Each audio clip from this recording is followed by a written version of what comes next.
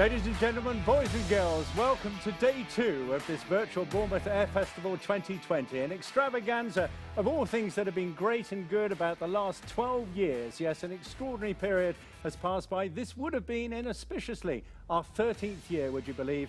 But we're going to go back in time. We're also going to go forward and look at some of the things to come in the future.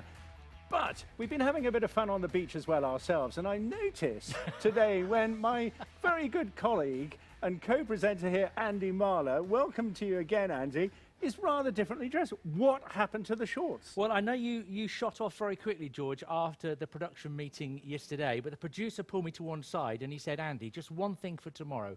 Can you show a little less leg? And it's not normally been said to me in a debrief, but yeah, today I've got the jeans on, so we're all matching and I'm suitable for the weather and everything. So looking forward to today. I've got to say, a much improved picture. but thank you. Do stick with us. We've got the most amazing lineup today, focusing very heavily on the Royal Air Force and, of course, your very own and favourite Red Arrows, but so much more as well, with a special outfit coming on the night hour. But let's perhaps have a quick recap. Yesterday was a pretty phenomenal day, and not everybody may have been with us. What are your high points from yesterday? Fancy Dress Friday, good to see the photos coming in. Millie, fantastic with the cut-off Red Arrows uniform, really like that. And good to get the background as well on the Vulcan. Really like to see that again, so that was really good, wasn't it? Yeah, it was a good day yesterday. Oh, and I love the music. I got to chat to my great mate Roy Stride from Scouting for Girls, of course, ever popular, and he's definitely going to be back next year. Well, I'm going to make sure we book him anyway. Now, competitions. We had one yesterday, Fancy Dress Friday. What about today? Something special? Yeah, a competition today. There's a chance for you to win one of 2 afternoon teas, courtesy of the Hotel Miramar. That's coming up today. The beautiful country house by the sea. Full details of that later as well, and of course online at bournemouthair.co.uk/virtual air. But right now, we're going to crack on with the action and entertainment. One of the most popular events in the Bournemouth Air Festival actually isn't using an aircraft, it's jumping out of an aircraft. Joining us right now in the studio, please welcome the Tigers Parachute Display Team. Here they are. Let's sit down in our... You're already on the sofa, guys, so we'll just take these deck chairs. Is that okay? Thanks for coming along. No, absolutely. Thank you for having us down. A real pleasure to see you. It's always fun dealing with you guys. But let's just introduce the team first of all and make sure we know what you are and who you do. You're the boss, is that right? I'm indeed, yeah. So my name's Lieutenant Ewan Bandel. I'm the Officer Commanding at the moment for the Tigers Army Parachute Display Team. I took over the team last year, in fact in June. I was lucky enough to progress through the display season, but obviously this year, given the current context, that's not possible. But nonetheless, the guys still need managing and manning and ensuring their careers and skills are kept up. I bet they do, because I've been dealing with this guy, Frank, for many years. And actually, he's quite a handful on his own. Frank, you've been with the team, it seems like forever. How do you get away with it? Don't you do any soldering? Well, I've been in the Army for about 22 years now, so half my career has been soldering, and then intermittently, half my career has been parachuting. And don't get me wrong, I love my soldering, but I've also found my forte within parachuting and how I can provide the Army some exposure and train blokes to do it safely. So 11 years I've been in and out of this job, and it's absolutely fantastic way to promote the British Army. My regiment, the Princess of Wales' Royal Regiment, my division, the Queen's Division, and the MOD as a whole as well. Now, I'm guessing, before we move on to Liam, the way you work and operate, you must have been working in some sort of bubble for the last 4 or 5 months, am I right? Yeah, so we had the normal, the stand-down sort of period, as we would call it, and then as we've gradually come back to work, gone on courses, we are now in our own small bubble. We are a small team of a maximum of 10 people. So, yeah, very small bubble, bit of a different time, but as soldiers, we cope and adapt. Okay, well, we'll learn more about what you've achieved in the meantime. But, Frank, how much longer can you keep this up? I've got to ask you. Is that related to your nickname, though? That, you know, the Mad Frank piece. I think that's washed off over the years. Oh, really? Yeah, I'll always remember that. It's almost gone away, but it still keeps coming back. No, I probably will do this until the end of my career. I'm in a niche position in terms of I need to train up a replacement, which happens to be Corporal Donovan, who stood behind me. And up until that point, I can't really move away anywhere. And that's not for the want of trying, but it really is a unique position. You've got to feel this job, for me, requires an element of skill, as much as it does an element of command and leadership, and also the ability to be able to jump out of planes and do many different jobs. It's not just about the parachuting, it's about the whole aspect of managing a small team, home and abroad. Very much so. Well, we'll come back to you two in a moment for maybe a memorable moment about Bournemouth, but let's have a chat with Liam.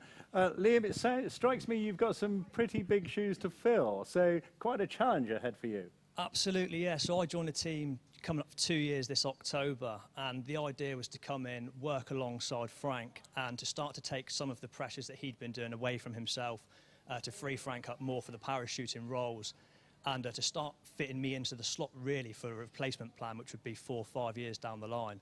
So as far as sports parachuting goes for myself and display parachuting, I've only been involved with the sport for, short of 18 months, and just had a very successful year last year, culminating in plus 200 jumps from having never jumped before up until that point last year of qualifying and being able to display.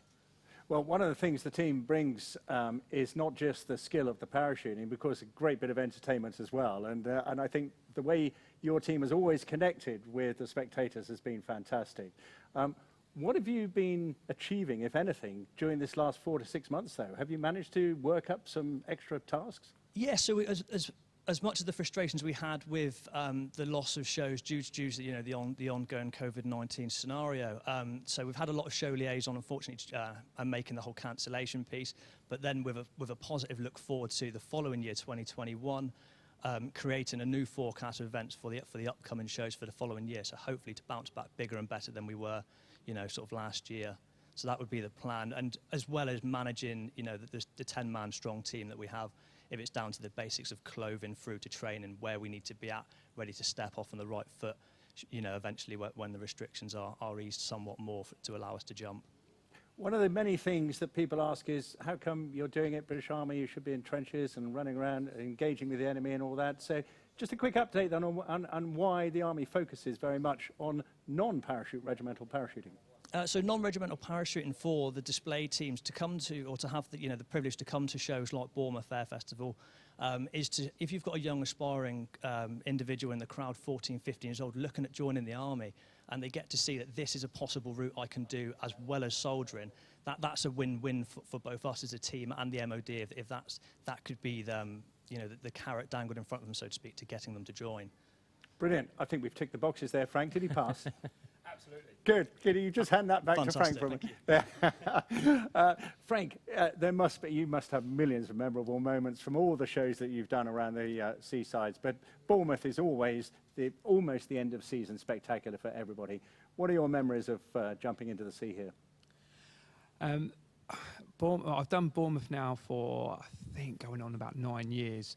And I've had the privilege of doing it from just being a jumper on the team right the way through to the team leader, and doing many, many different tasks as well, doing the dust jumps and doing the big flags and the canopy formations.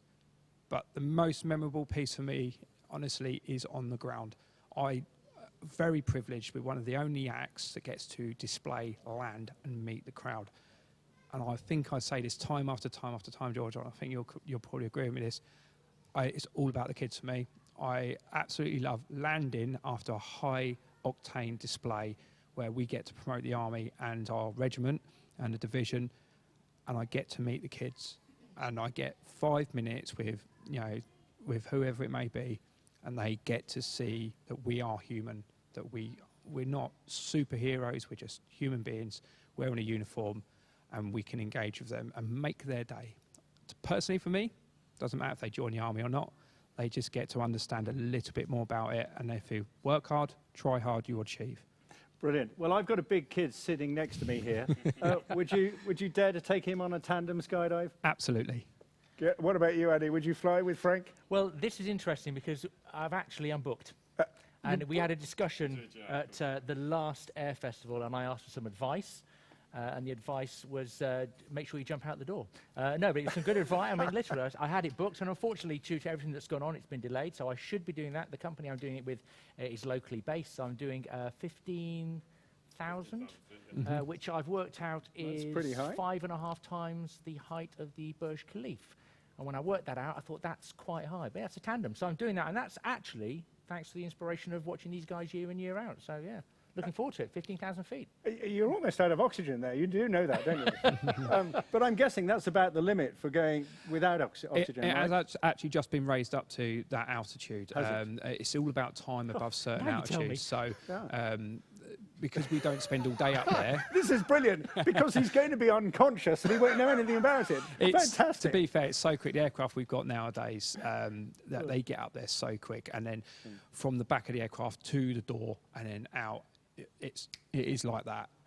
When you are sat with a tandem student at the back of the plane and they don't realise how quickly you get them to the door and out, obviously safely.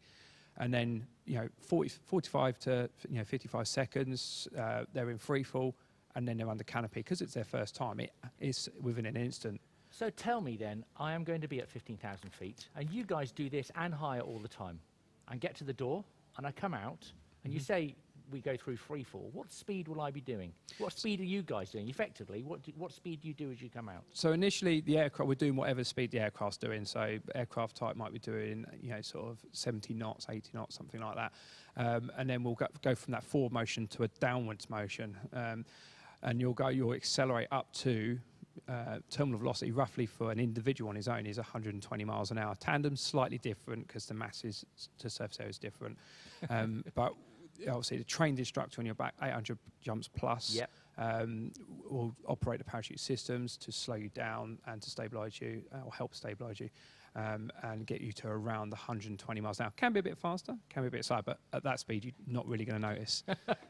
I'm really looking forward to it. I'm just thinking of what might be flapping as you're doing 120 miles an hour. But I mean, let's not go there. Everything. No. But are you still confident? Absolutely. As you guys know, the company I'm going to be doing it with, I've absolutely no worries at all. I, of course, will be nervous for the first time I get to the door. So what are the nerves that you guys experience the first time you get to that door? Because obviously you jump solo. So tandem, I'm very relaxed because these guys know what they're doing. What happens when it's your first time? I mean, I suppose it would depend on the individual and what their experiences are. For myself, I can speak for myself, the first jump I did, believe it or not, wasn't the scary one.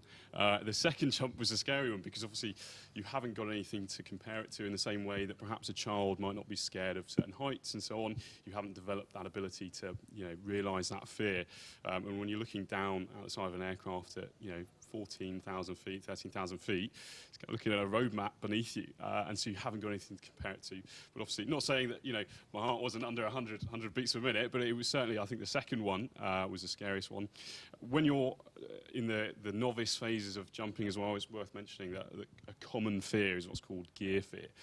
So obviously, our kit is rated to, ridiculous amounts of weight. It can take crazy amounts of force. However, as a student jumper under your canopy, the only compulsive thought that's coming into your head is, what if this snaps? What if this goes wrong? Whatever, which is obviously completely unrealistic given how the stress tests that are given into it and the rigging and so on. But nonetheless, I think around the 30 jump mark, I think you start to really get into your groove, start to enjoy the jump, and obviously you can then progress further forward. But that's certainly what went through my head when I was learning to skydive. Nowadays, it's kind of, it's as easy as anything, just getting out of the plane, and it's good fun. Yeah. Is it as easy as that? Is it literally just like, and to the door and go? Yeah, I mean, once you progress to a certain point, I'm still a fairly new jumper. I'm sub 100 jumps. However, I'm at the point now where I can subconsciously control my body. I'm not having to necessarily consciously think about what I'm doing in order to maintain my body position to stay stable in the air. I can sit, fly, and so on, and so obviously that takes a little bit of the brain activity going on, getting the grey matter working to really get your body in the right position, and you just start to get used to it. But yeah, it's just great fun at this point. Brilliant. Well, we've sadly got to keep this show moving on, but Ewan, I'm delighted in the way you're there. You bring the military ethos and bearing to the whole team, having known all these guys, but in a lovely way, and that's really, really important. But I think we've talked about inspiration throughout this whole show so far. It's all about the next generation. What advice would you give the youngsters today who just want to do what Frank does? Christ. No, it's absolutely possible. I've been sat there as a young child watching, in fact, a lot of parachute displays. I wouldn't be surprised if I probably saw Frank at some point, not all that long ago. However, yeah, it's possible. So, you know, there are an incredibly large scope of opportunities within the military and, of course, within the British Army, one of which being parachute display teams. So, you know, if you're interested, it's a case of, you know, should that be the right career for you, then I'd absolutely, you know, get stuck into it and don't look back, and then take every opportunity, as you should do in life, that comes your way, and you never know, you might find yourself lucky enough to have a job such as Frank's. Well, very sound advice indeed. Well, that's Ewan, Frank and Liam there from the Royal Regiment, of course, the Parachute Regiment display team, not the Princess of Wales. And we wish them all the very best for next year, and we hope that we'll be seeing plenty of them around the coast, and we're definitely going to film this man jumping. Coming up next, we're going to be talking to Michelle from Hotel Collingwood.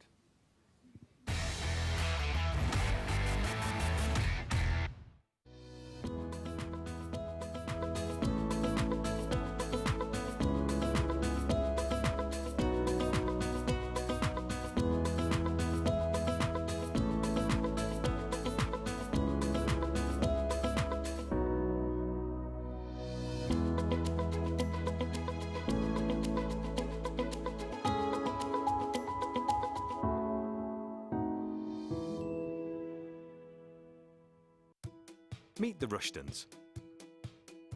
The Rushtons' home is now part of a full-fibre gigabit city. This was the house before, and here it is a few days later. Not much to see, but here's what's happened in between. A bit of drilling and digging, new fibre optic cables laid, filling, repairing and tidying. And one serious upgrade in broadband capacity. A few days of disruption for a lifetime of gigabit connectivity. We'll let you know before the work starts, and we'll do everything we can to manage any disruption. So just like the Rushtons, you can get on with, well, whatever you like. Entire cities seamlessly connected. Protect your staff, customers and business with the most sophisticated temperature checking system on the market today. Fever Scan cameras monitor the temperature of moving crowds, the ideal solution for large public spaces. Fever Cam is a small unit based for static, self-scanning in offices and small to medium businesses. Both cameras use facial recognition to provide real-time fever detection alerts. The cloud-based Fever Link dashboards connects and displays the data from all your thermal cameras. It integrates securely into your business-critical back-end systems, giving you one simple management platform. We are living through the new normal. Protect your people and your customers. Future-proof your business. It's your world. Smarter.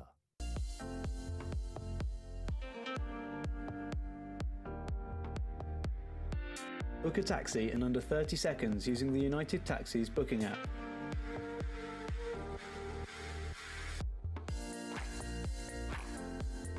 Using the app gets you discounted fares at a set price on all journeys.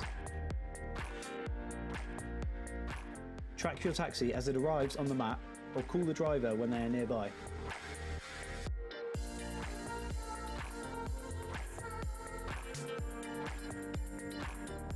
Create bookings in advance and cancel anytime. It takes seconds to place a new booking from the handy favourites section. Save on fares today with the United Taxis booking app. 55677 United Taxis.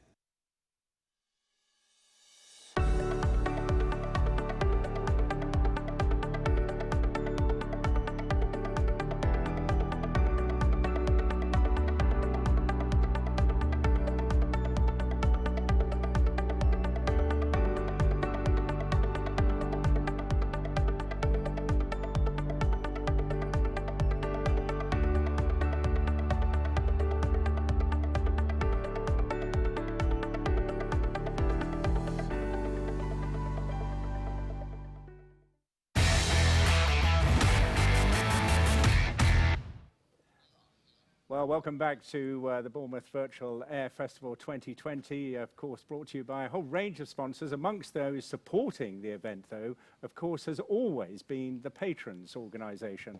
And they've been totally valuable in motivating support and getting people involved. And then on the delay, of course, delivering services to the many, many people that attend. Well, we're very pleased now to be joined by David Bailey in particular, but also Michelle. Michelle is from Hotel Collingwood, but David, we'll start with you because you've been involved with the Patrons since the start. You're now a very proud ambassador. Tell me, first of all, a bit about your role and how important the Air Festival is to the business that you support. Well, the Bournemouth Air Festival is, of course, amazing. It's incredibly important to the whole town. And I'm very proud to look after the Air Festival Patrons Club. It is a club. It's a very nice social group. We have individuals, couples, small businesses, large businesses, and they all join, they pay their money, and then every month we organise a social event. We invite people who are important to the Air Festival, from the military or from the display teams, to come and talk to the patrons, and then we have a nice little cocktail party, and it's all a very jolly evening. It sounds great, but you raise a lot of money too, don't you? To join the Patrons Club, it costs £250. Yes. And that money goes to support the night air flying displays, but it also goes to the Air Festival charities, which are the forces charities which are very, very important to the festival. And it's fantastic that you've done so well. I just want to congratulate you. We've seemed to have known each other for centuries, but tremendous has been working with you. Michelle, Hotel Collingwood itself, explain your role and how the individual hotels mesh into this organisation. Well, it's very important for hotels because it comes at the end of the summer, usually the Air Festival. So it's extra time, I suppose, for the hotel to build up more business. And we promote it quite heavily. We've got people coming from America, all over the world, just for the Air Festival. That is extraordinary. That's good reach, isn't it? And I think we're actually, believe it or not, reaching a huge international audience right now. Oh, good. No pressure. So, yeah, we make a big thing of it. So we're a 5-minute walk from the beach. We're very close to the cliff top. We've got parking, so people, you know, it's easy for people. They park, stay, enjoy the weekend, because it's very busy. I just have to tell you one little thing before. There was cooking mentioned on our schedule, and Andy was rather hoping this would be lunchtime, but we appreciate that you haven't been able to release the chef. The chef, yes. Thankfully, we're really, really busy this weekend. So. That's great. That's good. Yes. You know, all the hotels involved, but yours particular as well. I know when it's Christmas time, there's a lot of parties that take place, a lot of feel-good activity taking place in the hotels, but it's the same when the Air Festival is on, isn't it? It's that same sort of party atmosphere within all the hotels, and yours as well. And we do special cocktails that we design. We do these cocktails, red, white and blue, with local gins and, you know, to represent the red arrows and stuff like that. So we have a lot of fun with it.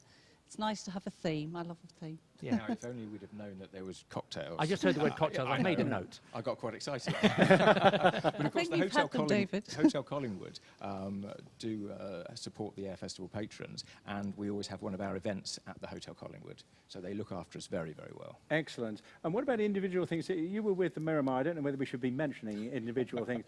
For many, do you manage to get the pilots in, the crews in to come and meet? You know, do you do little things like that as well? Yes, we've done all sorts of things. I mean, we're very fortunate. We've had the Tigers speak to the patrons. Was it last year or the year before? Time goes very quickly. So yeah, you know, all the services look after us very, very well, and we try and look after them. Now, meanwhile, you're also some sort of elevated destination manager on behalf of this new BCP Council, aren't you? And what sort of role have you now morphed into, David? Well, I chair the BCP Council Destination Management Board, which is the umbrella organisation for tourism and destination across our 3 towns. So that brings together not only hotels and accommodation, but transport, attractions, conferencing, international education.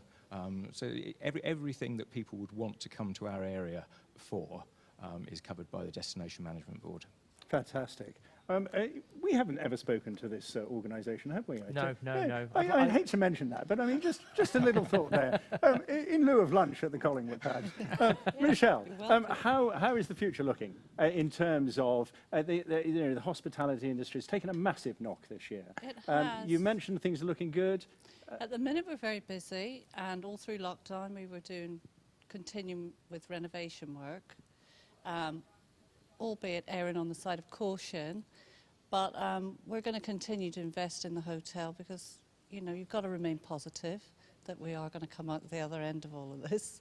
But, you know, who knows what's going to happen. I've got to ask you, your favourite aircraft? or display team in your time? I love the red arrows.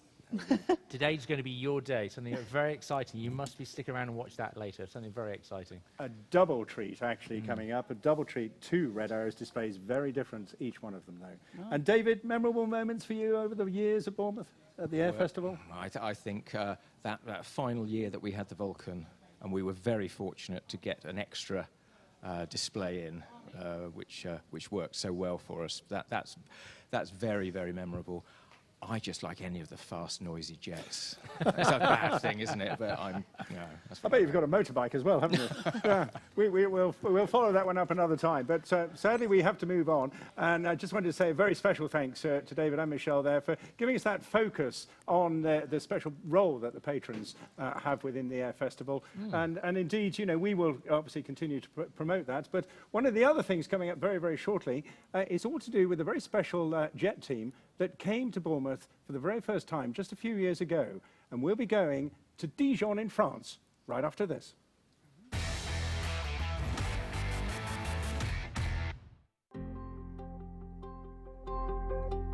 Smart technology now lies at the heart of almost everything we do, powering every corner of our economy and society. It's there when we're learning, meeting new people, sharing new experiences. As the applications, devices and services we use become smarter, the need to share more data at faster speeds grows ever higher, and network performance and reliability become ever more critical. That's why, at City Fibre, we're investing £4 billion to build the UK's most intelligent, software-defined, full fibre access network. A network to not only serve gigabit speeds to up to 8 million homes and businesses, but capable of 100 gigabits per second and beyond. Powering 5G, connecting everything from hospitals, schools and stadiums to the myriad of IoT sensors that will realise smart city visions. But it's about more than just laying fibre. We're building a network that's always on, that can be upgraded at the click of a mouse, where problems can be fixed before they are noticed. One that allows our partners to define and control their own services and deliver a superior customer experience at the lowest cost per bit, per mile, per service. A network that stands ready for whatever the future brings. City Fibre, networks designed for the digital age.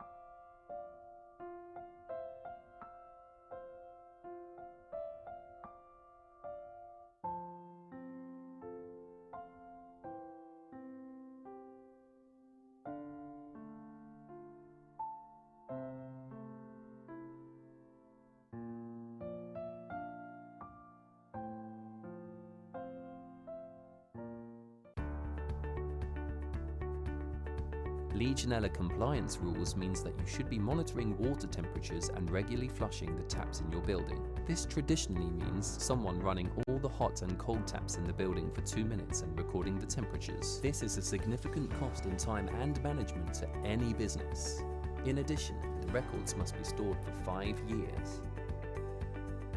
Safe and secure compliance can supply an automatic flushing and temperature testing unit that can be dynamically controlled on our cloud-based smart building platform. This significantly reduces the costs associated with maintaining your business's Legionella risks and ensures that you remain safe and compliant. Our technology allows you to schedule your tests automatically and flush on demand, and automate your reporting. Lets you monitor all of your required water outlets in real time. Stores 5 years of historical data on an interactive platform. and provides real-time alarm notification if the temperature thresholds are exceeded. By using the safe and secure compliance Legionella monitoring solution, you remove the need for any manual work, remove any potential human errors, easily demonstrate compliance, meet all health and safety requirements, and avoid any potential Legionella infections. The system is smart, simple to install, and cost-effective. To maintain your business's regulatory compliance, get in touch on 03338 806 920 or email us on inquiries at safesecurecompliance.com. Safe and secure compliance. Your world smarter.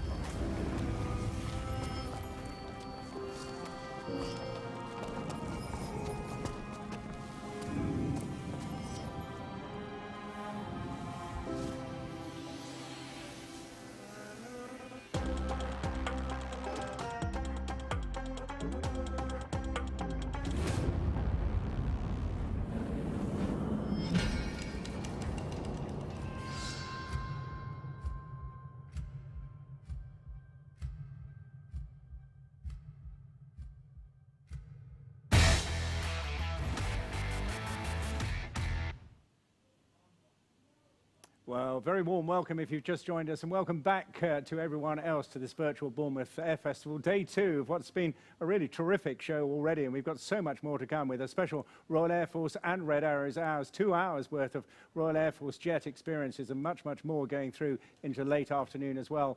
But at the end of the last section, we were talking about the huge amount of support that is given to the Bournemouth Air Festival every year, and we were talking to 2 of the patrons involved. We're transmitting live from the Centre Virtual Reality here, from the Richmond Gardens Shopping Centre, and they have put in a tremendous amount of work, but there's many, many others as well. And to tell you a little bit more about that, Andy.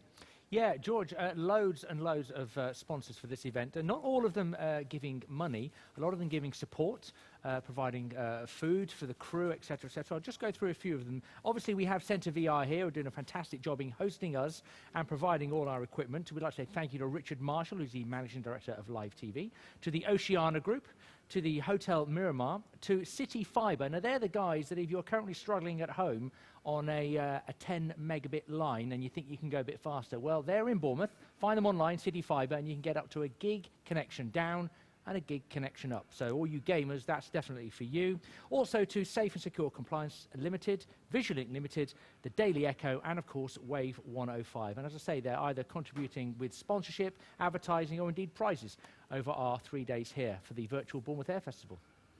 Thank you, Andy. Now, what do you do when the Red Arrows are not available? You call the next best you can find. In fact, they're not just the next best, they are as great fun and as entertaining as all the other air display teams. But these come with a little bit of style and panache because they're French, but they're also connected with a Swiss watch company. Let's hear about Breitling, first of all.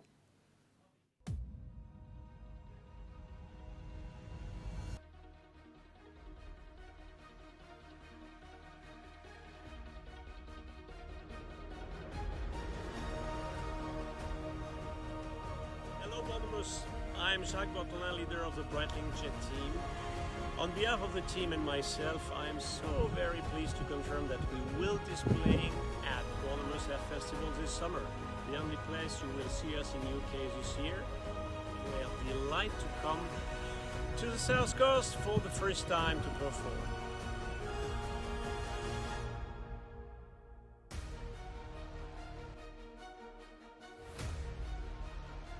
It's with big thanks to Morgan Sindel that we will be in Bournemouth, performing a special dusk display and 3 daytime displays.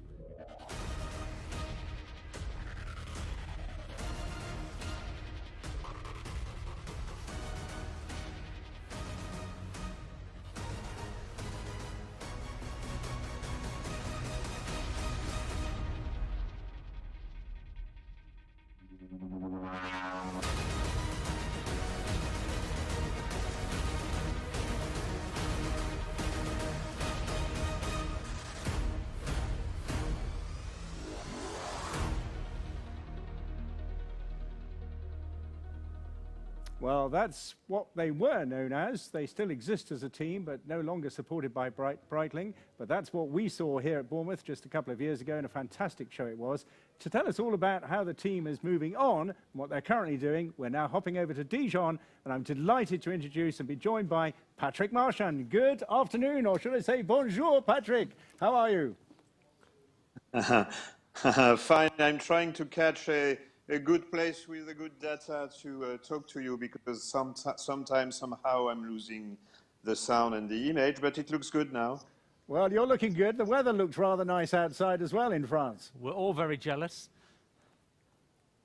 It's incredibly sunny and warm. It's great. It would be great to fly air shows. Unfortunately, so far they are over. Right. Patrick, the first thing we've got to ask you is, how did you enjoy your experience of coming to Bournemouth? That was great. It was a great memory, and I remember the weather was super good. I remember our first display was not that good because, well, sometimes we miss some things, but it was impressively crowded on the cliff. Yes, it is extraordinary, the number of people that turn up at Bournemouth, one of the biggest footfall air shows in the United Kingdom. Now, Patrick, what is the future? What is in store? Sorry, I didn't catch you. Yep. What is in the future for you as a team? The future. Well, it's still pending. I mean, we're still searching for a new sponsor, and we had a few good tracks, but we managed to finalize the last negotiations. And I must confess that the current period is not very positive, because no one knows exactly what's going to happen for the air shows, for those large crowd events. In France, they are fun so far, and it's quite hard to find a brand or a company who would like to invest in communication in those kind of survival periods. Yes, well, we'll all be devastated if you don't pull through, and we certainly hope that you do. Now, we were hoping to run some footage of your display here at Bournemouth, but we are having a bit of trouble bringing it up. Could you just tell us a little bit about what it's like working as a team and the jet itself? Yep. So, well, the L39 is, for us, the best compromise we could find. You know, you must find first a nice-looking plane, and an acceptable cost of operation, because we work as a small private company. We are only 15 persons to operate a 7-aircraft team, which is not comparable to any national team. There are usually more about 100 people. So the L39 is the best we could find, and we are very happy to fly it. The few limitations we have with the planes, which are about performances, speeds, we try to change them in a positive way. I mean, if we go slower, we stay closer, and we can keep a better rhythm than with a fast aircraft, that kind of thing. And we try to think as a global show, with the music, with the commentary, with fireworks, with all those effects we can add to the flying part of the airplane. Yes, what I'm loving about how you're describing this, because we're now running your footage as well, that you bring that little bit of, shall I say, the French ambiance and flair. It's almost a piece of artwork for you, isn't it? Yeah, we try to, well, you know, we must be different from the other teams. So it's all about, we try to work the harmony. It's quite slow. It matches the true performance of the airplane, which is limited. And it makes it different, and it makes it stylish. And it has very well appreciated around USA, because we were flying facing F-16 and F-18, and by evidence we were totally different. It was absolutely new for them. Yes, and it was very new for us as well. It's very good news. Now, you must have had some interesting excursions and not necessarily incidents, but happenings and occurrences through your time.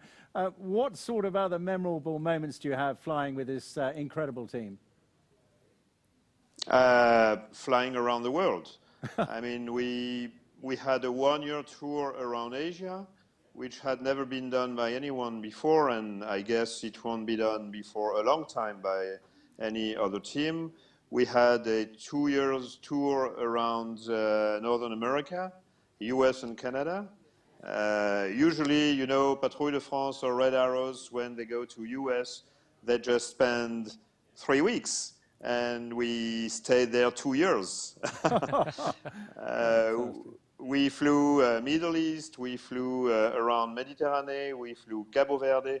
The real stuff is to travel with the planes and to perform for new people. It's great. I think really our reputation was really around the world. Well, your reputation is absolutely outstanding, and in terms of the flying, we love the precision, and actually sometimes it's quite nice to see the slower effect as well. And I don't know, Andy, we must just bring in Andy, my colleague here as well. His memories also, you would not have seen them very much at all, would you? No, actually, Bournemouth was the first time, and I have to say, you're completely right. The display is just so gracious. The reduction in perceived speed allows for the magnificent movements to be really watched closely by the crowd, don't they? You know, it's not just a fly past very quickly. You can see all the movement and the precision. And really, I think you have to be a little bit more precise, because people are able to see all those maneuvers for a lot longer time. Yeah, it's a game we try to not to cheat. I mean, we do things facing the crowd. We try to select maneuvers which are easy to do. That way, I would say the rate of success is better, and you stay far from any limit. I mean, safety-wise, it's better to fly simple things. But we don't cheat. And sometimes we screw up. Well, I have to say, if you say you keep things simple, I have never thought that watching your display, and we've watched it a few times on video as well. I have never thought it's anything but gracious and stunning. Thank you. Well, on that note, Patrick, I think we'll have to say au revoir for now, and we wish you the very, very best of luck, and we hope that we will one day see you back at the Bournemouth Air Festival. Thank you very much, and good luck for your virtual show. Bye. Thank you. Au revoir. Bye-bye. Bye-bye. Well, terrific to have Patrick join us there. I've just had to reach my phone, because coming up in a few moments, we're going to be exploring Discover, Analysis and Rapid Exploitation. That's an acronym for DARE. Coming up right after this.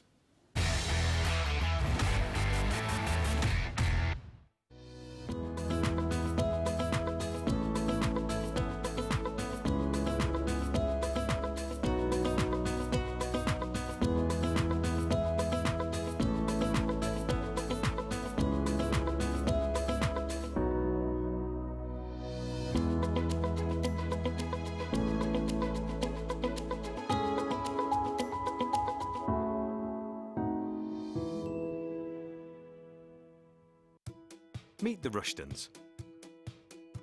The Rushtons' home is now part of a full-fibre gigabit city. This was the house before, and here it is a few days later. Not much to see, but here's what's happened in between. A bit of drilling and digging, new fibre optic cables laid, filling, repairing and tidying. And one serious upgrade in broadband capacity. A few days of disruption for a lifetime of gigabit connectivity. We'll let you know before the work starts, and we'll do everything we can to manage any disruption. So just like the Rushtons, you can get on with, well, whatever you like. Entire cities seamlessly connected.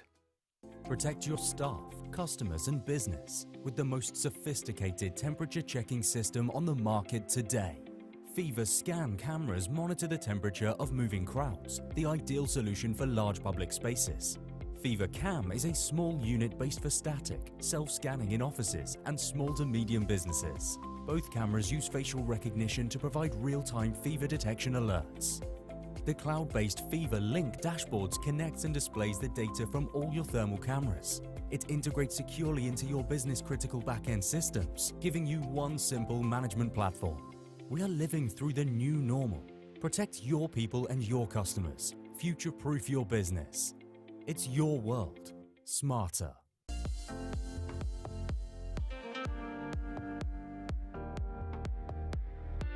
Book a taxi in under 30 seconds using the United Taxis booking app.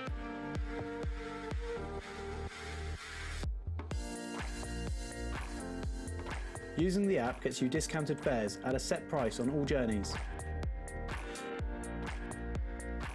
Track your taxi as it arrives on the map or call the driver when they are nearby.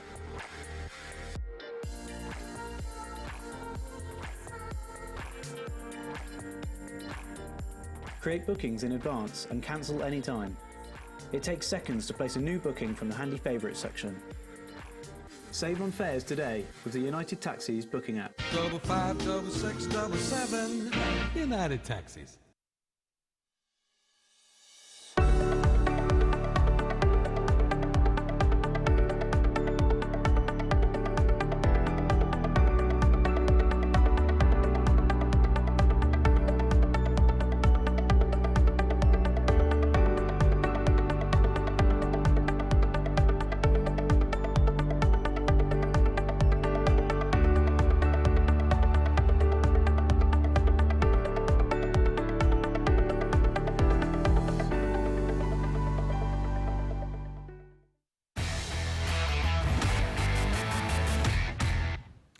Welcome back to the Bournemouth Air Festival virtually this year, coming to you from Centre VR as it happens, and an awful lot going on. We will be giving you a roundup of what's going to happen in the rest of the afternoon after this, but this is an intersection, and it was through serendipity, really, discovering yesterday we were running the Royal Navy Hour, and a part of that was a thing called Autonomous Advance and Navy X. We didn't have a clue what they were talking about, but apparently it comes down to an interesting acronym: Discover, Analysis, Rapid Exploitation. And I just said, that's Dare. We've got to get Cliff Dare. Do you remember who I'm talking about? Andy, you must remember. Cliff Dare is the only man to have ever picked me up. I mean, literally thrown me over his shoulder like a matchstick. Brilliant. Ladies and gentlemen, boys and girls, from that famous Royal Marine Commando beach assault, please welcome now Lieutenant Colonel Cliff Dare. Cliff, there he good is. afternoon. A very good afternoon, chaps. How are we? Yeah. In terms of acronyms, I was thinking BACON could only be Brilliant Airshow Commentary on Now. So I like it. Very, very good. Very good. I'm virtually slapping your back. Marvellous. Cliff, it's such a pleasure to reconnect with you. And we all went, alhamdulillah, how wonderful you're free and available to talk us. Now, we're going to run some of the footage. We're going to cut the audio, and we just want you to relive some of those memorable moments for us. Just take it away as you wish to talk us through how you managed to put this incredible show together. Well, gentlemen, thank you. Not perhaps how I saw my Saturday panning out, but I'm absolutely delighted to be with you again. And just to sort of remind people, this is your Royal Navy. This is the Naval Service, both Royal Navy and Royal Marines, showcase a little bit of what we can do. And I think I'm sort of building up a little bit of a scenario whereby we are looking at a conflict prevention agenda where Royal Marines are put ashore in order to support local indigenous forces. But before I do, I said Royal Navy and Royal Marines. Of course, the Royal Fleet Auxiliary. You just saw RFA Argus out there. She is part of the Fleet's Grocers, the Royal Fleet Auxiliary, who are actually civil servants rather than serving members of the Royal Navy, but an absolutely essential part of the Royal Navy, and they go everywhere that the Royal Navy and the Royal Marines go. So we have the sort of first part of the display, which is the guys looking to fast rope down onto the ship, as you can see. And the fast roping is not abseiling, so these guys are not connected to the rope at all, other than holding on very, very tightly as they slide down. And I was asked once when we were doing something similar at Earl's Court before it was demolished, have you risk assessed it? What happens if they let go? And my reply was, why would they let go? Why would you fall 90 feet onto the ground? So clearly there's quite a strong incentive to hold on tight and slide on down. Oh, fantastic just to be chatting to you, Cliff. I have to say, you're always ready for deployment, and you must still be a reservist because you're ready to, I know, to jump into that wagon because you've got your Kalashnikov and the all-important teddy bear ready to go. Never travel without them both, as you know, George. Yes, no, I'm still a serving reservist, and I think what is lovely about the beach assaults we did over a number of years at Bournemouth is it was always a mixture of regular and reserve. You don't know when you're on deployment whether the man or woman next to you is a regular or a reservist, and the Royal Navy and the Royal Marines have really led the way for that over a number of years. Now, let's just look into the future a bit. We'd love to have you back, of course, but it's very difficult to mount these very large events now. Is the future still looking reasonably safe? We hear lots of rumours about a defence review coming up. Well, I think any nation, civilised nation, needs to be careful with how our taxpayers' money is spent. And as a taxpayer, I would expect there to be a review in due course. I think the Royal Navy and the Royal Marines are well positioned for that review. We're undergoing transformation at the moment, which is looking at reshaping the Royal Navy to face the many threats of the world today. And I think it's not really something that I know an awful lot about, but I'm absolutely confident that the Naval Service will come through any review strongly. Well, we'll certainly put in a special word for you, that's for sure. We need to preserve you for posterity. Now, the Bournemouth Air Festival has gone through a huge roller coaster ride over the years. We've had a bomb on the beach, we had floods in the gardens and all sorts of things going on. You've done many of these now. You must have some many memorable off-camera moments. Can you recall a couple of those? I certainly can. Most of them are probably not for a family show. But it's got a very special part in my family's life, Bournemouth. We did it for nearly 10 years, and over 1 million people packed on the beach, all sorts of weather. So as you say, some of the wet ones were even better than the sunny ones in some strange way. And they were always a wonderful sense of community and a sense of family at Bournemouth. Yeah, well, it's been terrific having you on board today, and I really appreciate you crashing your diary for us. Cliff, there will be many youngsters watching today who I know would just love to have a career like yours. Have you got some advice for individuals, youngsters who might be thinking of joining the Royal Marines? Yes, I mean, really, for those men or women looking to join the Royal Marines or the Royal Navy, it really is a life without limits. It's a fantastic career, both regular and reserve. And I would strongly recommend you go down to an Armed Forces Careers office and learn a little bit more for yourself. And for the mums and dads out there, it offers a wonderful training and some really fantastic life skills that are extremely useful in all walks of life, not just the military. Well, I just want to say a very, very special thank you to Andy. If you have any message for Cliff. Yeah, I mean, Cliff, good to see you again. And I saw the door open behind you half there, and I thought, oh, this is going to be one of those BBC News things, and a small child's going to run in. Only Cliff. Just the wind. Don't worry, it's just the wind. I think we're okay. Cliff, the important thing is, I mean, they were always wonderful displays, and I was so energised watching them as much as the guys doing them. But the important thing is, of course, they were actually training exercises, weren't they? They were never there just as a display. There was an actual training element to them every single year. Absolutely, an integral part of the amphibious training that the Royal Marines and other parts of the Naval Service do, and it was lovely to do them in front of our public, the public we recruit from, the public we serve. So that was really lovely. Brilliant, Cliff, thank you. Brilliant. Well, Cliff, thank you again very much indeed. A real pleasure to have you joining us. And we've got to move on now, sadly, with the rest of the show. It's Royal Air Force coming up, so you may as well move on and do something else now. You won't be. Get back to the garden. Great to see you. Great to see you. Cheers, chaps. Thank you so much for having me. Thank you. Bye-bye. Bye-bye. Well, just before we cut to a few notices, first of all, thanks to that, we are going now very shortly into a very special hour. But perhaps a quick resume, first of all, Andy, if you wouldn't mind, of what's coming up in the next couple of hours. Yeah, well, we have the RAF Hour. That's coming up between 2 and 3, which includes the Typhoon Team. We have also coming up, well, after that, this afternoon, we have the Blades coming in. Very excited about that. We have some news on a competition this afternoon.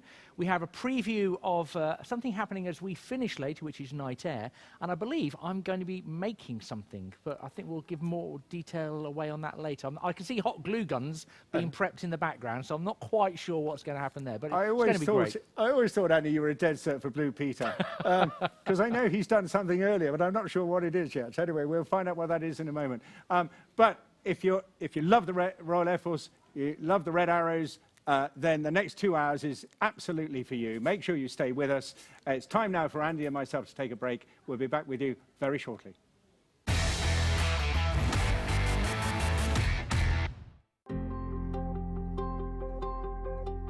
Smart technology now lies at the heart of almost everything we do, powering every corner of our economy and society. It's there when we're learning, meeting new people, sharing new experiences. As the applications, devices and services we use become smarter, the need to share more data at faster speeds grows ever higher, and network performance and reliability become ever more critical. That's why, at City Fibre, we're investing £4 billion to build the UK's most intelligent, software-defined, full fibre access network. A network to not only serve gigabit speeds to up to 8 million homes and businesses, but capable of 100 gigabits per second and beyond. Powering 5G, connecting everything from hospitals, schools and stadiums to the myriad of IoT sensors that will realise smart city visions. But it's about more than just laying fibre. We're building a network that's always on, that can be upgraded at the click of a mouse, where problems can be fixed before they are noticed. One that allows our partners to define and control their own services and deliver a superior customer experience at the lowest cost per bit, per mile, per service. A network that stands ready for whatever the future brings. City Fibre, networks designed for the digital age. Protect your staff, customers and business with the most sophisticated temperature checking system on the market today. Fever Scan cameras monitor the temperature of moving crowds, the ideal solution for large public spaces. Fever Cam is a small unit based for static, self-scanning in offices and small to medium businesses. Both cameras use facial recognition to provide real-time fever detection alerts. The cloud-based Fever Link dashboards connects and displays the data from all your thermal cameras. It integrates securely into your business-critical back-end systems, giving you one simple management platform. We are living through the new normal. Protect your people and your customers. Future-proof your business. It's your world. Smarter.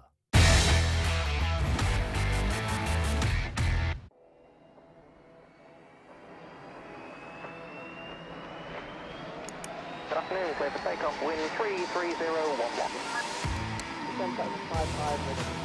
That is your 6,000 feet. Welcome to the virtual Bournemouth Air Festival. We're really sorry we can't be here in person, but we've come up with the best possible alternative for you this year. Usually the RAF team would be up here on the East Cliff, but to make up for not being able to display and meet you this year, we're going to be bringing you a selection of videos. We've got exciting air displays, behind the scenes footage of our teams, and we're going to start off with the Typhoon and all the people to make it happen.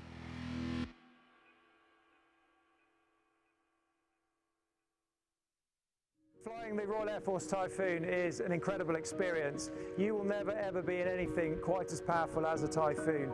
It does 0 to 200 miles an hour in less than 10 seconds. It can accelerate to Mach 1.8 in less than 2 minutes. It can climb to 40,000 feet in about 2 minutes as well, something that would take an airliner about 30 minutes on your holidays.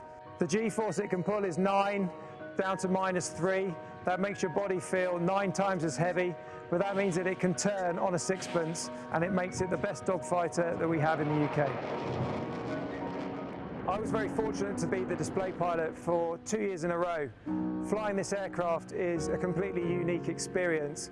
The power that it has is unparalleled. Its carefree handling means that for display flying it's an absolute pleasure, but also for operational flying as well.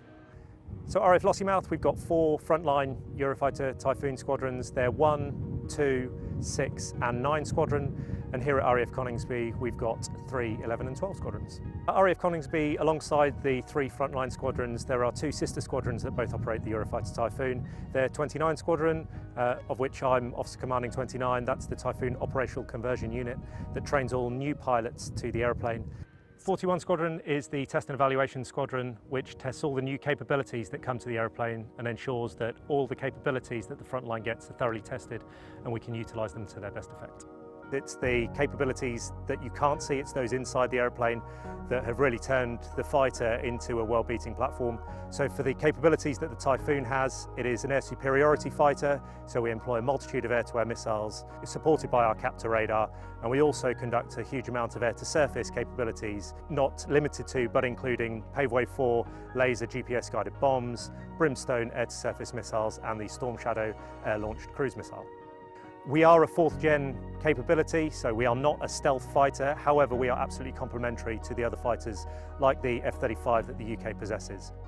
Alongside our critical role of defence of UK skies under the banner of Quick Reaction Alert here in the UK and also the Falkland Islands in the South Atlantic, the Typhoon is conducting operations all over the globe. Currently we're employed in the Middle East on counter-Daesh operations over Syria and Iraq, and also we're supporting our NATO alliance partners through our enhanced forward presence as part of our NATO commitment.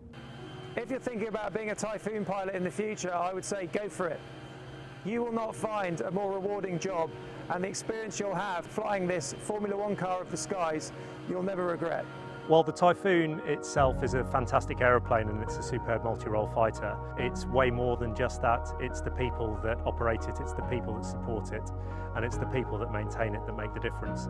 Here at Coningsby and at Lossiemouth, we have a whole force who all pull together to get these things in the sky, and that's not only regular service personnel, that's full-time reservists, part-time reservists, MOD civil servants, and it's also contractors all pulling together for one goal of getting these things in the sky.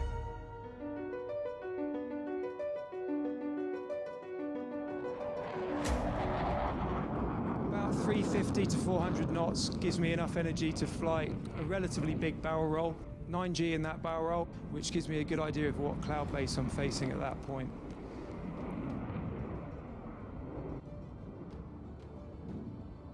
I'm pointing back towards the crowd, looking for an opposition roll, pulling now onto what we call the B-axis, which is 90 degrees to the crowd, on datum, rolling out, and then straight into Derry Triangle. Derry Triangle I created for the second season just because from the first year my favourite sort of pictures were the ones where the jet was really working hard, pulling hard, and the cloud on the wings I thought would be really good in the Derry Triangle.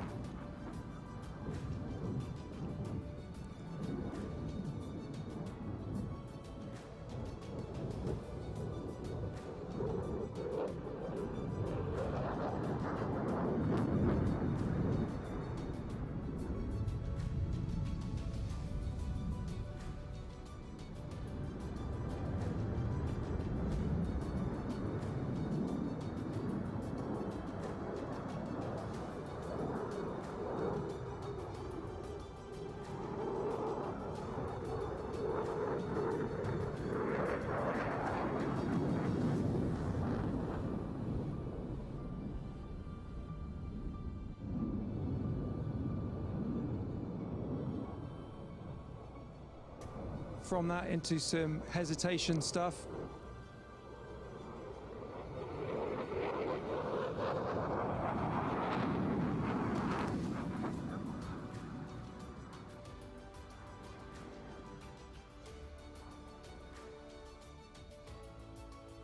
My gate height is 3,200 feet, so 3,500 feet is my minimum cloud base, which gives me about a 300-foot buffer. So running in fast, low, this is the high-speed pass. Unfortunately, the limit at the air show is 600 knots, but I do get right up there to about 595-ish at 100 feet, and then it's a really hard 9G turn to bleed the speed back towards the crowd. 9G is pretty much what physically a human can take, but I've got an amazing amount of equipment in the cockpit. I've got a G-suit, which squeezes my legs. I've got pressure breathing as well, which keeps me awake. And I've done a lot of training in the centrifuge to withstand the G-forces. From that, I go from +9 to a -3 just to prove the range of the aircraft. So that's a -3 push back onto the line, putting 3 times my body weight into the strap, so I have to strap myself in really tight for that. So I'm weighing nearly 200 kilos in my shoulders.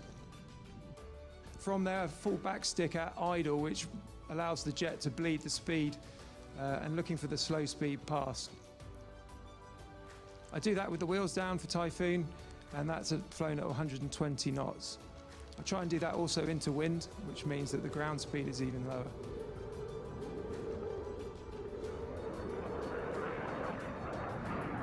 So the maximum speed for the Typhoon is Mach 1.8. So those jet engines are so powerful they want to go that fast. So there's only certain places in the UK we can do that, and that's over the sea for supersonic, just because of that sonic boom that it does.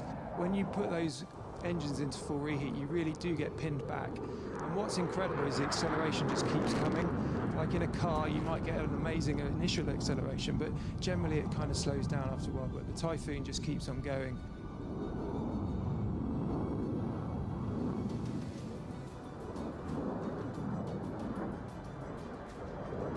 When you're actually doing those sort of speeds, as you go through the sound barrier, other than watching the numbers and maybe a bit of transonic jump on the altimeter, you don't really know that you're now supersonic, apart from the fact that the number says 1 point something on the Mach. But yeah, as you get up to sort of Mach 1.8, the jet's incredible. It will still pull 5G, so you can be in those supersonic regions up at 40,000 feet, and the performance is just amazing.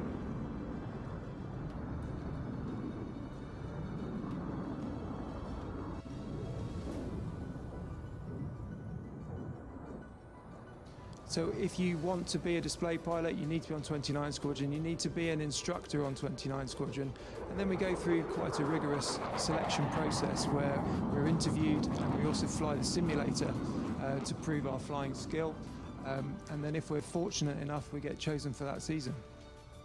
Back into the show then, having just done those 4 rolls, big on-crowd barrel roll. I really like the way the Typhoon flight control system skids the aircraft around the sky.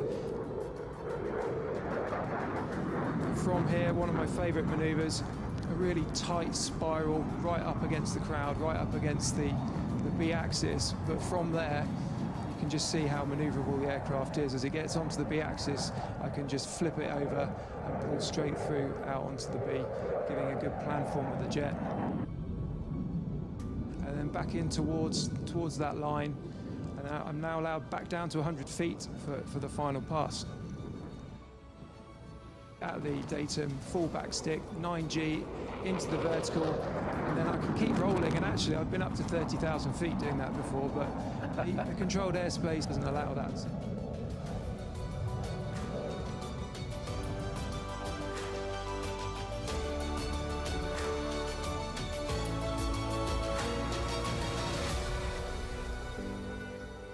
Hi, we're here with Flight Lieutenant Jim Peterson. He's the Typhoon display pilot from 2018 and 2019, here to answer some of your questions.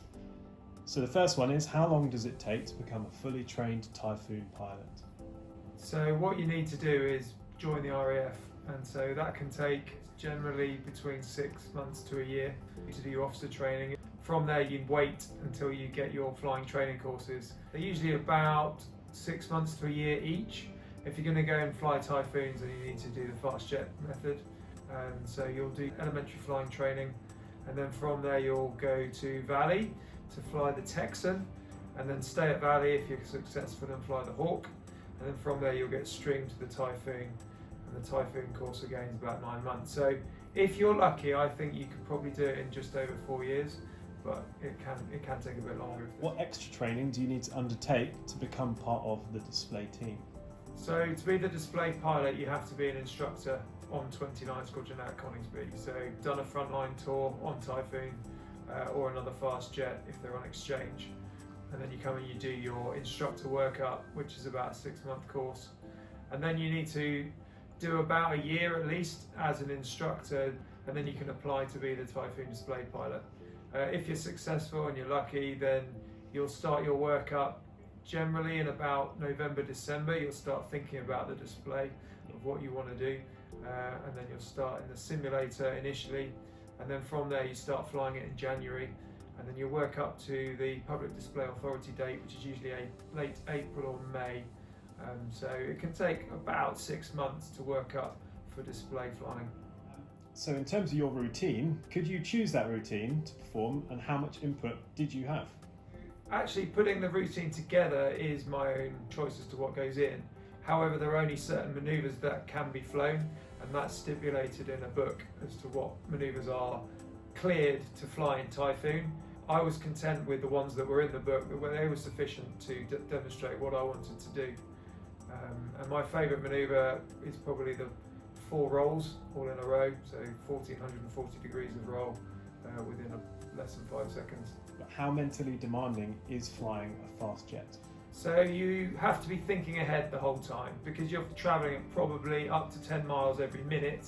You need to be thinking far enough ahead so that things don't catch you out. There's quite a lot of mental preparation before you go flying. Think about what you're going to go and do, sometimes what we call chair flying, where you'll just sit and run through the flight in your head before you actually go and do it, and then we'll have a thorough brief before we go. What inspired you to pick a career in the RAF?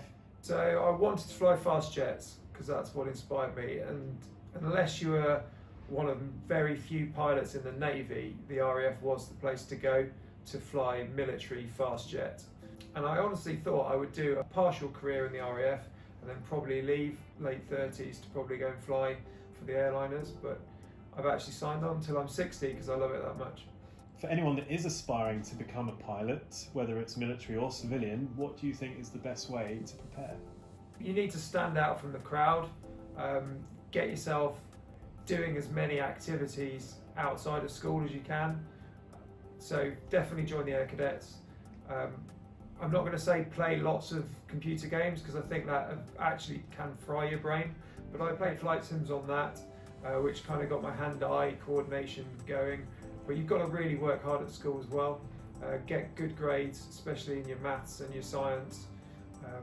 Do mental maths calculations, keep your brain active, and then try and do as much as you can outside of school, outward bounds wise, team sport, play an instrument if you've got that skill. But just stuff that will make you stand out, but it'll also help you in being a rounded individual. And were you an Air Cadet yourself? I was. Yes, so 2464 Storrington Squadron, Sussex Wing. I joined when I was 13 and I left at 18 when I joined the University Air Squadron. I got to the dizzy heights of Sergeant. I was a Staff Cadet, RAF Marksman. I did my Bronze and Silver DOV, AGT Gliding 2 and Flying Scholarship. Yeah, it was brilliant. And when I joined Air Cadets, I actually thought I would be an airline pilot. That's why I joined, because I was still interested in aviation. Actually, it was the Air Cadets that really got me interested in military flying and the RAF.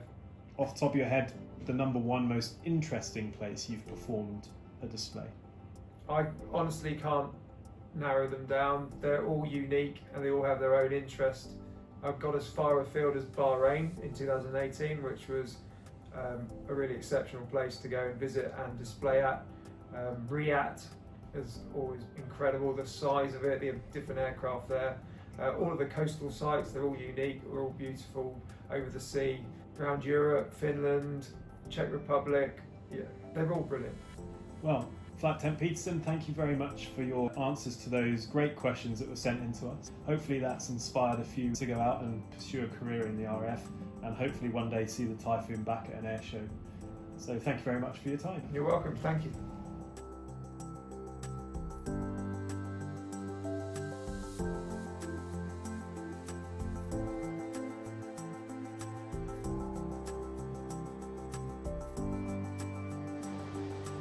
I live in Dorset and I work across the southeast of England.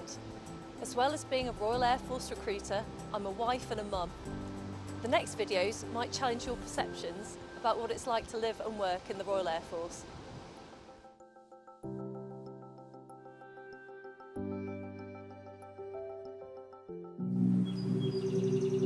We protect the skies over Britain and project the power and influence of our country all around the world. We have to be ready at a moment's notice, night or day, 365 days a year, 24 hours a day. We're the Royal Air Force, and this is no ordinary job.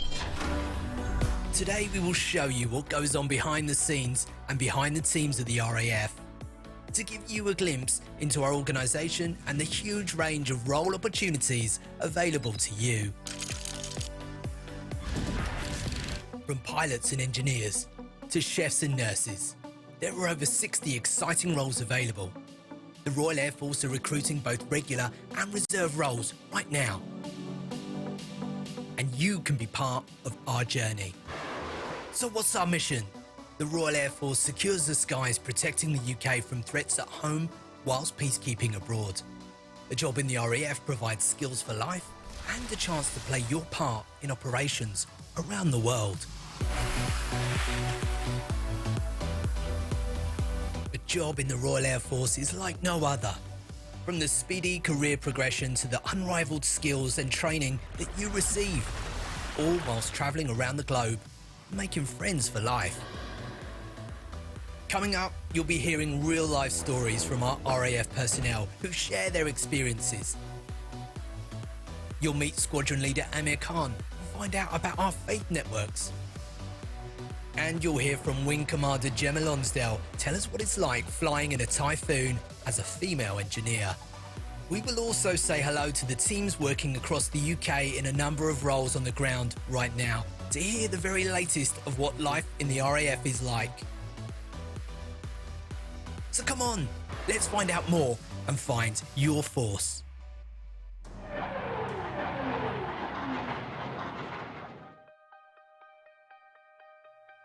When you think of the RAF, you likely think of pilots.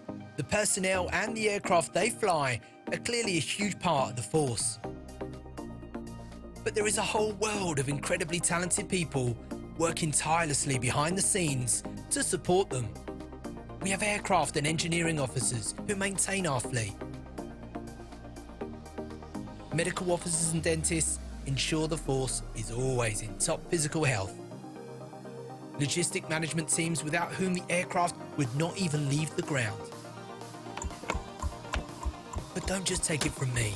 Here's some of our personnel. From a day-to-day basis, my job entails me to travel up and down the United Kingdom. My current role within my trade at the moment is service discipline. That essentially means that I look after all the naughty people on the unit. If somebody has been caught speeding, or if they haven't passed their fitness test, or they're just putting in a service complaint, we're there to ensure that the process is carried out correctly and fairly. Our tasks daily, from being in the visual control room and working with aircraft, working with POBs and landing and airborne timings, to working on switchboard where you're doing the weather and taking calls, to working as the driver where you'll be out on the runways. My role is to assist in tactical control within the Control and Reporting Centre at RAF Bournemouth. So working on the consoles with IDO officers and whatnot, and helping correlate tracks with the air picture given to us from the radar technology that is used around the country. I went through training and learned how to facilitate the fixing of aircraft and all the software systems on aircraft. We also assist in the tactical control of QRA force, so the fast jets responding to any air incidents that need responding to in the air picture. At the moment, my job is working on the Typhoon aircraft, which I love, and my role includes introducing new capability to the aircraft. Sometimes it's new weapons, new avionics. Our cutting-edge technology and defences against cyber warfare are run by our crack team of security, intelligence and communications specialists. So as you can already see, our force is made up of roles more varied than you may have realised. Whether you're a graduate or seeking an apprenticeship, we have roles crying out for your talent that will fulfil your ambitions. Our recruitment teams are eagerly waiting and excited to hear from you to discuss the training, pay and benefits you could be receiving once enlisted.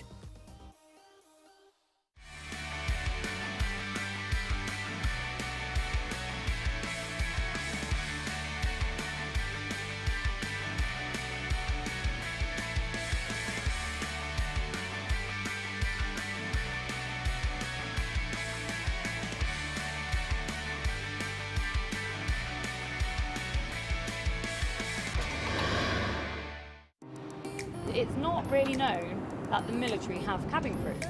The sector today is Brize Norton to Kingston. And the travelling opportunities are amazing. My friends always get confused. They're like, where are you today?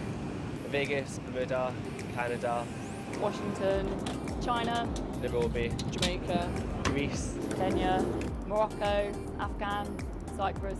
Every day's different, really. Our passengers are always different. Generally, you always deal with troop movements, so soldiers going out on exercise, operations. Hello. Thank you very much. We're all one big family as well. It's like a family. We're just closing up and we'll be good to go very shortly. Boarding complete. People are amazing who you meet, who you work with. Pass the life jacket over your head. Pass the longer strap behind your body and connect the buckles together. Tighten the waistbands a bit. Do not inflate your life jacket inside the aircraft. When you are outside the aircraft, inflate the life jacket. The cabin crew will shortly be serving you with a hot meal.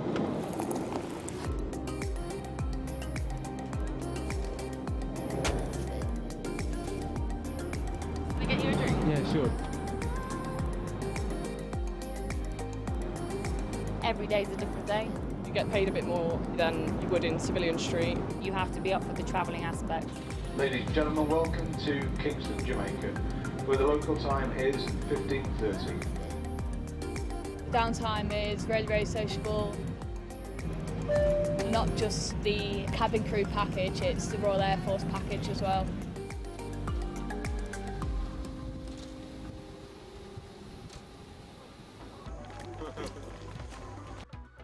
There has never been a more exciting time to be involved with the RAF Reserves. The role is both rewarding and demanding and means working alongside full-time regular colleagues. As a reserve, you'll get to live your normal life whilst using your spare time to challenge and improve yourself. I attested into the RAF in November 2015. I was inspired to join the RAF after being an air cadet for many years as a teenager. I really enjoyed the skills I learned and the RAF way of life. I decided to become a reservist to enable me to serve alongside my civilian job where I worked for an energy company. RAF Reserves train and work in their spare time alongside regulars doing the same job. Reserves train to the same high standards as regular personnel and perform a crucial role within the organisation. I began my RAF career as a part-time reservist on 4624 Squadron. I was given the same basic and trade training and am required to meet the same fitness standards as a regular. Reservists dedicate 27 days a year to additional training and to fully integrate alongside the regulars. Last year, I was mobilised to RAF Akrotiri in Cyprus for 3 months and on my return decided that I wanted to transfer and become a regular. Working around their day job, using their weekends, they gain transferable skills and a rewarding lifestyle that offers the best of both worlds. Our people are agile, adaptable and capable.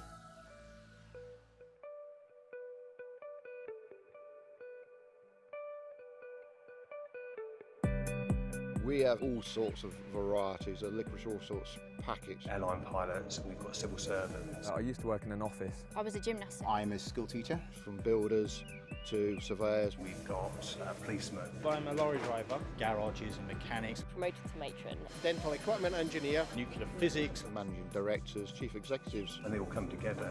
You get a really sort of diverse and rich mixture.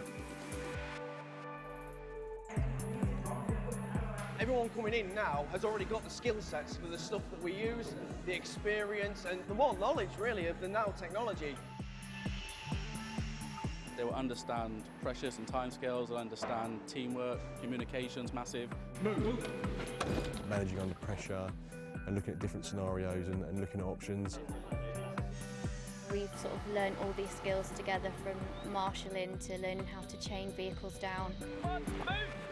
Everything that I've learned as a reservist has essentially been transposed into my civilian career to help me succeed. People you meet they're friends for life. You get to do so many cool things. It's a paid hobby and you get to meet people from all over the world, you get to travel all around the world, you get to do things that people would normally have to pay for. If you like getting out and being active and doing something at a weekend that's worthwhile. I recommend it to everybody. Whoever I've been talking to, I always ask them whether they've been in the forces. I wanted to give something back. I felt I had something to give. What you're taught here will naturally help you when you're in civilian life. The way you hold yourself, the way you carry yourself, the way you speak and co-act with other people. Just go for it, put yourself out there, challenge yourself, and you don't know if you don't try.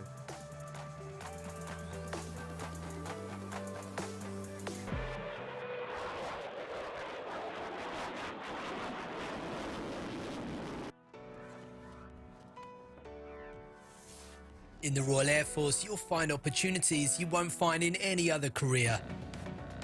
The experience you gain with us will equip you to work at the top of your field, both in the UK and overseas. Your career in the RAF is about nurturing your natural talent and helping you realise your full potential. There are so many opportunities to go away on extra training, tasks abroad, and take part in adventure training too. In 2018, I deployed to the Falklands for 6 months. Some parts of the American continent, Europe, the Middle East mainly, and the Far East as well in Hong Kong. We offer bonuses and benefits ranging from subsidised living and private healthcare to free gym memberships and 6 weeks holiday. The benefits you can enjoy in the RAF are vast and can be tailored to you and your role.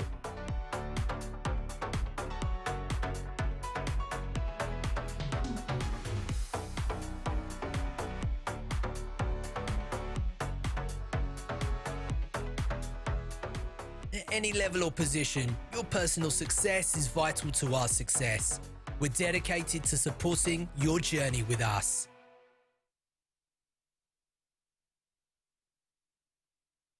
The RAF recognises the value of a person's ability, no matter their ethnicity, nationality, national origins, social background, religion or belief, gender identity, sexual orientation, marital status, or civil partnership. There is a massive understanding within the workforce. They understand diversity strengthens a workforce because people from different diverse communities bring languages, culture, and again, a modern RAF needs those skills to be able to operate where we need to.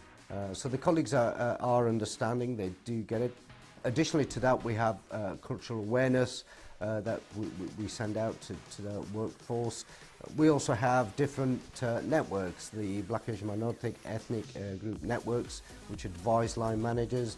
We have faith networks, whether they're Sikh, Hindu, Muslim, Christian, Jewish, and all of them play a vital role in educating our workforce. So it's a lot more understanding than it was certainly 33 years ago. Personally, I haven't had any issues at all with being gay and in the military. I think the RAF is a very inclusive organisation. The various managers that I've worked for have always been very accepting, as well as the rest of my colleagues. And I find very comfortable about being open about my sexuality and my sexual orientation and letting people know, and I'm always welcomed when I'm meeting new people and my sexuality or sexual orientation comes up within conversation when people are asking about what my personal circumstances are in my family life and background.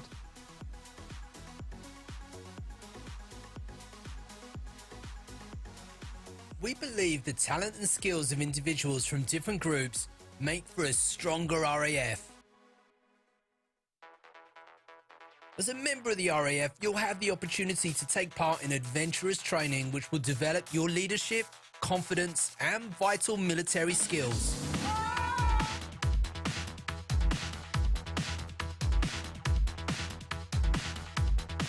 We also sponsor personnel who are competing and representing the RAF in authorised sporting events. Other opportunities include sport, so if you're heavy into your sport, there are loads of associations and committees that you can join, such as the Royal Air Force Swimming Association. With my sport, I've travelled to places like France, Spain, Turkey, Thailand and the United States.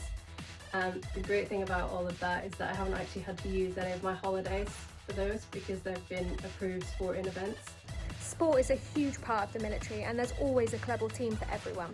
We sponsor talented personnel to compete at the highest level,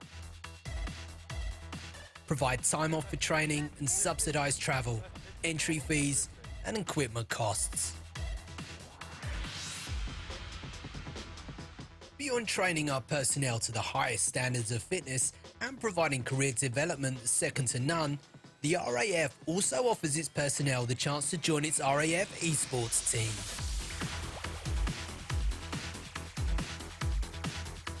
These members use their highly attuned reactions and cognitive skills to compete in international gaming conventions across the world at the highest levels. So if you're a whiz at Call of Duty, fierce on Fortnite, or just downright smashing it at Rocket League, you might be closer to a job as an RAF engineer or cyberspace communications specialist than you think. Before we head off, we want to show you what some of our RAF personnel are doing across the UK right now. In amongst the global pandemic, our teams are continuing their mission to secure the skies and support operations around the world. The RAF is open for business and are actively recruiting. Hear what they'd like to share with you today.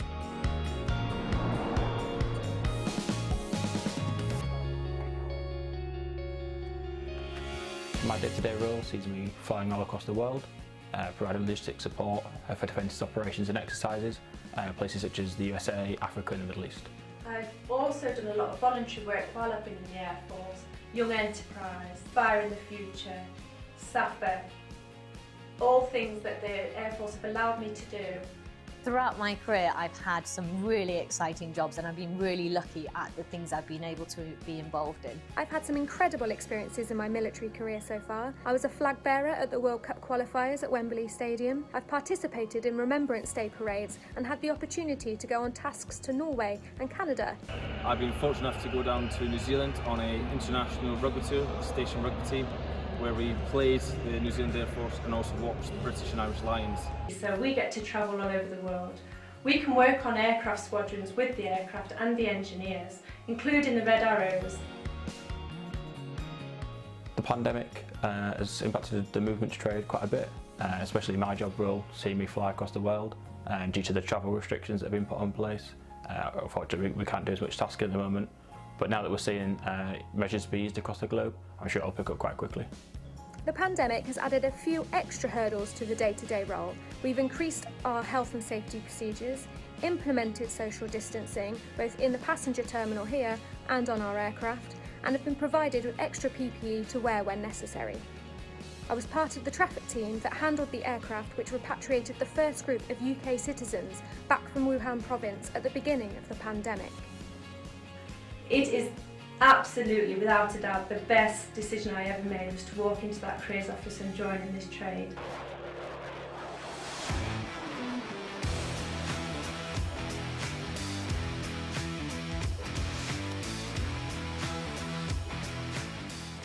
If you enjoyed that and you think it's something you might be able to do, the RAF is recruiting now. If you live here in Dorset, the Armed Forces Careers Office is right here in Bournemouth. Search RAF Careers to find out more.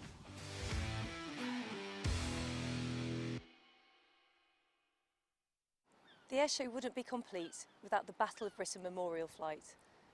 The Battle of Britain Memorial Flight commemorates personnel who have lost their lives while serving in the Royal Air Force.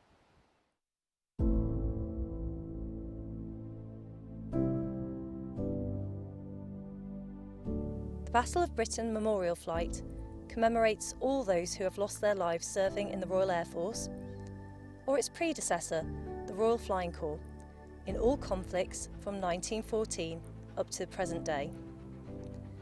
In most cases, those who made the ultimate sacrifice were volunteers who willingly signed up to the risks. Perhaps all that they would ask in return is an understanding of what they did, of the hardships and trials they faced, and to be remembered. The Battle of Britain Memorial Flight Fleet of World War II aircraft is preserved in flying condition as a living tribute to them. The flight's motto, "Lest we forget," says it all. The Battle of Britain Memorial Flight is a regular RAF unit manned by service personnel and funded by the Ministry of Defence. Those who serve within the flight feel extremely privileged to work with and to fly the Battle of Britain Memorial Flight aircraft, which are all precious artefacts of the Royal Air Forces and the nation's aviation heritage. During the winter season, from October to March each year, the majority of the flight's aircraft are kept on the ground for extensive winter maintenance to prepare them for the next display season and to ensure their long-term preservation. The Battle of Britain Memorial Flight is typically tasked to fly over 100 displays and around 800 fly-past at events of all shapes and sizes during each display season, generating around 1,000 individual aircraft appearances each year. The display programme takes careful and extensive planning, each sortie often involving several events to maximise the opportunities within the limited aircraft flying hours available. The hours limits are imposed to ensure the aircraft's long-term preservation.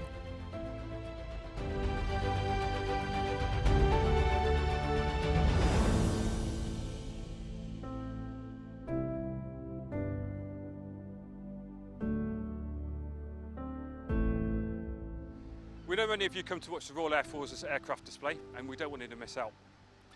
The next video is from the Chinook display team.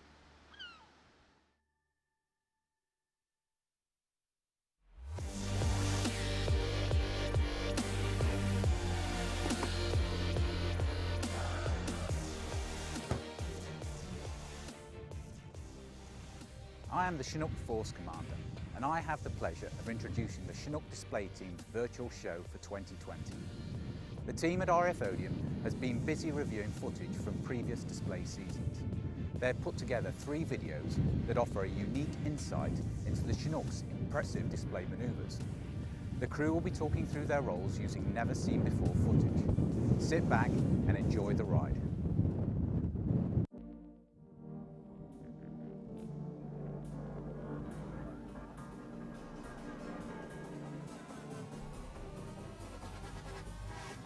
You join us running in for one of the overland displays from last year. This is one of my favourite bits of the display as we arrive on what we call the B-axis, 90 degrees perpendicular from the crowd and pull up to about 50 degrees up, gently nose the aircraft over, and now we get to see the crowd for the first time. It was one of the most exciting bits for me and one of the bits over the display I always used to really love. At this point, the co-pilot has now briefed the next few maneuvers and instructed the pilot to brake right at crowd centre.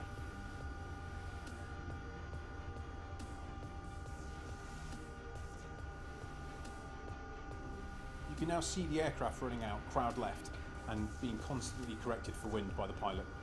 The co-pilot is patterning the next manoeuvre, which will be the pedal turn, the entry parameters of which are 120 knots and 100 feet, where the pilot will then pull up to 45 degrees nose up, where at given time he will apply pedal to complete the manoeuvre.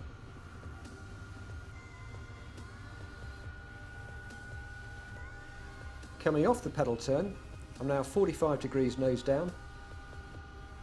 My eyes go back up to the horizon, positioning the aircraft for the next manoeuvre, the roller coaster. The roller coaster is a series of 2 nose overs down the A-axis. About 120 knots, 100 feet, pull the aircraft up to 50 degrees nose up. Face full of sky, gently nose the aircraft over.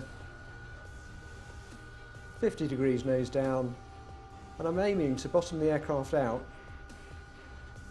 at crowd centre at about 100 feet above the ground before repeating the manoeuvre. All the time I'm having to fight the aircraft because the slab side of the aircraft is affected hugely by the wind. The aircraft's now building up energy for the next manoeuvre in the display, which is the wing over. So it consists of a 45-degree left bank turn, pitching the aircraft nose up and simultaneously rolling right. And this manoeuvre is used when we have a late spot on a landing site and we need to get back in quickly. The airspeed decays around the turn and it reduces the radius of turn and we can get back much quicker.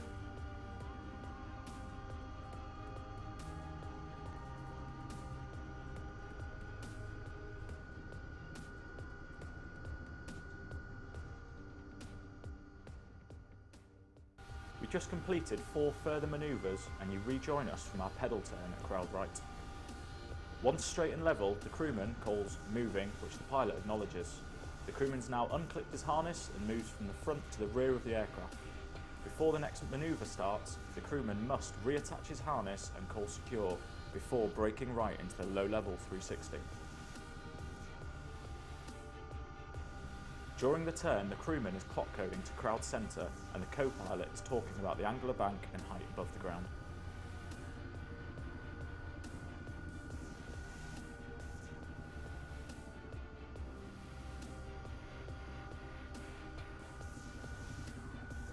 As we approach crowd centre, the pilot will now decelerate the aircraft and at 80 knots simultaneously roll the aircraft right and pitch the nose down to stop the aircraft on a sixpence. It's time for the crewman to hold on.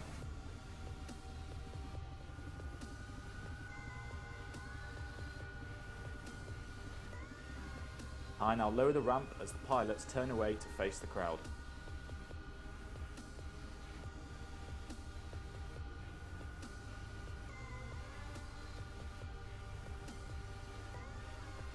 With the pilots now facing directly away, I get the best view in the house and I see tens of thousands of people waving back at me.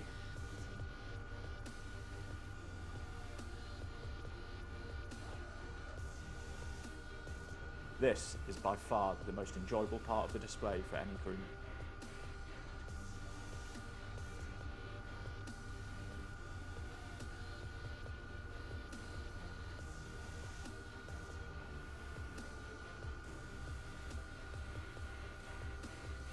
At the end of the sideways trawl, the crewman's got a limited amount of time to raise the ramp, put the hand away, get to the front of the aircraft and reclip for the next manoeuvre, which is the Gorney spiral climb. Here you can see me rotating the aircraft through 540 degrees whilst climbing vertically over the same point of the ground to a height of about 800 feet. With about 45 degrees to go to the end of the turn, the co-pilot calls it, and then I gently nose the aircraft down 30 degrees below the horizon and then start a gentle left-hand turn to reposition for the next manoeuvre. During descent, the pilot is unsighted on his roller feature, which is crowd centre. This means the crewman and co-pilot are both having to talk the pilot's eyes onto the crowd during the left-hand turn. At the end of the turn, the aircraft will be positioned 45 degrees onto the A-axis, where we will be running into crowd centre, which will lead in to the 45-degree breakaway. As the aircraft brakes right, this is where you will hear the famous blade sound. You join us during the final part of the sequence, having just come off a wing over at crowd left. And position the aircraft for a running landing. The co-pilot's just completed the pre-landing checks. And what you'll see is the large orange marker at crowd centre is where I'm aiming to touch the rear wheels down. It's just coming into the left-hand side of your picture now.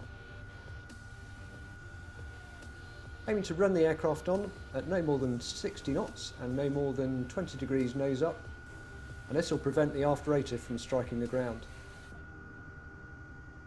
As the aircraft touches on, I'm using the power lever effectively as a handbrake and the rotors to produce reverse thrust in a very similar fashion to an airliner slowing down on a runway. The aircraft nose gets held up above the ground. You'll see the nose dip very slightly, and then the aircraft begins to slowly taxi backwards along the runway.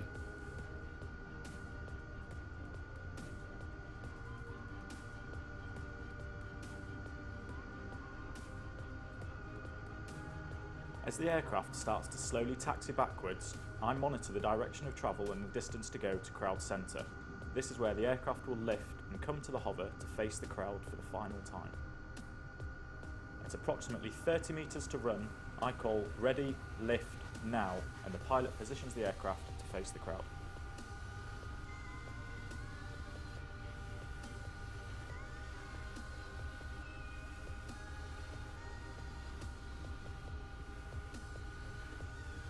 The last manoeuvre in the display is an operational departure.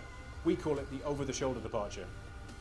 This is the last opportunity the crew get to see you all at an airshow and take in the sights.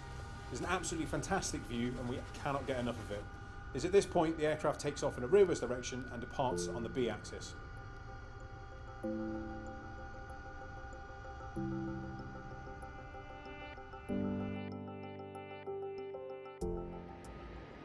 Hi, I'm Sergeant Danny Gilderson and I'm a weapons systems operator. I work on the Chinook platform and I'm a crewman, part of the four-man crew. My job varies in what it entails from day to day. Pretty much anything that the Chinook carries internally is my responsibility, be that from passengers or troops we're carrying on a mission, or freight or cargo that might be needed at the other end. If it's too big to carry inside, then the Chinook's got 3 hooks, and if it weighs less than 10 tonnes, we can probably carry it outside and it will be an underslung load, and it's my responsibility to ensure that we carry that safely. Other jobs include being a subject matter expert for dangerous goods that we might carry.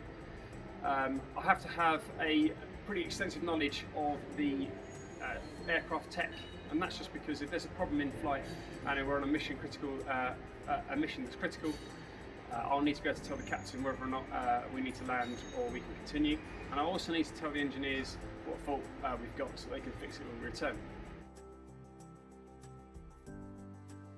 So during my time on the Chinook Force, I've been fortunate to travel the world. I've been deployed to the Falkland Islands. Most recently I've been deployed to Mali on Op Nukem. I've done tours of Oman. I've been to America, Sweden, Norway, and I've been embarked on HMS Ocean to the Baltic Sea, as well as a number of exercises around the UK.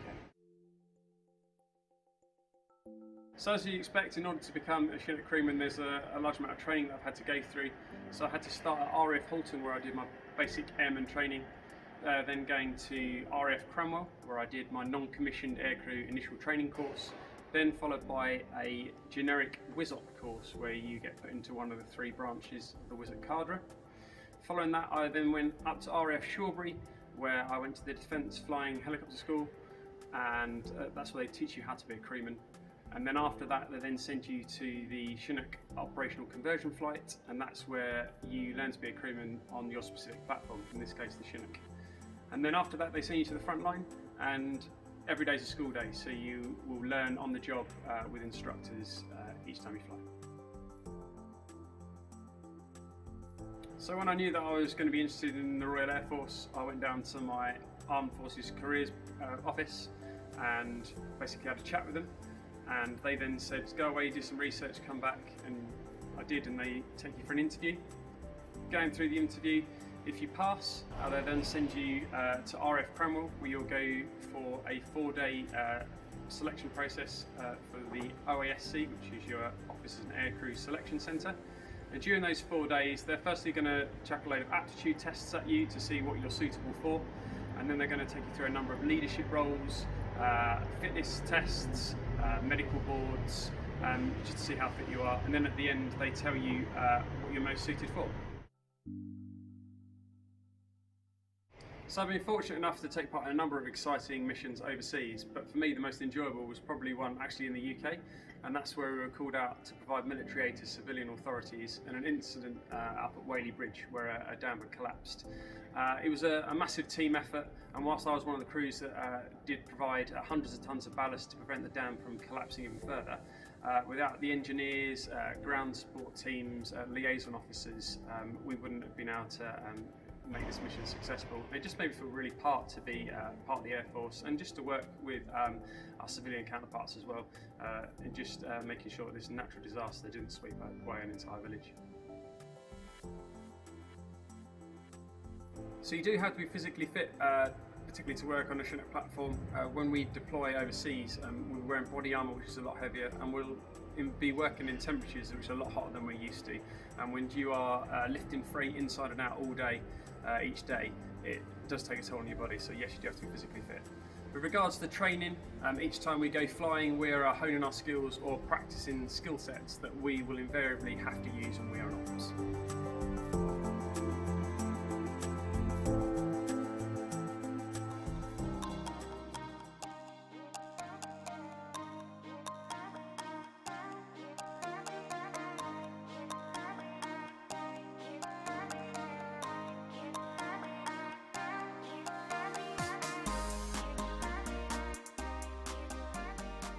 Hi, I'm Flight Tech Matt Smythe and I'm part of the Chinook display team.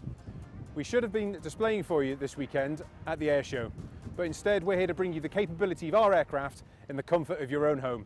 This aircraft has flown all over the world with the Royal Air Force, from the Falkland Islands in the Southern Hemisphere to northern Norway in the Arctic Circle.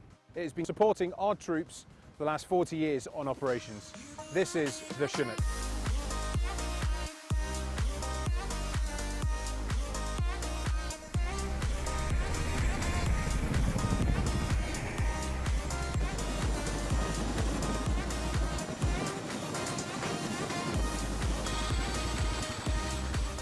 Hi, I'm Flight Lieutenant Simon Flynn and I'm one of the Chinook display team co-pilots.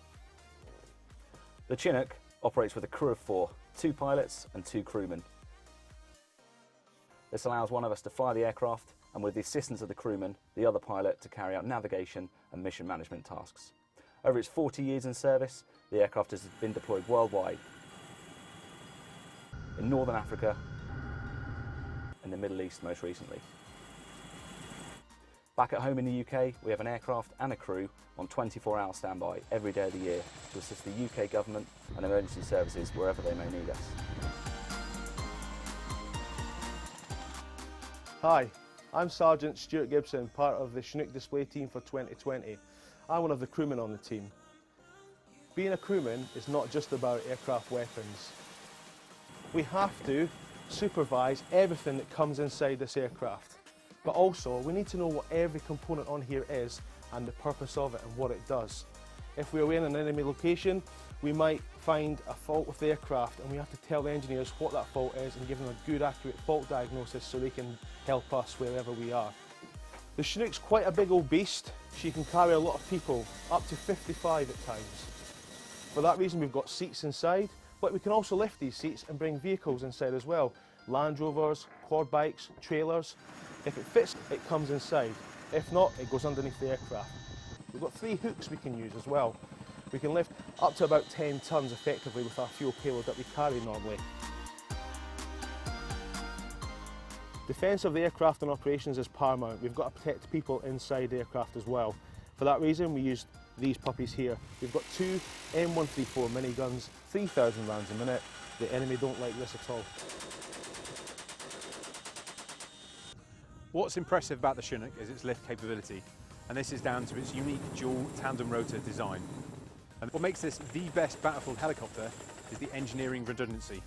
Every major component has a spare, which allows us to fly into the most dangerous operations.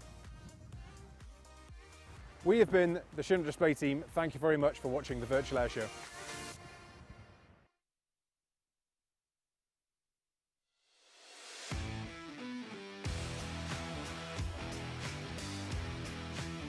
Thank you for watching our virtual display. Hopefully next year we'll be here in person. To apply online, you can search RAF Careers.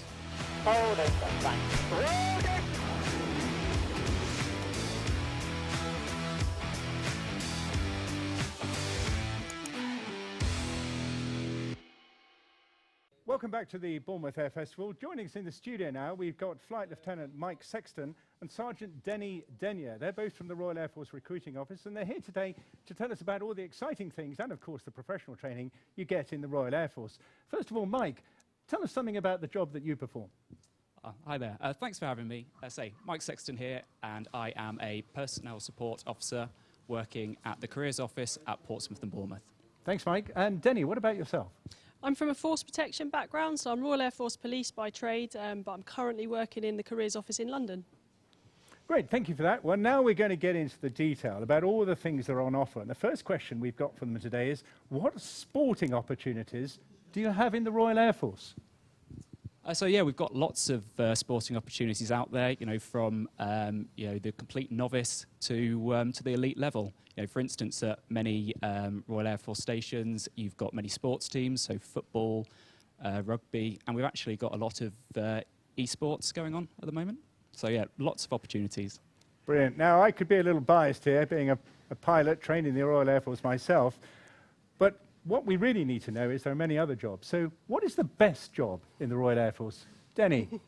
We're all going to naturally say our own roles. So for me personally, Royal Air Force Police is really, really diverse. There's loads of different specialisations that you can go into. So for me, that's the best job. Yeah, I think every trade and branch will say their own, but the Royal Air Force has nearly 60 different roles out there for everyone to look at. The next question is all about tattoos. Can you wear a tattoo in the Royal Air Force? You certainly can. I've got about 15 of them hidden underneath my uniform. There are a few stipulations. They can't be offensive, and they're not really to be seen when you're in your best dress. So anything on the hands or from the neck upwards may prohibit you, but you can get clarification on that at your local Armed Forces Careers Office. What about growing a beard? You can see I haven't actually got said beard on. So yeah, you can now in the Royal Air Force actually wear a beard, or have a beard, should we say. Unfortunately though, my girlfriend isn't a fan of beards, so I've kept for the clean-shaven look. Brilliant. So I know normally associated with the Royal Navy, of course, for many, many centuries indeed. An interesting question on accommodation though, Denny. Is all the accommodation shared now, or is it still separated? So in terms of different genders, it's pretty much separated unless you're in austere conditions, on operations potentially. Generally speaking, you get separate ablutions for male and female. When you go through training, you might share a room with up to 20 other people. When you tend to get to your unit, once you're fully trained, you'll generally get a single-person room. Okay, and what about the general routine? Do you work a normal sort of 5-day week? Do you go home at weekends? How does that all work out? So it's completely role dependent. For my first 5 years as a Royal Air Force Police NCO, I was working shift patterns, predominantly 4 days on, 4 days off, 4 nights on, 4 days off. And on my 4 off, I could go home. At the moment, I'm working Monday to Friday with weekends off where I can do what I want. Brilliant. We're going to stick with the cultural background for a little bit longer. A question about religion. Is that something you have to give up when you join the Royal Air Force? Not at all. So the Royal Air Force, is fully inclusive. So all religions within the Air Force are accepted. Good. That's very good news. Travel's always been a big thing. I mean, I remember when I was young, it was an opportunity to get away from normality and travel the world. What sort of areas do the Royal Air Force operate in now? So we are pretty much worldwide. We're active in about 32 different countries. We've got permanent presence in Cyprus and the Falkland Islands, to name a couple of places, and we've got quite a few people in the Middle East as well. It's definitely one for you. If he was on beers, what about makeup? Are there restrictions to that during the service period? That's a good question. You can wear makeup as long as it's inconspicuous, so a bit of foundation, concealer and mascara, you're absolutely fine. I think you've almost automatically answered the next question as well, because you're in a proper sort of combat suit, and it was a question about trousers. There is clearly no issue with women. There is no gender bias in terms of what you wear. Yeah, that's absolutely correct. So if we're in our number 2 dress, which the good officer next to me is sporting, females do have a choice to wear a skirt or trousers, and it's up to them what they choose to wear. Okay, well, keeping fit is right at the heart of all military service, as you can see from this sylph-like figure standing in front of you. But Mike, clearly you're a fit and active guy as well. Just what sort of standards and training do you have to do to be part of a military outfit? Like you said, that there is a set standard of fitness that is actually required to join the Air Force, but you don't have to be ultra fit to join. There are certain levels and certain tests that you have to pass, be it a multi-stage fitness test, so running a certain distance, or also doing press-ups and sit-ups. But I say more information for that can be found on the recruiting website. And connected with that, does the fitness or background restrict women from doing all the roles, or are all roles available anyway? Is that taken for granted? So all roles are available to women, with the exception of Roman Catholic chaplain, which is down to the Roman Catholic Church. But yeah, we certainly have females on the front line in our infantry, the Royal Air Force Regiment.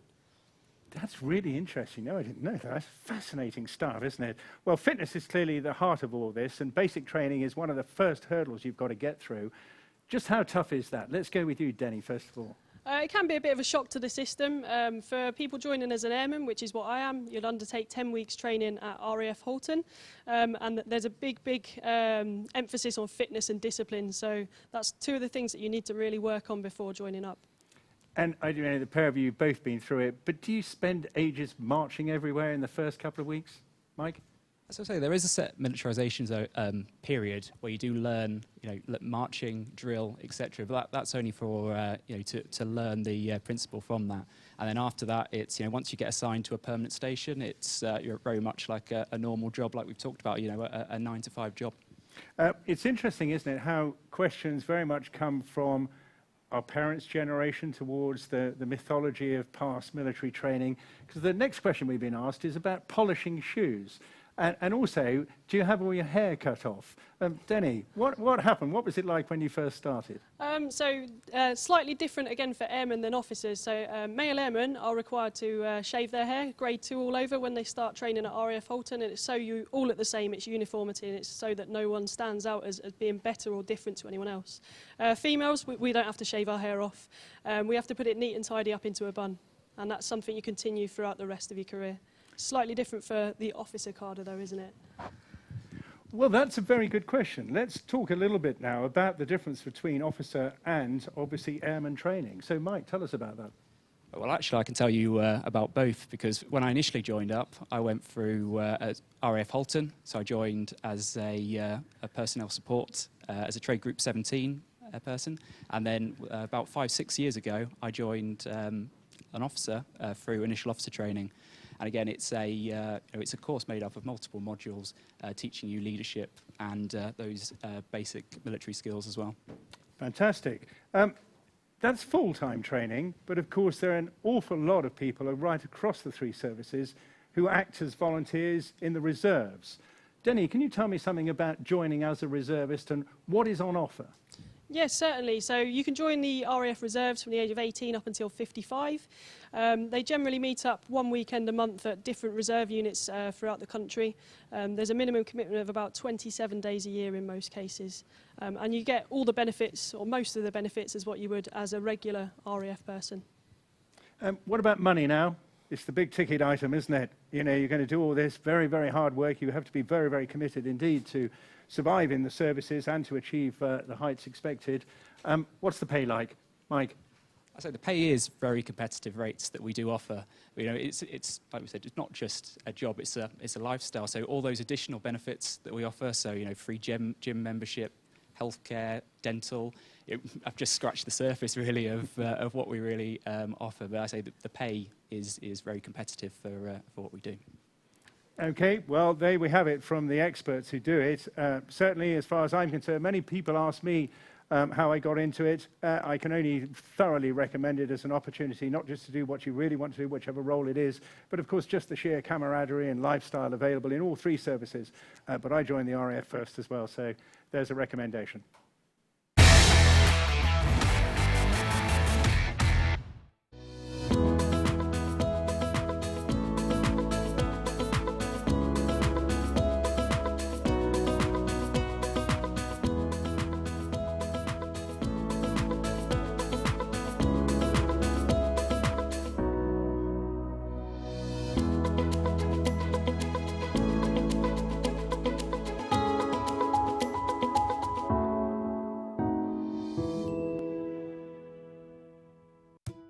Meet the Rushtons. The Rushtons' home is now part of a full-fibre gigabit city. This was the house before, And here it is a few days later. Not much to see, but here's what's happened in between.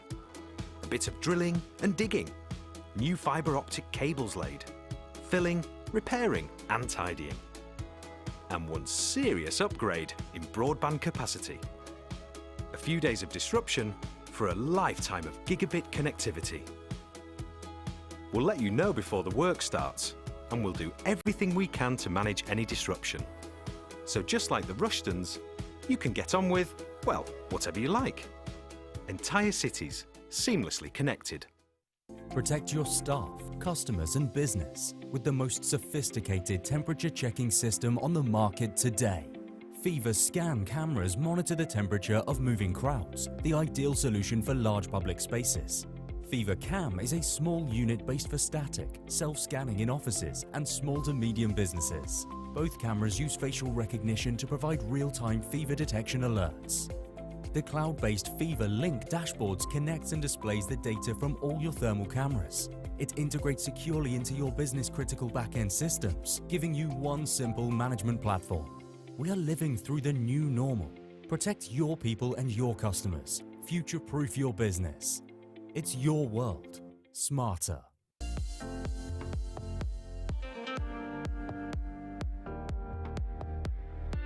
Book a taxi in under 30 seconds using the United Taxis booking app.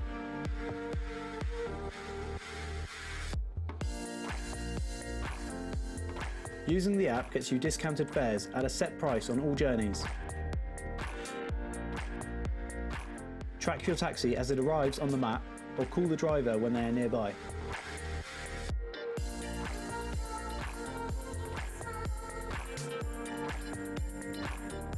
Create bookings in advance and cancel anytime. It takes seconds to place a new booking from the handy favourites section. Save on fares today with the United Taxis booking app. 555 6677 United Taxis.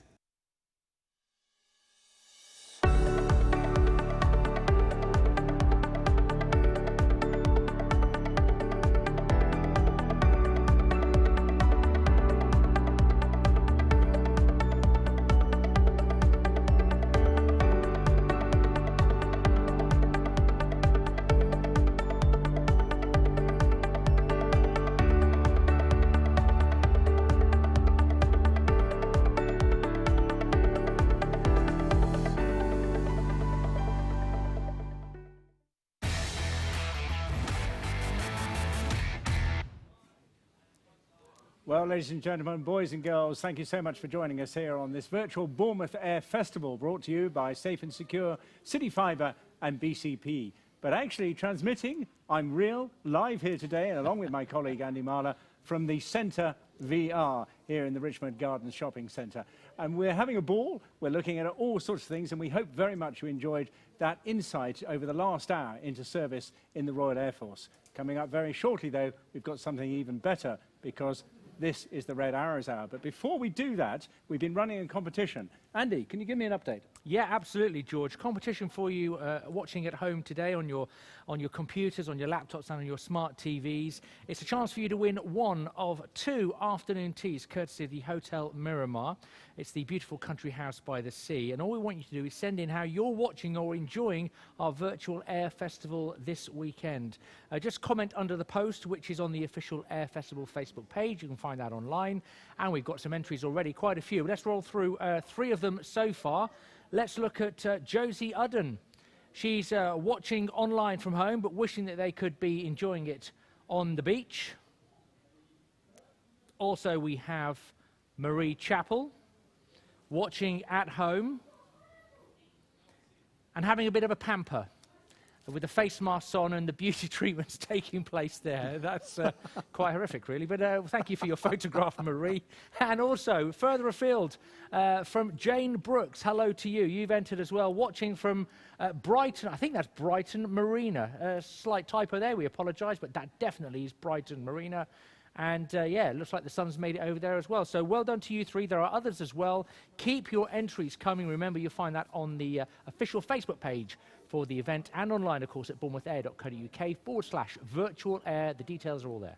Well, thanks very much, Andy, and do please keep supporting us, won't you, with all that input. Well, now we're going to get into the detail of life with the Red Arrows, and it's going to be pretty fascinating stuff. So I do impress that you must stick with us, because we're going to get all sorts of different angles on life with it. To help us with that, however, we're not the specialists. We have, of course, got one ready and waiting in our waiting room online. Joining us today, please welcome Flight Lieutenant Damo Green, Red 8. And there he is. Hi there, George and Andy. Welcome. Yeah, very, very good to see you, and thank you for giving up yet another Saturday afternoon. But I know where you'd rather be, Damo. It's got to be Bournemouth. Yeah, that's it. It's a shame we're missing out this year. The sights and the sounds of Bournemouth is something that sticks with every Red Arrow. Now, Damo, I appreciate you're not just a pilot in this, and not everybody understands, though, that each of you also have a whole series of other responsibilities. Clearly, you've got to get the flying right, but can you just briefly give us an idea of your other roles as part of the Red Arrows team?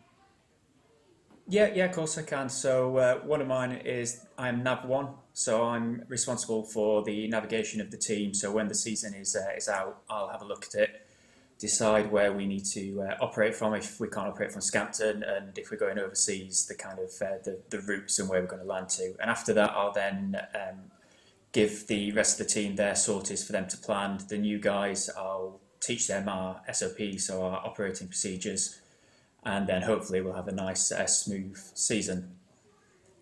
One of my other roles is I'm one of the squadron SEER officers, so that's responsible for looking after the survival equipment, the drills, so dinghy drills, ejection drills and so on, and just making sure that everyone's kept up to date and current with everything they are legally required to. Brilliant. Now let's focus on a bit of the flying then, because you're in your second year now. You must be very comfortable. You're also a father, I understand. That's an interesting story. So lead us through how your involvement in the team has progressed over the last 18 months or so. Yeah, so I was first year in the team last year as Red 2, so that's directly next to the boss on the right-hand side. As first years go for the team, it was a pretty special one with the North America tour, one of the biggest tours for a long time for the Reds. This year I've moved to the Red 8 position, so if you see the Reds on a fly past, I'm the person who's the furthest out to the right hand side, right on the edge of that wing there, or on the right hand side at the very back in some of our bigger shapes. So comfortable is probably not the word I would use. I've gone from being as close to the boss as possible in one of the easiest slots, but the least forgiving because you have to get it right for the rest of the guys. I've gone right out to the outside where it is probably the hardest position, but also the most forgiving, as I don't have to be stable for anybody further on the outside of myself. Yeah, now I get that. So I still do quite a bit of formation work myself, but not everybody maybe appreciates why it gets so much harder on the outside. Lead us through, because it's particularly difficult doing something like a barrel roll or even changing position, isn't it? So just talk us through a little bit of those difficulties. Yeah, that's right. So no matter where we are in the team, we're actually always looking at the boss, so at Red 1. So I can see you've got the other image on the right side there of flying. So you can imagine you're sat in the jet that you can see now. You're not looking at the one straight ahead or to the right. You're looking front right, which is Red 1, the lead. So the further out you get, the harder it is to position yourself, because that reference, those 2 points or 3 points you're looking at on the lead jet are much further away. So that first roll is the first difficulty.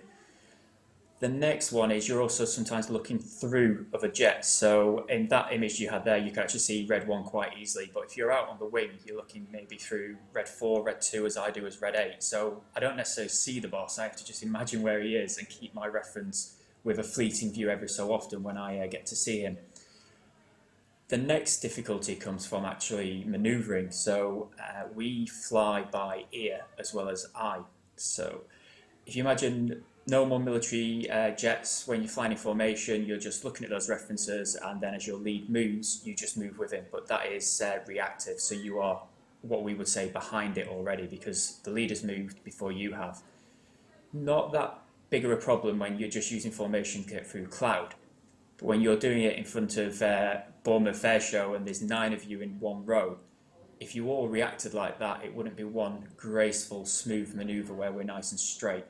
So we're listening to the boss, and when he gives a voice command, so for example, coming left now, on the nut of now is when he puts his input.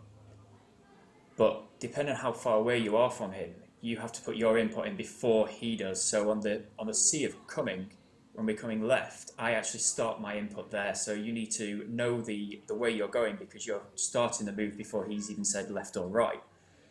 But you need to do that in order to look like that graceful, long, straight shape. So it's harder the further out you are, because you have to anticipate even more. You have to travel a much larger distance, and all this whilst not necessarily seeing the boss who you're meant to be taking a reference off of. So it's a more difficult position, but as I say, it's more forgiving because there's nobody who's trying to look through me and keep nice and smooth. So I've got a little bit of leeway with the fact that I'm the furthest out. Yeah, well, I'm so glad you explained that, because it does give us a real flavour as to what is going on and all the difficulties you face. Yeah, we have to say, I mean, you are so good, you make it look so easy. But of course, you know, the years of effort. Give us an idea of the number of hours you've flown and the different aircraft to get to where you are today. So before you even apply to the team, you need 1,500 fast jet hours. So you have to have gone through flying training, been streamed to the fast jet stream, and then fly 1,500 hours on that. So that's actually quite a few years before you get up to that kind of number. The majority of the team have probably done 12 to 15 years before they can even apply. So you've got all that previous experience, but then, as I've already said, the way you do formation flying in the Reds is a totally different way of doing it. So you've almost got all this experience, which is all about the awareness and flying and operating different airfields. But the core flying of formation flying, you almost have to relearn it, because you go to that listening and by ear rather than by eye. So we fly 3 times a day. They're about 30 to 40-minute trips in the wintertime. We fly that 5 times a week. So 15 trips every week throughout winter, which starts about October all the way through to March, April time. And then we go away on exercise Spring Hook, where we go to Greece to make the most of the weather, because we need to be flying those trips. And unfortunately, the UK weather around the March, April time is not the best for formation flying. So we go away for 6-7 weeks, make the most of that weather. We can do our full shows, our rolling shows, our flat shows. We have the pick of what we get to do. And we fly that 3 trips a day, 5 times a week. And then you can imagine that by the time we get to that PDA, before we get that display authority, we're pretty much flying, hopefully, a display that's the standard that's expected by the UK public of the Red Arrows. Right, just fascinating. That's just a huge amount. And now you're into the Red Arrows. Just before we go into some questions, and we want you to stay with us throughout the whole of this hour, Damo, if you don't mind. We've already put some to Red One, as I think you're probably aware. I think I heard you chatting in the crew room the other day, actually, when I was chatting to him. But this has been a tough year, in contrast to what was a fantastic year last year. Have you guys been operating in your own little bubble and therefore getting on with the training and fly past work? How's that been working? Yeah, that's exactly it. We, as every industry, everybody in the UK and the world has been affected by this. We too were. We took stock. We had a look at how we can operate safely and get to that standard that I've just talked about getting up to PDA standard. So the boss, the OC, and the rest of the execs and squadron went away and decided to come up with the safest way for everybody involved, the team, the family that we have of the Red Arrows, to operate to a degree of safety, but also to a level of the flying that's expected of us. So we had a break for a couple of weeks, and then we kind of slowly came back to flying and got on with the task at hand, which was to get up to PDA, so display standard. And I'm glad to say that we got there, full shows. It's as long and as good as any Red Arrows display you'll have seen, and we got there with all the safety measures in place. Yeah, fantastic. Well, a great effort, and we really admire what you've put in and the things that you've done this year for Tom Moore and VE Day and VJ Day. It's fantastic. We weren't able to be there and share it, but we really appreciate what you've done. Now, we're going to drill down now into the team and some of the aspects of it. We're going to be looking at certainly the engineering support in a moment, and of course the USA tour. But my chum here, Andy Marler, he's quite good at dressing up as well. So he's really keen to know what you have to wear to fly these jets. And it's actually quite a lot of baggage, isn't it, that you have to strap into. We're going to run a video in a moment. Give us a feel, because that's a lot of extra weight as well, isn't it? Yeah, it is. It's the kit that we wear is there for our safety. So yeah, it might be a little bit uncomfortable, a little bit hot in the sunnier climes, and sometimes get in the way a little bit of what you'd like to be nice and free and easy in the cockpit. But like I say, it's all there for our safety.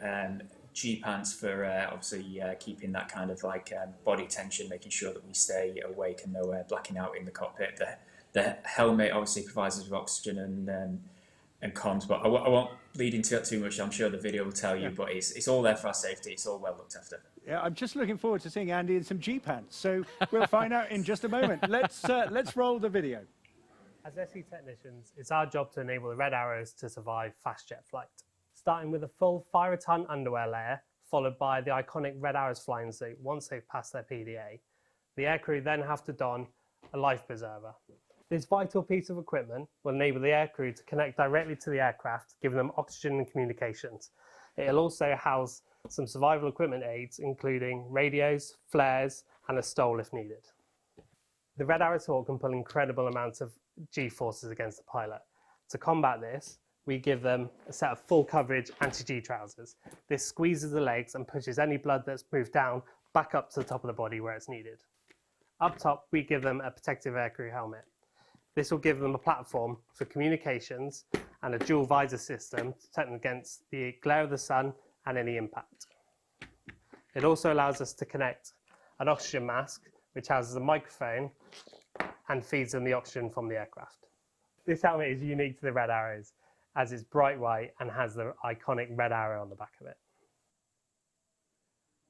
So I've got to ask you, Andy, have you ever got dressed up like that? Well, no, I wouldn't mind giving that a go. Look, inside the cockpit, though, Damo, it's very tight. Once you've got that on, where do you put your sandwiches?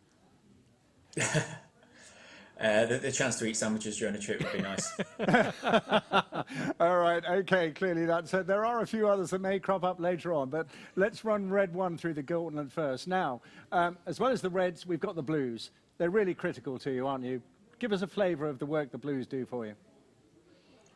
So the Blues are the backbone of the team. So everyone sees the 9 jets and Reds 1 to 9, but you've got obviously Reds 10 and 11 in there, but then 130 support personnel that are there making sure we get those 9 jets in the air. So the team is made up far more by Blues than you see the Reds. So we mix of all trades. Engineering makes up the majority of them. We've got ops, we've got admin, we've got PR. And without any of those people there, we wouldn't be the team that we are. We wouldn't be able to do things like the North America tour, which had not just the 130 support personnel, it had lots of others from around the Air Force helping us to make that happen and happen as seamlessly as it hopefully appeared.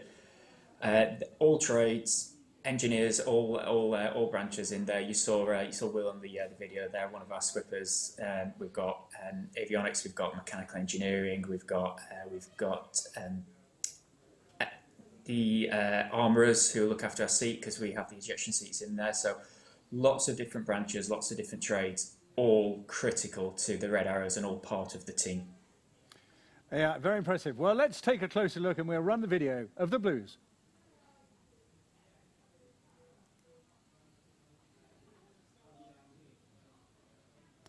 I thought we were going to take a look at engineering in particular. I think this is probably the spot where we're going to talk about the engine itself. Just before we run into that, then let's have your view. This is a 40-year-old aircraft. Are we going to be able to keep it going, and the engine in particular? Yes, it's 40 years old, but it's an incredibly well-made machine, and it's looked after by the Blues, as we've said, really, really well. So it is my favourite aircraft to have flown. It's great as a pilot. You feel part of the jet itself. Yeah, 40 years, one engine, but it's worked perfectly for me all the time, and it's just a pleasure to fly. And I'm sure the engineers would agree. It's actually a very good aircraft to engineer. You've got fault with it. It's very easy to fault find. Everything's very what I would say old school mechanical, not much electrics in there, so it's actually fault finding is relatively easy in the jet. So it's an old jet, but it's a beaut. Okay, I think we found it now. Let's take a look at how this jet works and the servicing required. Technical engineer on the Red Arrows, and I am currently in the great position to be Circus 8 for this season. I'm just going to show you some of our key checks we carry out here at Scampton or on the road during before flight, turnaround or after flight servicing. And we check in here the ELC, engine life computer. So this is sort of like the life of the engine we're monitoring. And just like I say, just a general service and husbandry on the aircraft. This is the pitot probe. So we check no blocking of the holes in the pitot cover. This is the nose wheel. We do obviously a check, make sure the oil, it's all clean, give it a wipe, make sure the dust caps are on the wheel as well, so we've got a dust cap there, wheel, give it a nice clean, and obviously check the serviceability of the wheel. So we check the bolts are all good on here, witness marks. So we check that these bolts haven't come loose. Red and black marker on the leg. So we ensure that the red marker is above the black marker. We'll take the figures for the fatigues and write them down in our aircraft specific book as well. So it's monitoring the life of the aircraft airframe. So we've got the intake. So we check all the way to the first stage of the engine. So that's what we can see. And we're checking there's 3 fasteners at the front of the cone. And then we'll go into the undercarriage bay here. And we'll check the same again, everything else. Like everything, we'll check the serviceability of it, the door, no hydraulic leaks anywhere. We've got the number 1 flying accumulator gauge and the wheel brake accumulator gauge here. So we're making sure that they're all within the correct gauge reading. To the actual main leg. So we'll same again with the nose, but this has obviously we've got the brake pack on here. So we're checking the brake pack these are the wear indicators. So we've got one on the top and a wear indicator on the bottom. If they're flush with the actual unit itself, the brake unit's US. So we have to obviously raise that with the mechanical trade desk and they'll replace the brake unit. Wheels, we'll check the tyre. So as we're going around the aircraft as well, we're looking at underside of the wing and the top side of the wing. We'll make sure the strakes are all in, there's no cracks, there's no loose fasteners. We also, under here, we've got the aileron power control unit here. The aileron itself, there's no lateral play in it, so we make sure there's no play left or right. Working ourselves around here, the flap, all the way along, so we're making sure that there's no loose fasteners. If we've got loose fasteners, we'll just nip it up. Air producer oil tank is here, so we know how much we've got in there. If it goes below the minimum line, we'll have to top it up. So this side is hide system 1, so we're checking the hide filter poppers that are in here. Hydraulic reservoir is ensuring that it's 4.6 litres in there. This is the air brake here. Just any excess smoke from everywhere, it does get quite full with dye. So we make sure it's all nice and clean. So we're making sure there's no over excessive play in the tailplane. We've got the jet pipe and we check, important to check because these can, as you can see at the back of the engine, making sure there's no cracks. So this side, obviously hide system 2 this side. So it's the same on, like I say, the same checks that we did on the other side of the aircraft. So this side we've got 4.2 litres of hydraulic fluid in here in the reservoir, and you've got the filter poppers as well. Obviously flap shroud panels again, any loose fasteners we find. Make sure there's no excessive play in the flaps as well. And then obviously the port aileron as well, no lateral play in that. Here again, we've got the aileron power control unit. So we're checking everything on the top again, no leaks on the top. And we come to the main leg again, and we make sure it's all clean. Dust cap on, as always, good check. And the witness marks are all present and in good, so there's no bolts not have turned. Check the wheel, serviceable. Check the old dust cap on there, on the main leg. Wear indicators again on this side, brake. And we've also got number 2 flying accumulator gauge. We've got the undercarriage emergency gauge and the flap emergency gauge as well. So we're making sure that they're all good. And this is the point where we fill up the aircraft. Usually on a display sortie, they'll take 1,000 kilograms of fuel. If we're going for a longer transit, we want it full like it is now. 1,300 kilograms is about that, and that's about 1,000 nautical miles range of a max range for this aircraft. This is a very condensed look at the critical air safety checks conducted by the engineers of the Red Arrows. We hope you have enjoyed a little insight of what we are looking for when carrying out our servicings, so we as a whole team deliver a world-class display across the UK and around the world. Thank you for watching. Well, there we go, Damo. I think we now really appreciate just what the Blues do for the Reds, and it's pretty important and key work, isn't it? So far, have you experienced pretty good serviceability? Yeah, certainly. The time on the Red Arrows is not my first time on a Hawk squadron, so I did a tour on 100 squadron as well, which flied the Hawk T1, and there and on the Reds, the T1 serviceability record is phenomenal. I think it's for such an old jet, it just goes on and on and on, and part of that is down to its simplicity, really. Yeah, very much so. Still very analogue, as we say in the business, isn't it? Yeah, anyway, we won't go there now. We don't have time to go into that detail. But we want you to stick around, Damo, because, as you know, we put Purty, Red 1, on the spot a couple of days ago. We'll let you be the judge of how he answers that, but we want you to pick up the rest of the questions, which we're going to make sure that all the boys and girls listening today, mums and dads, do send in as many more questions as you wish to answer, and we'll keep Damo on the hook right to the end to answer all those questions, okay? So bear with us. So I'm just going to flash around now. We're going to run another bit of tape that we did a couple of days ago with Red 1, of course, Squadron Leader Martin Pert, who's in his last year, so it's his last chance to face the grilling that we're giving him. And there are quite a lot of questions, but they're pretty interesting. They cover the whole range and gambit of operations. And Ali Pedler wants to know how long it takes and how do they perfect the display that they eventually put on. Yeah, it's a long slog, and actually we're practicing 3 times a day, 5 times a week, all the way through the winter period to get it up to the level of precision and professionalism that you would expect from us here at the Red Arrows. Well, there you go. Now, Claire Tripp's got a cracking question, because she's asked whether the Reds ever get that Monday morning blues feeling.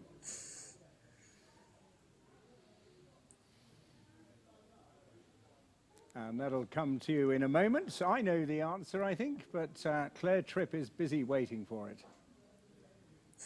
Claire, I do know what the Monday morning blues feels like, but thankfully it's never been in this job. I live 5 minutes behind the base, and I cycle to work on a Monday morning with the biggest smile on my face. And I think that goes for the rest of the 19 pilots. How could you not when you're in this job? He's definitely got the best job on the planet, hasn't he? Well, Thomas Collinson, he'd like to know how long the smoke contrails last and what Red One's favourite trick is. The smoke for us is actually one of the biggest complexities of the display. We have 5 minutes of white per aircraft and 1 minute of blue and 1 minute of red on each aircraft. Now, when you consider that a Red Arrows display is about 20 minutes long, trying to weave in what is a maximum of 7 minutes of smoke per aircraft to make that glorious red, white and blue is something that takes an awful lot of time for me. Now, we've got an inside question coming up next, because the surname of these children, Imogen and Tate, is Roberts. You may well know that we have Michelle working with us on the team. In fact, she put the whole thing together. And her children, just 9 and 7 years old, want to know how you managed to fly without feeling sick during the course of these amazing manoeuvres. You're quite right, Imogen and Tate. It probably looks like we should be feeling awfully motion sick whenever we're doing these manoeuvres. But thankfully, just because of the level of experience that we expect of all of our pilots here, which is about 10 to 12 years of flying fast jets before they can even apply for the Red Arrows, we're fairly well tuned to the complexities of being upside down at just 300 feet, doing 500 miles an hour. So thankfully, as long as we're careful about what we eat for breakfast, we don't tend to have too many problems in that arena. Now, Helen Holland is a lady who, amongst many others, is missing the Red Arrows this year. She wants to know whether the pilots all return to their previous Royal Air Force posts. So Helen asks a question that we often get asked when we're out and about on the road, is what do we do once we've finished with the Red Arrows team? We are all serving frontline Royal Air Force pilots seconded to the Red Arrows for a 3-year posting. And at the end of that 3 years, we are just put back into the normal Royal Air Force squadrons, able to go and fly the frontline fighters that we came from, be that the Typhoon or clearly the F-35, or perhaps instructing on the Hawk T2 over at RAF Valley. So yeah, we absolutely get absorbed back into the normal normal Royal Air Force, just into our normal day jobs from there. Jane Hill's got another cracking question. She's a fan of the Vulcan, clearly, but she also wants to know what is Red One's favourite aircraft to fly alongside to? One of the best parts of this job is some of the mixed formation flypasts that we do with other aircraft at either the beginning or the end of an air show. You mentioned the Vulcan. I mean, what an iconic aircraft to see up close, you know, let alone airborne, and I was very lucky to do so. But actually, for me, the most enjoyable is the Warbirds, and flying in formation with the Spitfire, which, believe it or not, you can actually hear through the cockpit when you're sitting next to that engine and looking across and seeing that iconic piece of history, is just magical for us as pilots. Jessie Ray's got a lengthy statement, but an interesting question. It's very, very topical as well. She's another huge fan of Bertie and the team, but clearly involved in the current crisis that we've been going through. And she'd like to know whether it's possible to do a show with a thank you heart in blue smoke to thank all the key workers, but particularly, of course, the NHS. Well, clearly it's been such a difficult year for so many people, and I think we as the military just go a long way to thanking our partners in the NHS for the sterling work that they've been doing. I really like Jessie's suggestion. It is something that we have been considering, and we always like to dedicate that heart to some special people. So let's just watch this space. Oh, well, let's hope, hopefully we'll see that. Really super interesting one from Jane here now, Jane Gilbertson, who wants to know whether pilots in the middle of their manoeuvres ever get the urge just to say, whee! Jane, I love that question about, you know, how do we capture the excitement of the pilots? It's one of the best jobs, I think, in the world. And hopefully, if you've ever listened to some of Red 10's commentary from down on the ground, he will play you some of the radio calls that we are making live, real time to each other. And whilst they need to be professional, crisp, and obviously in the correct sort of accuracy, brevity, clarity tone to make those clear, you will hear the levels of excitement amongst the pilots because it's such an enjoyable display to fly. So whilst we might not be making the noise that you just made so ably of the, you know, we in the sky, it's definitely excitement that overalls. We were just laughing ourselves in the studio about that. Now, here's a question that I think many people would like to know the answer to. David Donahue has asked, how do you get to be a guest passenger in a Red Arrows aircraft? David, it's a question that I think most people who watch us would love to be able to ask and even wonder if they could themselves. Unfortunately, the rules about military flying are very stringent and have become even more so in the last few years. And it just isn't possible for us to take anyone other than either other serving military pilots or our supervisors in a real display. So I'm afraid you're just going to have to enjoy it from the ground. And we try and pump out as much as we can on social media so that you get a bit of that pilot's eye view from the cockpit with all these wonderful new cameras that we have. I'm just sorry we can't let you experience it from the air. Yeah, well, we live and hope, but LJ Larson is up next, and he wants to know from Squadron Leader Pert, what is the hardest part of his job being in command? Well, LJ, as the commander of the Red Arrows, actually, it's a lot of what goes on behind the scenes that you don't get to see as the public that proves the most complex and the most challenging for me as the leader. Just simply trying to take 9 or 10 or even 11 fast jet aircraft across the world is usually the bits that add the most challenges for me. Battling weather, air traffic control, and trying to get into big, busy international airports is often a lot more complex than flying a graceful aerobatic display of sort of 30 minutes long down at the Bournemouth seafront. So usually it's getting from A to B, making sure we're in the right place, and above all, we're there at the right time. Now, one lucky resident, Graham Boyd, managed to see one of the very few displays this year at Press Week. He wants to know how many miles on average can the jets go, and do the Circus, we know who they are now, the Blues, get to fly on every trip? Well, Graham, it was great to see you up at Prestwick, and we were up there just a week ago with glorious weather in Scotland.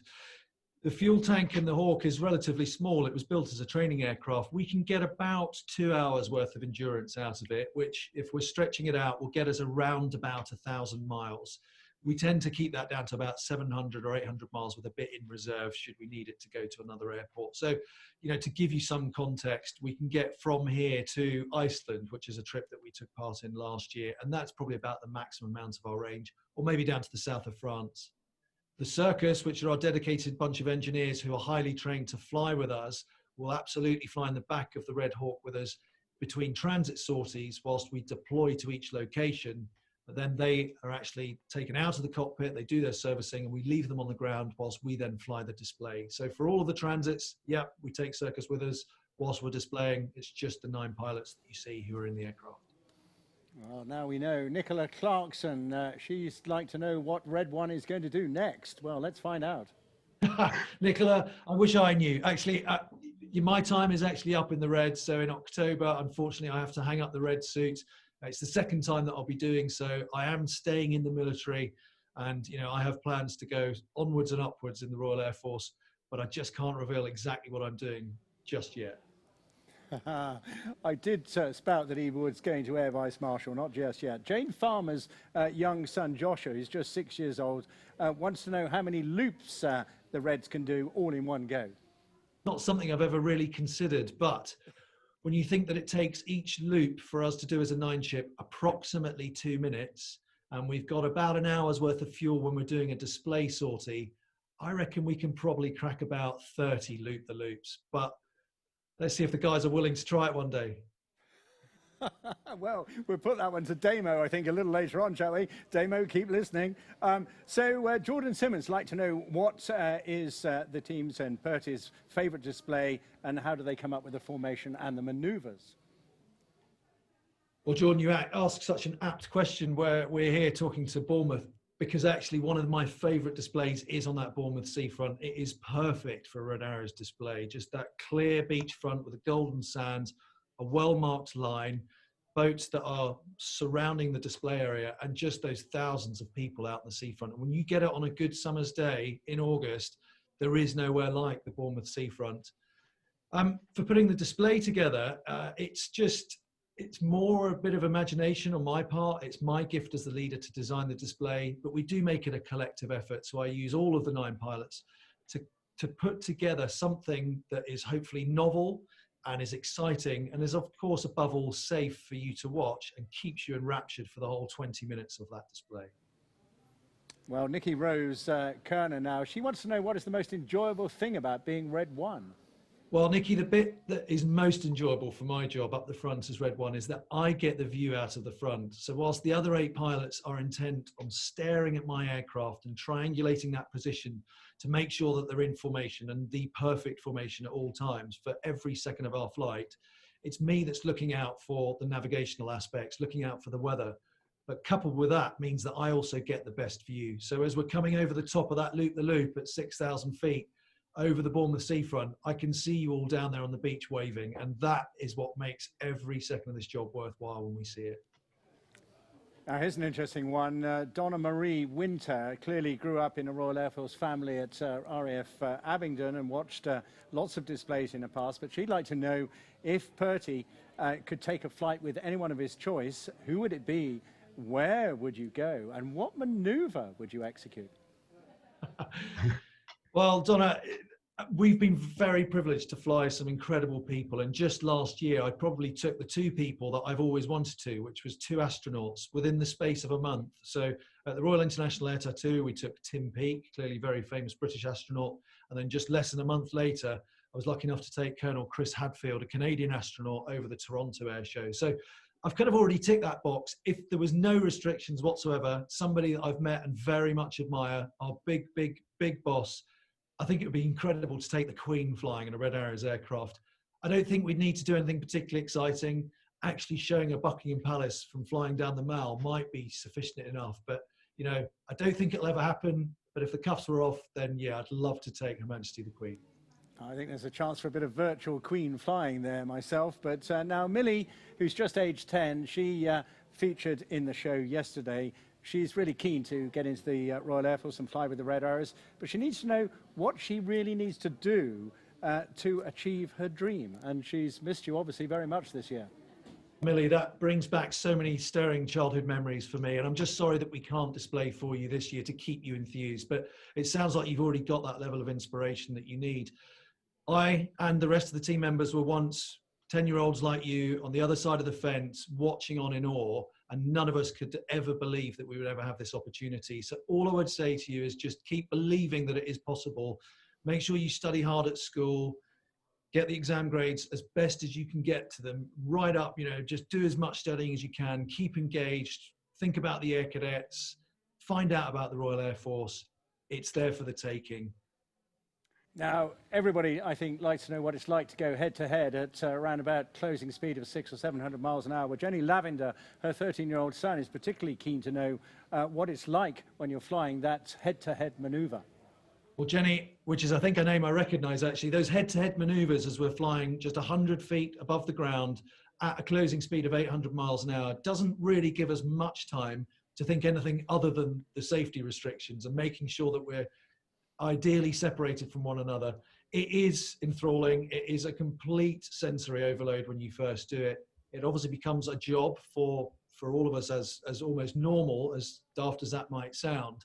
And then we become completely engrossed in making it look like the spectacle that you would expect. So it's meant to look like we're very close. If we're doing it properly, we hear the oohs and ahs from the crowd, and that means it's a job well done.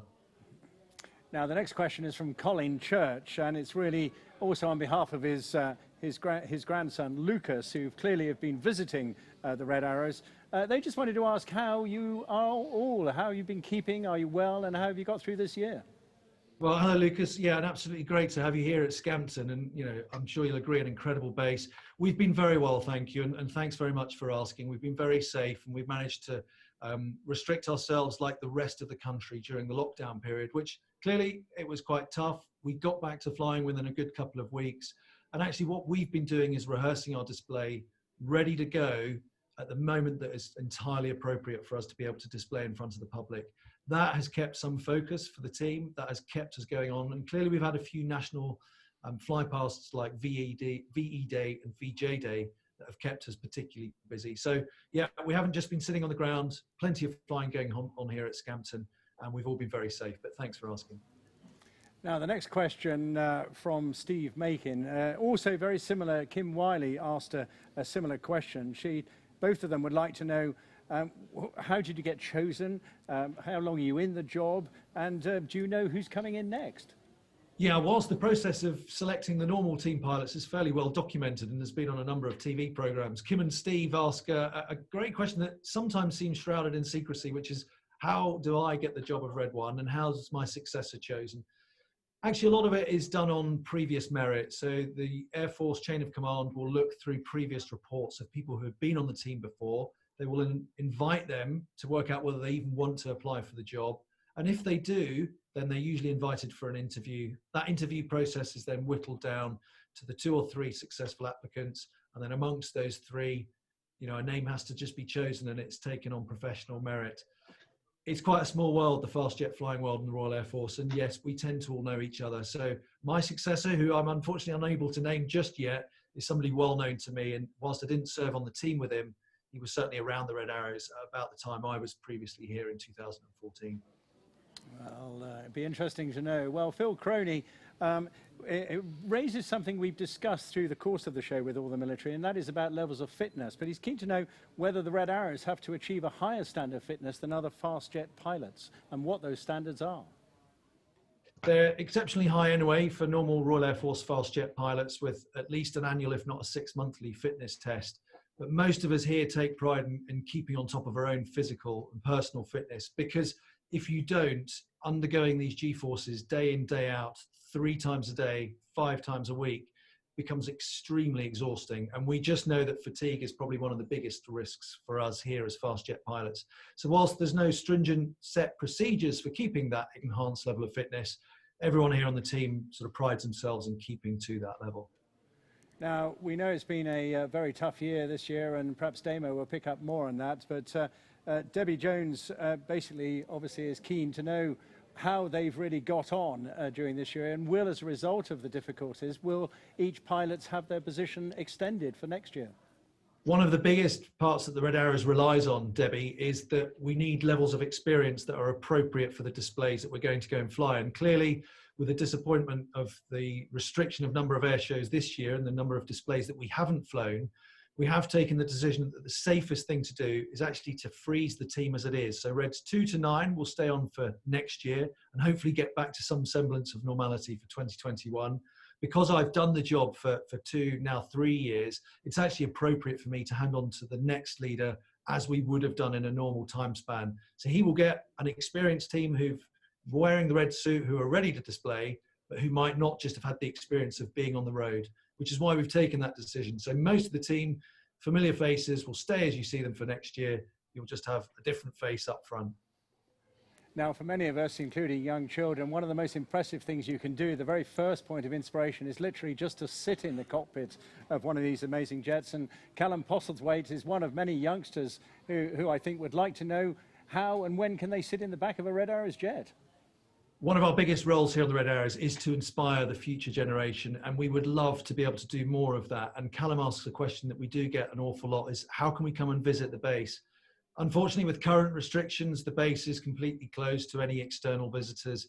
And unfortunately, because we just don't have the resource to take on any visitors here, what we try and do is get out and about on the ground as much as we possibly can at the air shows. So I think we're all just willing 2021 to have some semblance of normality, to get us back out on the ground. And when you see us at an air show near to you, come and say hello to us, and we'll hopefully have our jet with us that you can come and have a look at. Well, our grateful thanks there to Perty, otherwise known as Squadron Leader Martin Pert, of course, Red 1. And Damo's smiling there because he knows we're going to come to him in a minute. But you just hold on there for a moment, Damo, because as it was the last year, I asked Perty if he wouldn't mind just giving a message to Bournemouth and to the crowds and to all our supporters here. So just a final word from Squadron Leader Martin Pert. Clearly, Bournemouth marks one of the biggest moments of our Red Arrows diary for a year. And clearly, we're bitterly disappointed that this year the event can't go ahead for understandable reasons. But from all of us here at the Red Arrows, we're absolutely thinking of all of the people of Bournemouth and those who usually travel from far and wide to watch what is just a magnificent air show. And I would suggest one of the best in the country. And I just have everything crossed that come 2021, you get back out on that beach to watch a Red Arrows display and the boys looping above you with the red, white and blue up to 6,000 feet. And give them the biggest wave that you can. But thanks for all your support thus far. We hope to see you next year, and all the very best.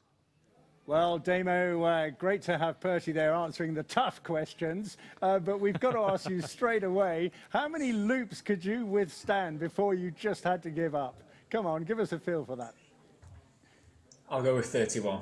Oh, really? Wow, gosh. So that's new for next year's season. We'll have the Vixen break, the Tornado, and the 31 loop. Yeah, now just to make sure that we understand that, of course, when you're doing a loop, I'm guessing you're talking about 4G. So talk us through a loop and when that pressure comes on and when it goes off. Just take us through a loop. So, yeah, a normal loop, if you're doing a solo display, would be about 4G. But in the Reds, just because we have a little extra safety margin in there, the boss actually pulls up to about 3.5G, so it just gives him that little bit extra should we need to just squeeze it a little bit more to make sure that we stay safe and above a height. We've got that. So the way that will work is the boss will, I won't try to copy how he says it, but he says I'm pulling up, and on the up of up is when he'll start to just increase that pressure, and he'll just fly that looking at the G meter, and he'll just get to the G that he wants to pull for that, and he'll just lock his arm. So when we're flying it, we'll just do the same thing. It's all about that input. It's just a natural input, watching the boss, but hopefully we're not chasing anything. We hold that, and then as we come over the top, the boss will just throttle back a little bit just so he controls that speed on the way down. And actually, some of us further on out, rather than throttle that at that point, we actually just need to throttle up a little bit just to stay on that correct length, and we'll come all the way down. And then as we get to the bottom, the boss will just say, letting it out, letting it out. And on that, it's just one progressive movement to let that G off and just get us back to 1G. So quite a lot of voice commands during that, and that's saying there's no smoke or anything else in there. But all of that is all about the boss's voice, his cadence, and then we just put that input in. I think this is just so valuable. It's a brilliant insight, isn't it? Amazing. You don't get that sort of insight at Air Displays, and one of the benefits of these virtual shows is that we get to learn so much more, which is brilliant. Now, we've got the questions coming in. We're not going to put you on the spot just yet, okay, because we're racking them up for you at the end. We are. Because we're just going to do a little piece about the USA tour, which was obviously the high point, perhaps, of your career so far. Just give us a quick lead in. We've got a bit of video to follow. Yeah, so the USA tour going to North America, US and Canada was just phenomenal. We were visiting so many different cities every couple of days, somewhere new. New kind of display sites for the Reds to see. We went as far west as the team have ever been. But the great thing about it, while we're meeting new display teams, learning from them, seeing what our similarities are, what our differences are, meeting new people on the ground, new display spectators that have perhaps never seen a Red Arrow display. It was amazing that we're as far west as Huntington Beach, and there are people there who had seen us in the domestic season, and they travelled all that way to see the Reds in a new setting and somewhere as beautiful as West Coast of America. So it was, as you said, a highlight of my career and I guess of all the team at the time. So hopefully the video will do it justice, but I'm sure you saw the documentary, the social media posts. It was just a trip of a lifetime. Okay, let's take a look at it.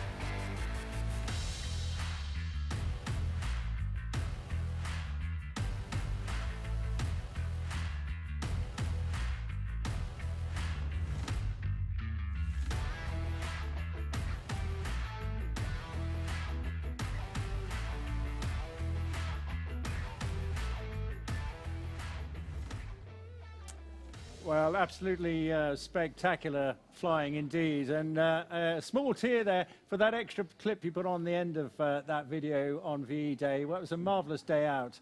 But we're going to put you on the spot now, Damo, and my chum here, Andy, has been collecting some pretty good questions for you. Andy, take it away. Well, these have all come in from people who are watching us online live right now, so a big hello to you all. Damo, the first one's from Amelia, and can you give her a big shout, because she's been listening since we started going on air yesterday. She says she knows that you are now back training and practicing and flying, but how was that 2-week lockdown for you without getting access to your aircraft? Well, first of all, hello, Amelia. Hope you're enjoying the show, and hopefully this is living up to what you thought it would be. Thank you for the question. The 2 weeks was, it was tough just to, as a team pilot, you obviously have a very set structure, so you know that you're in your winter training, and then you're going to do Spring Hawk, and then you're looking towards PDA, and then a season. So as with everybody in the UK, it was all up in the air as to what the future held.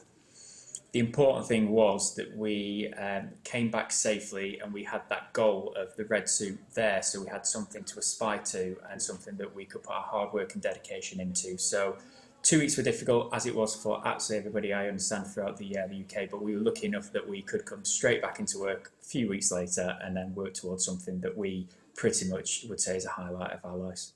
Damo, thank you. Next question from Stanley Burt. Hello to you, Stanley. He says, do you know how many times you've actually flown your plane? That's a good question, Stanley. This year, I could not tell you. I've been very lucky in my 2 years on the team. Last year, I flew my jet, which was 177, a lot. I can tell you, I think from January through to when we got back from the States, I flew another jet twice in that entire time. The rest of the time, it was in 177. This year, 219. So as you saw on the circus video, is my circus this year, so it's the jet that he looks after. I've not had the luxury of flying that as often as my jet last year, but I would say a good 90% of the time. So during winter training, we start to decide which jets we would like to fly, and it starts first off with Synchro, so Red 6 and 7. They need to have a jet that is performing exceptionally well, and they need to have it up at that top of the kind of the peak of the performance. So they get first dibs. It's then down almost on a hierarchy system of, if you've been in the team the longest, you get to pick your jet, and then right down to the new guys who get the still very capable jets, but the ones that we didn't want. Thank you. Okay, Ruth Warder, she wants to know, when you come across Bournemouth, you've always said you enjoy it, but can you see and hear the crowd cheering you on?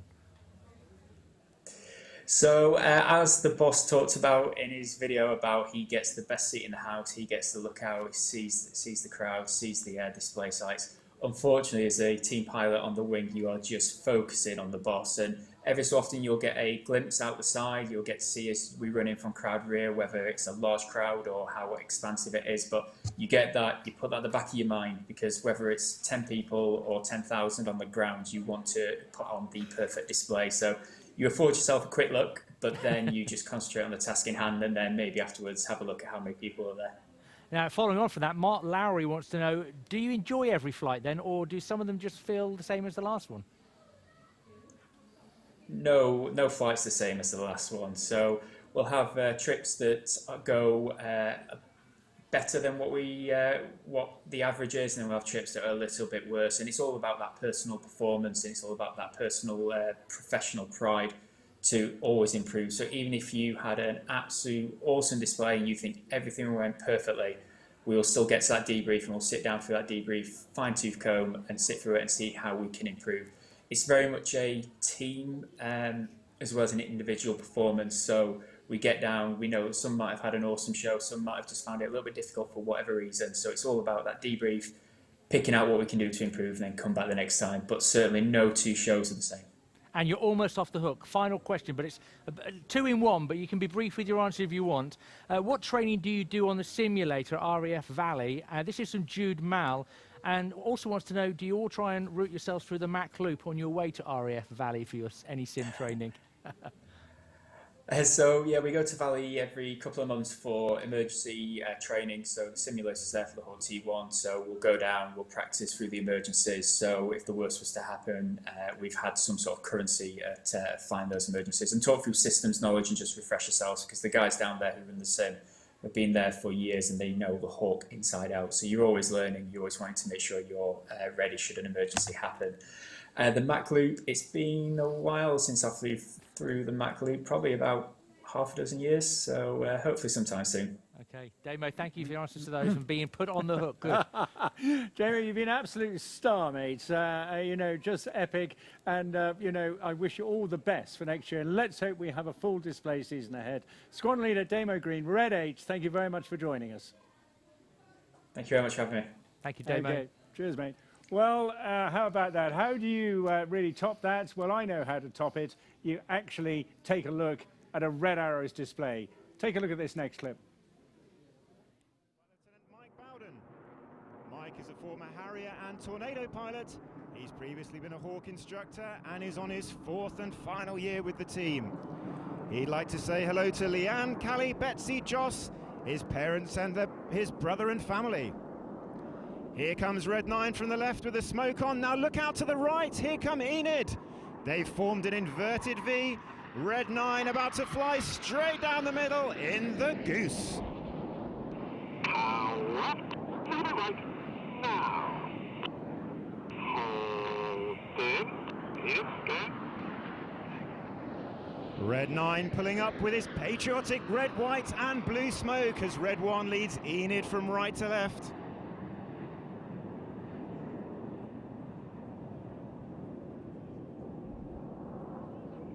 Out.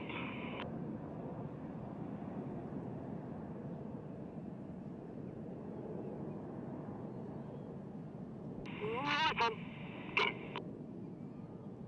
Red 1 puts the white smoke on the left-hand side to make way for synchro.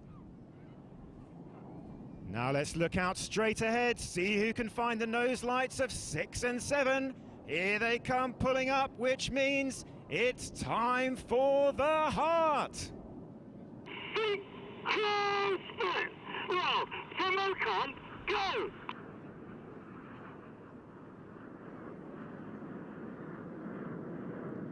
Over the top goes 6 and 7 with the white smoke on. Here comes Red 8 from the top right. He's going to spear the heart.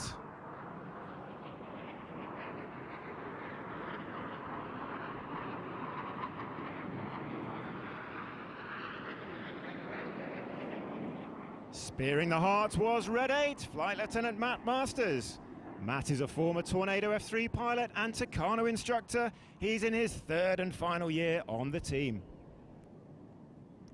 Well, here come the synchro pair again from the left and the right. The smoke is on. Again, a closing speed of over 700 miles an hour. They're about to cross in front of us before the colour comes on for the opposition barrel.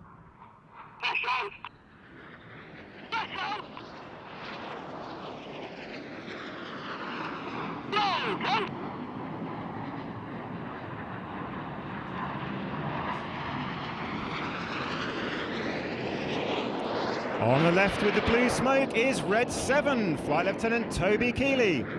Toby is a former Tornado GR4 pilot and Hawk T2 instructor. He's in his 2nd year on the team.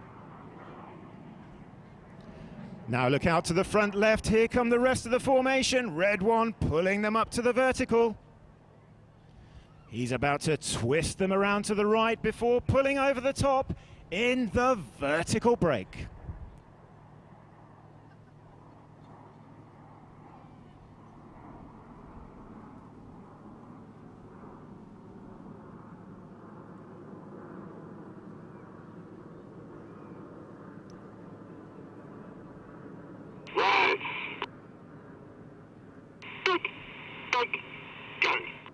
Brake, brake, go, calls Red 1 in the vertical brake.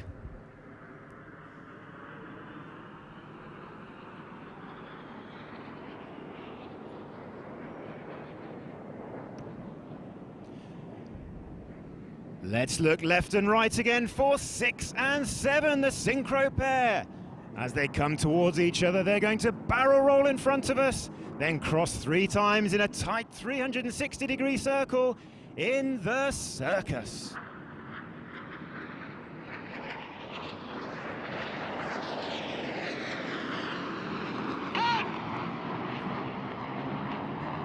6 and 7 pulling hard into the turn at full power, fighting the G-forces. This manoeuvre is named after the engineers that are selected to fly in the back seat of our aircraft between displays, and is dedicated to Circus and especially to John.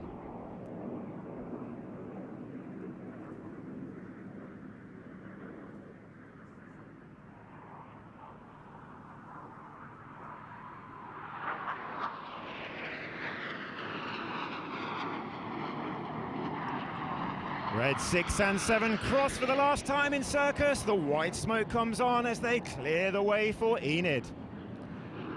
Now look out to the front right. Here they come, the white smoke is on. Enid pulling up, about to change to colour. They're going to roll twice in a snake-like pattern across the sky in the Python.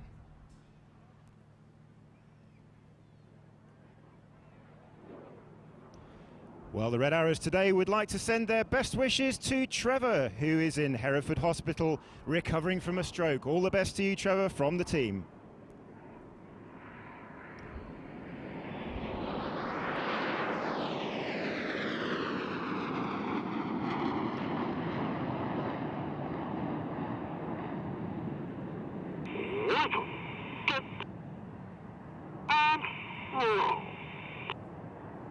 As Red 1 enters the second of the Python rolls, I would like to say hello to Jeff Kennedy, who was one of my flying instructors 20 years ago, who's here in the crowd today.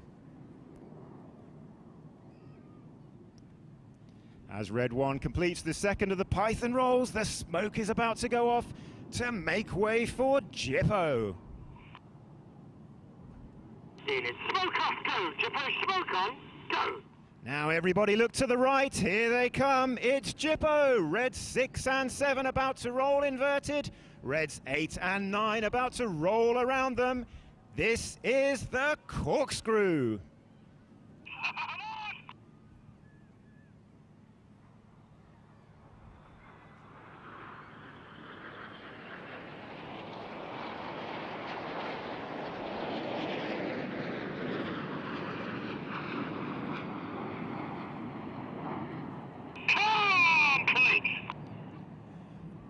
Complete, whispers Red 9 once again as Jippo roll out. Red 1 leading them off to the right-hand side. Let's look out for the nose lights of Enid.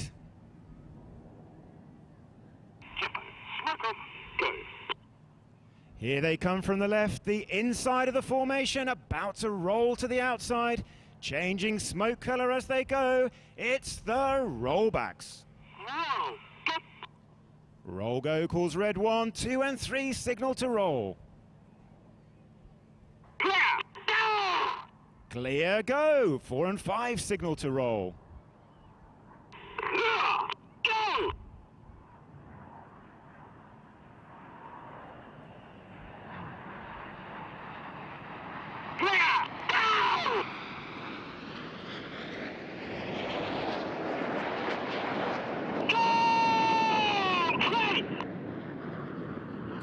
Complete calls Red 5.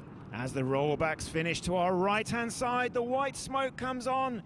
Enid banking to the left. Now let's look straight ahead. Here they come. It's Jippo again. 8 and 9 about to roll around the formation. 6 and 7 about to roll in the Jippo break. Go!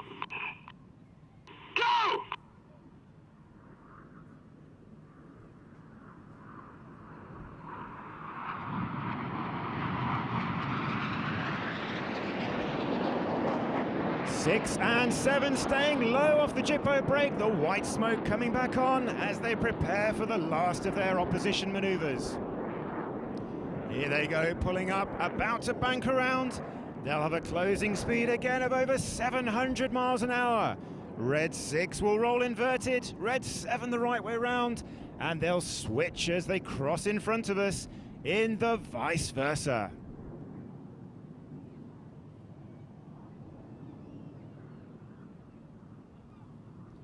Here comes 6 from the left, about to roll.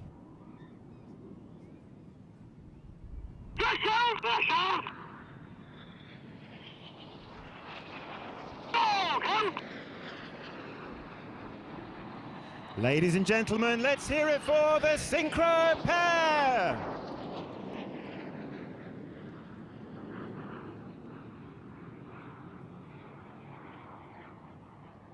Now let's look straight ahead. Let's see if we can pick out the nose lights of the rest of the formation. Reds 8 and 9 joining in. The smoke comes on, ready for the Vixen break. Ladies and gentlemen, you've been watching the Red Arrows!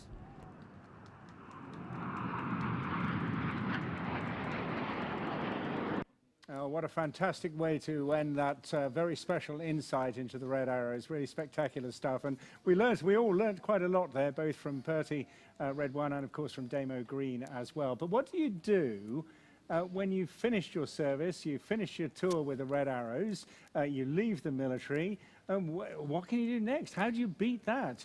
Well, I think one of the best things to do is probably move on, set up your own team, made exclusively of Red Arrows, and then turn that into the next best aerobatic team in the United Kingdom. Please welcome Andy Evans from the Blades. Andy, good afternoon to you. Good afternoon, George. Afternoon, George. Afternoon, Andy. Afternoon. That was a good introduction, wasn't it? You're well used to that, aren't you? Yeah, well, you've been with it. I enjoyed that a lot, thank you. Yeah, you've been with it from the very start, Andy, and I can remember Andy Offer's first presentation saying that he was going to set this up, and we all thought he was barking mad, but what a success this has been. Tell me about your involvement. Well, yes, I was actually out in Saudi Arabia at the time on secondment with the Saudi Hawks, so I was flying with their team. And Andy contacted me just after Christmas and said, I'm looking to set up a formation team flying extra 300s, extra Red Arrows, so we can give a proper corporate day experience for all those people that wanted to fly with the Red Arrows but couldn't, and we wanted to be able to give them that opportunity. So we came across and then formed the team in 2006. And it's just been the most spectacular success. Well, certainly from a public perspective, that is definitely true. We'll be running a bit of footage in a moment, but just give us now an overview of the huge expanse that this organisation has grown into. Well, the Blades isn't the whole company. The company is 2XL Aviation Limited, which is Andy Offer and, as you just mentioned, and Chris Norton's set up. Initially starting with the Blades, we started in 2006 with 5 people and 4 aircraft. The company has now expanded hugely, and we're now up to about 400 people and closing in on 28, 29 aircraft. So a huge expansion with plenty of opportunities for those people who join the Blades to move on elsewhere. It's just extraordinary. Now, looking at your display, we've just done a quick bomb burst, and you are now one of the, well, I think Europe's, if not the world's, greater experts on this aircraft. Tell us about its performance and how you go about designing the display. Okay, yeah, the Extra 300, amazing aeroplane, fantastic to fly, very forgiving. It does exactly what you ask it to do. It's very reliable and very. Every time you put in an input, you know what's going to happen. As soon as you want to get it out of whatever spinning manoeuvre you might put it into, put the stick back into the centre and instantly return to the flight that you want it to do. As a passenger aircraft, because we can take people flying as passengers in the front seat, very comfortable aircraft, and it takes the G very nicely in the front seat. So when you experience it, the lookout's amazing. It's just very responsive on the throttle and also on the controls. So flying in close formation, you've got the perfect harmony with the controls, so you can fly safely and accurately. Now, it's interesting you touched on G there as well, because, of course, as a Red Arrow, you had lots of extra protection. In this aircraft, you don't have it, but I reckon at times you're pulling a lot more than the Red Arrows do. Tell us how you deal with that. Yes, the capabilities of the aircraft are plus and minus 10G, which is obviously fairly crazy as a pilot to be able to fly, particularly when you don't have any G suits or protection to help you with that. But what we can't do is we can't sustain the G for a long period of time as you do in a jet. So when we pull, and frequently the solo will pull up to...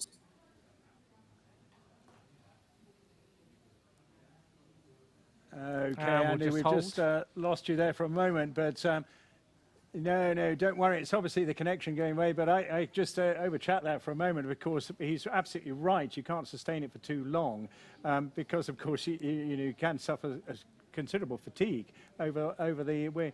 we're doing our best to get Andy back with us. But they have done the most phenomenal stuff. Now, I suspect you haven't done much aerobatics, have you? No, not at all. But the amazing thing, as Andy said there, it is the UK's only, if not the world's only, passenger aerobatic airline, because you can book a ticket and go flying with these guys, and that really is amazing, isn't it? Yeah, very, very much so. But of course, what he would have gone on to say there was to describe how they do various physical exercises. Number one, of course, is keeping fit. Every pilot we've spoken to has said that. I tick the box on that, George. Absolutely, you're just right shape and size. But then there's all the stressing and the tensing you do of the muscles to stop the blood. What happens when you're pulling a lot of G? The blood drains from your head, and you get that tunnel vision effect if you don't try and stop that happening. The other way round, when you're pushing the aircraft away from you, you're experiencing negative G, and actually the blood's going the other way, and that gives you what's called a red out, and it's very, very difficult. You cannot actually do anything to stop that. So imagine, you know, just the maneuvers the guys are going through, and the speed at which they're changing between that positive and negative G. Now, you are very modest on this, but you obviously do aerobatics yourself. Yeah, not up to this standard. Well, I'm sure you could if you tried, George. But we've got Andy back. Let's go back to him now. Okay, so we bluffed our way through the G-stress there, Andy. And I'm joining the team next week, apparently. Yeah, I mean, luckily... Okay, perfect. So thanks very much for joining us. Bye-bye. No, we're joking. So we know we've got to keep fit and you've got to strain muscles and everything else. But there is also, of course, at the bottom is the literal precision of the flying. And that must take a huge amount of time and effort to get to. Yes, what we were trying to do is to do a very exciting display, but also show great accuracy in the different formation shapes that we do. And the way we do that is because we use experienced pilots who've had a lot of training. And as you said, all of our pilots are ex-members of the Red Arrows. The only exception we had was for a couple of years, we had Gerald Cooper come to fly with us, who could fly the aircraft better than anyone, certainly in the UK. Amazing at that, and we just taught him how to fly formation, and he taught us how to fly some of the other manoeuvres that the aircraft can fly. Brilliant. Now, let's just focusing on Bournemouth for a moment. I'm pretty sure you've been to just about every show. I'd have to check my facts, but I'm pretty sure about that. Some memorable moments for you. We all love coming here. What about the Blades? Bournemouth is my favourite show to come to. I'm not that just because I'm there. It's the huge crowd, the fact that it's set up for the public in such a way that there's so many things for them to go and look at and go and do. There's so many different events that you can go and look at and achieve. For us as pilots displaying, it's a fantastic line to see. You've got the cliffs, you've got on top of the cliffs, you've got people on the beach, so you've got varied views. So when people come and watch you day after day, the show can look different every time you watch it, as long as you go to a different position. Yeah, very, very true. Well, look, there's still a bit of a fluctuation on that line there, so let's chop to your own life. I'm sure when you were a youngster, you didn't expect to be doing what you're doing today. But we've got lots of young people online who are very keen to be pilots. What sort of advice can you give them to fulfill their dreams? Well, first of all, it's believe in yourself and don't let anyone talk you out of them. So you carry on with your dreams and working hard to achieve them until it's not possible to carry on doing that. So the first thing I did, which was amazing, and I thought that's what I want to do. The qualifications you need to have maths and English, have A-levels. You can go to the careers recruiting office to find out. But you need to make sure that you are above and beyond everyone's pilot. So you need to make sure when you go for interview, there is something exceptional about you, which is why the Air Force want to select you. So you can join the Air Training Corps, go and do... Well, I think... sure that you are different from everyone else. Well, thank you, Andy. We were just about to chop you, but we're getting variable feedback on that Wi-Fi link. So thank you so much for joining us. It's just wonderful to have that special insight. And have a great season next year. We look forward to seeing you. Thank you very much, George, and good luck with the rest of the show. So that was Andy Evans from the Blades there. Lots more coming your way. We're going very shortly to the artwork involved in the Bournemouth Air Festival after this short break.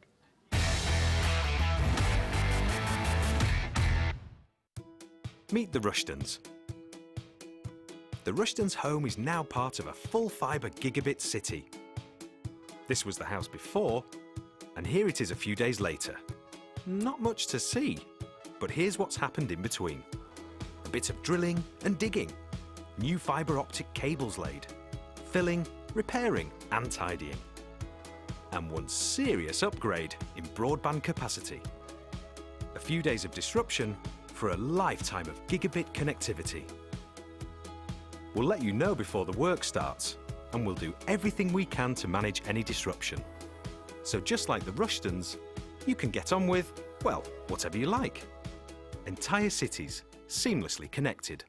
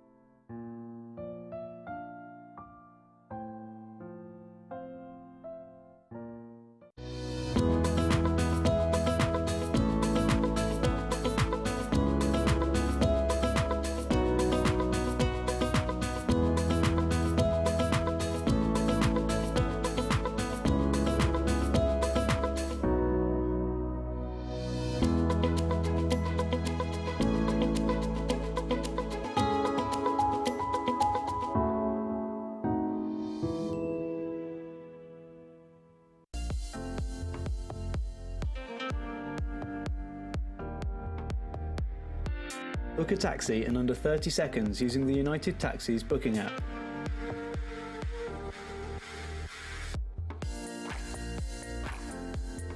Using the app gets you discounted fares at a set price on all journeys. Track your taxi as it arrives on the map or call the driver when they are nearby.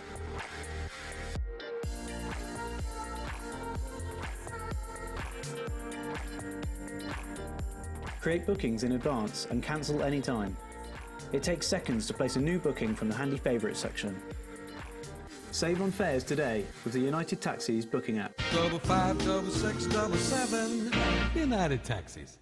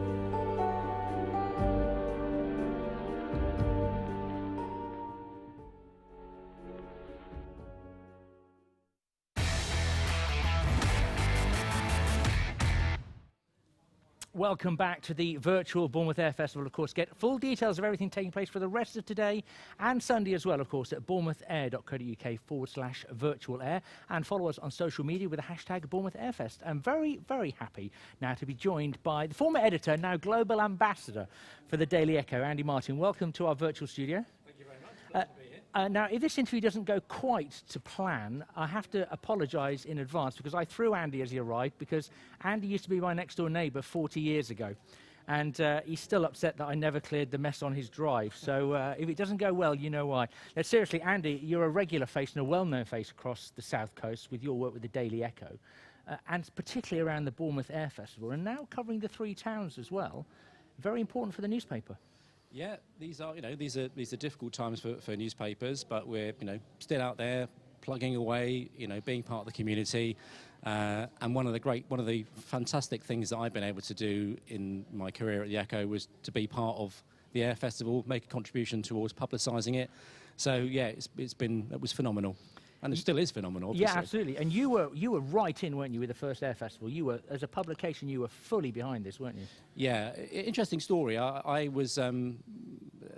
went to the very first press conference. I think it was at the Cumberland. I can't remember now when it was being launched. And I'll let you into a little secret. I'm a little bit of an aviation anorak. I have got an anorak. I've got a pair of binoculars. I love planes. I grew up around planes in London. So of course I went to the launch to cover it for the Echo, and I was obviously blown away by what was going to happen. Ran back to the office, literally ran back to the office for conference in the afternoon to tell the editor, the late, great Neil Butterworth, what was going on, this was going to happen. And he was he said, who's running this thing? I said, well, it's the council. He said, it's never going to happen then, is it? I said, what do you mean? He said, it's the council, it's never going to happen. He said, if it happens, I'm going to run round Bournemouth Square naked. Of course, the rest is history. He didn't do a Gary Lineker and run around naked or in his underwear. But it was a funny start to it. But we have obviously loved the Air Festival. It's been great for us to cover it, be part of it, and feel that we've made a contribution to an absolutely outstanding event for the last 12, 13 years. And you've had a major hand in the production of the souvenir brochures as well over those years, haven't you? We have. I've got them all here actually. Wow. So this is the very first one. 28th to the 31st of August 2008. So yes, the Echo team has been involved in writing it, in obviously designing it, putting it together. So again, it's been a real privilege to be able to be part of that.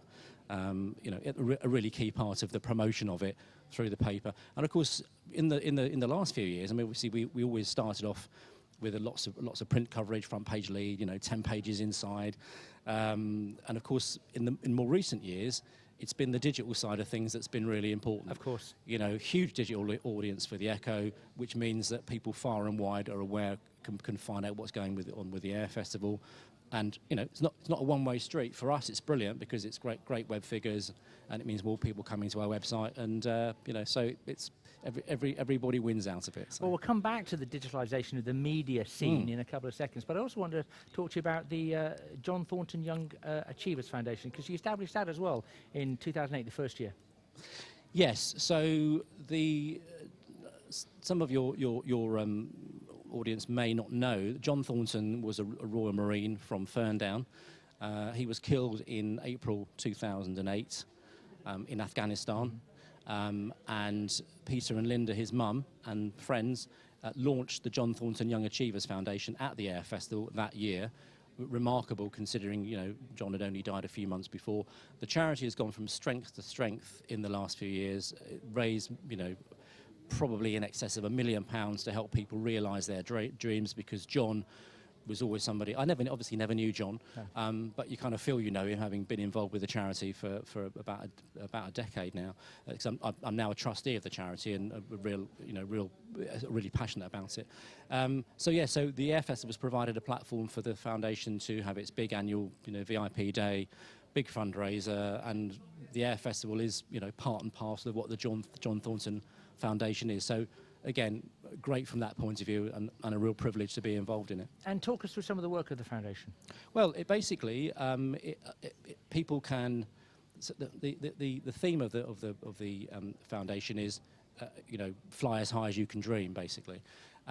So it helps young people to fulfil their ambitions. So it might be in travel, it might be in education, it might be in music, it might be in going to Africa to do community work. Literally, it can be about anything. That will help young people fulfill their ambitions, and John was very much about that. He flew with the Red Arrows, he climbed, I think he climbed Kilimanjaro. He was somebody in his short life did a lot of things, and obviously his life was tragically cut short by the war in Afghanistan. But so that's what the charity does, and it's just changed so many people's lives, so many young people's lives in the last 12 years. It's phenomenal. And Pete and Linda, who are friends now, are the loveliest people you can meet, and they've done so much fantastic work. And to them, the Air Festival is absolutely key to everything that the charity is about. Yeah, some great work that those guys do. Yeah. And going back to the Daily Echo, the media scene was changing anyway, but the situation we've had this year with the pandemic, of course, that's impacted on people going to the shop to buy their local Daily Echo. But you've launched I mean, the website was fantastic anyway. I'm on it maybe 20 or 30 times a day. The updates come through, and I'm a bit of a news junkie. But you've launched a very successful subscription service, haven't you? Because it is an important service to keep going. Yeah, absolutely. I mean, one of the things that I've been doing in the last few months is encouraging people through the media and other channels to sign up, because we talk very glibly these days about fake news and all that kind of stuff, but trusted local journalism is at the heart of any community. People want to know what's going on. They want to be able to believe what's going on, and it's local journalists like we've got one of our journalists here today, Ben, to cover the event here. Journalism is really important. Local journalism is key, and it comes at a cost. So yes, at the beginning of the lockdown, advertising revenue sort of declined very quickly for obvious reasons. Print sales declined because people weren't going out. So we had to do that, and it's been very successful. In fact, I'm quite proud to say that the Daily Echo in Bournemouth has the highest number of subscriptions, as well as the highest audience figures of any website in the Newsquest stable, which is across the whole country. So there's a lot of loyalty towards the Daily Echo, a lot of love for it, and I think everybody's given the difficult circumstances, the guys and everybody in the newsroom or working from home is carrying on doing a brilliant job. So thanks for saying that you're on it all the time. That's great. Thanks, and well done to the loyal readers as well for getting in there as well. And Andy, I know you're going to be on the judging panel later, because for next year's Bournemouth Air Festival, the cover is going to be designed by one of our viewers today. Yeah. So that's exciting stuff. We'll do that a little bit later, but something was all to look forward to. Have you judged panels like that before? Not for this kind of thing, but I've been on a few things, so I might need a bit of help. But OK, well, look, that's coming up later. Andy Martin from the Daily Echo, thank you very much indeed. My pleasure. More for you very soon right here on the virtual Bournemouth Air Festival.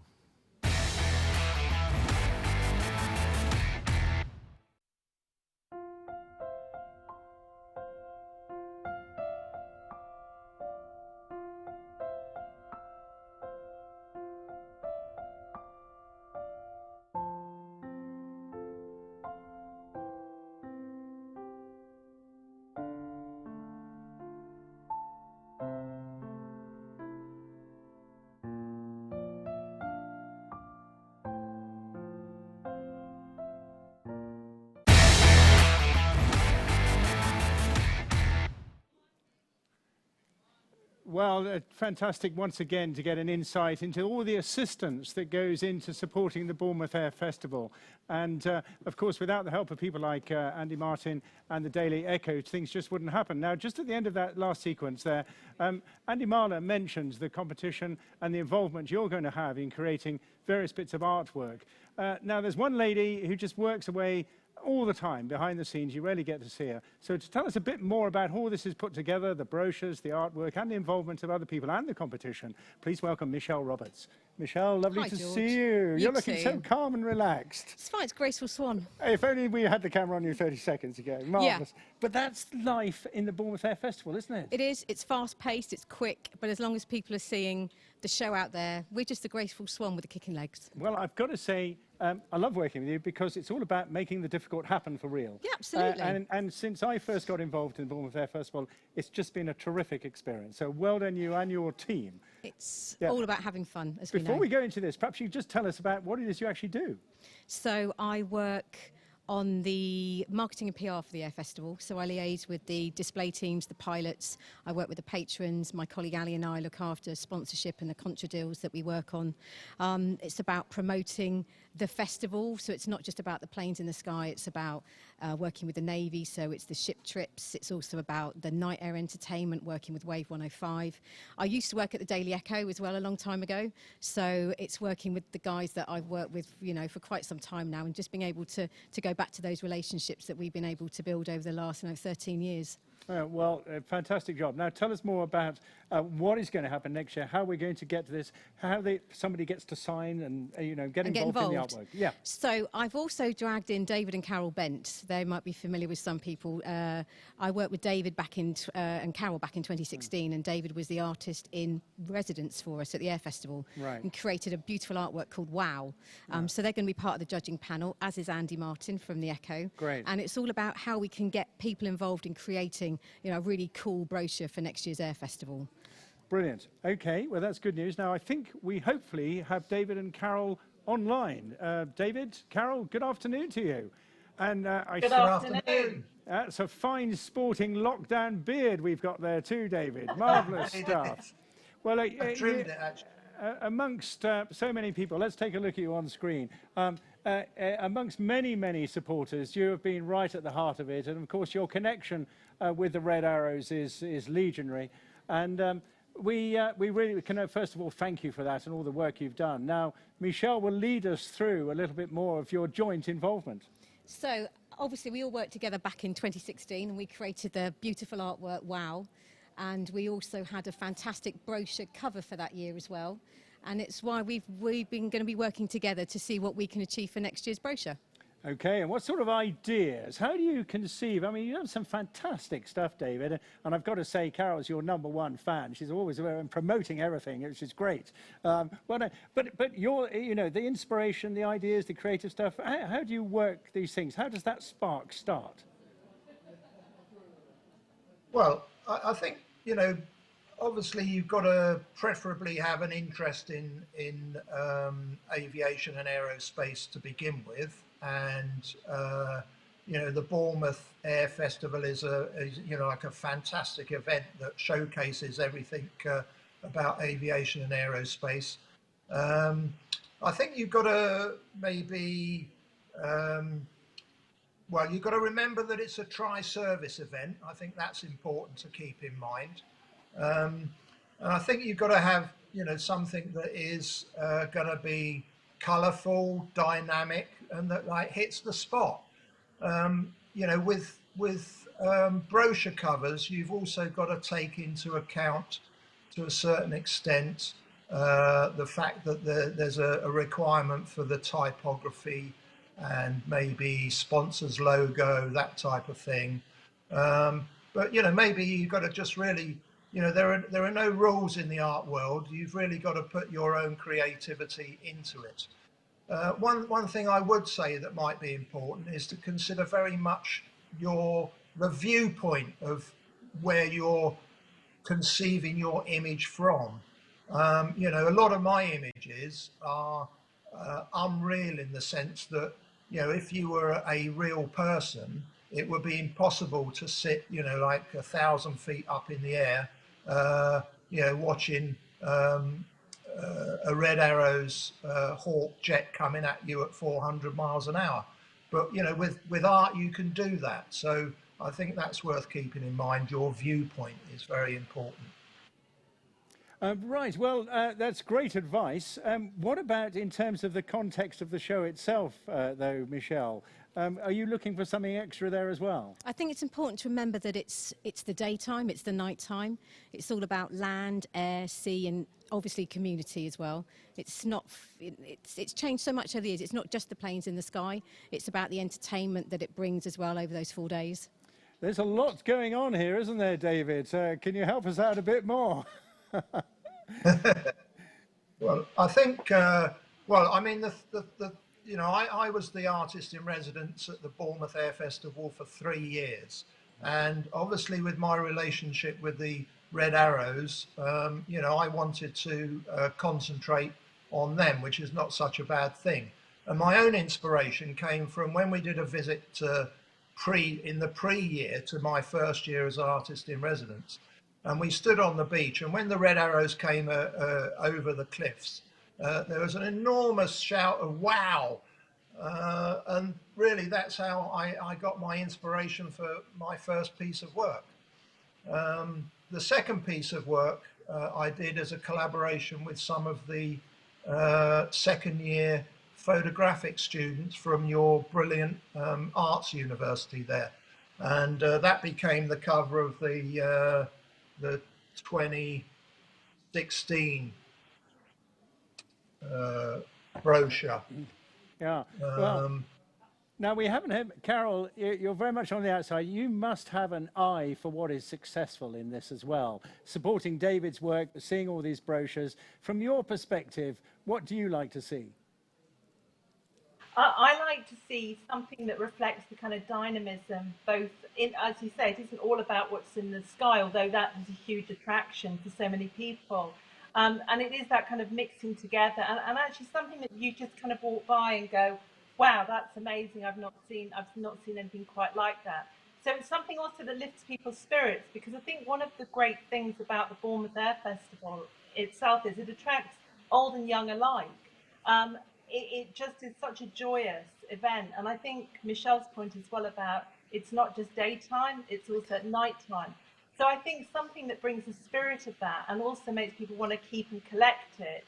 You know, these become sort of collector's editions, you know, because they're very special, and they mark a moment in time. Brilliant. Thank you for that. Well, Michelle, back to you. What do we have to do next? So it's important to remember it's got to be A4 portrait. That's going to be the size and scale of the brochure. And entries can be sent to pr@bcpcouncil.gov.uk. And we'll obviously revisit the competition next year anyway, just to refresh people's memories. So it's nice to kickstart things off today anyway. Fantastic. Michelle, David, Carol, thank you Thanks, so much guys. for joining us. We look forward to that. I might even have a go at this myself, just for fun. Marvellous. Excellent. Well, terrific stuff there indeed. Lots more to come. We'll be moving very shortly to getting you involved in making your own red arrows and then going virtual yet again, right after this break.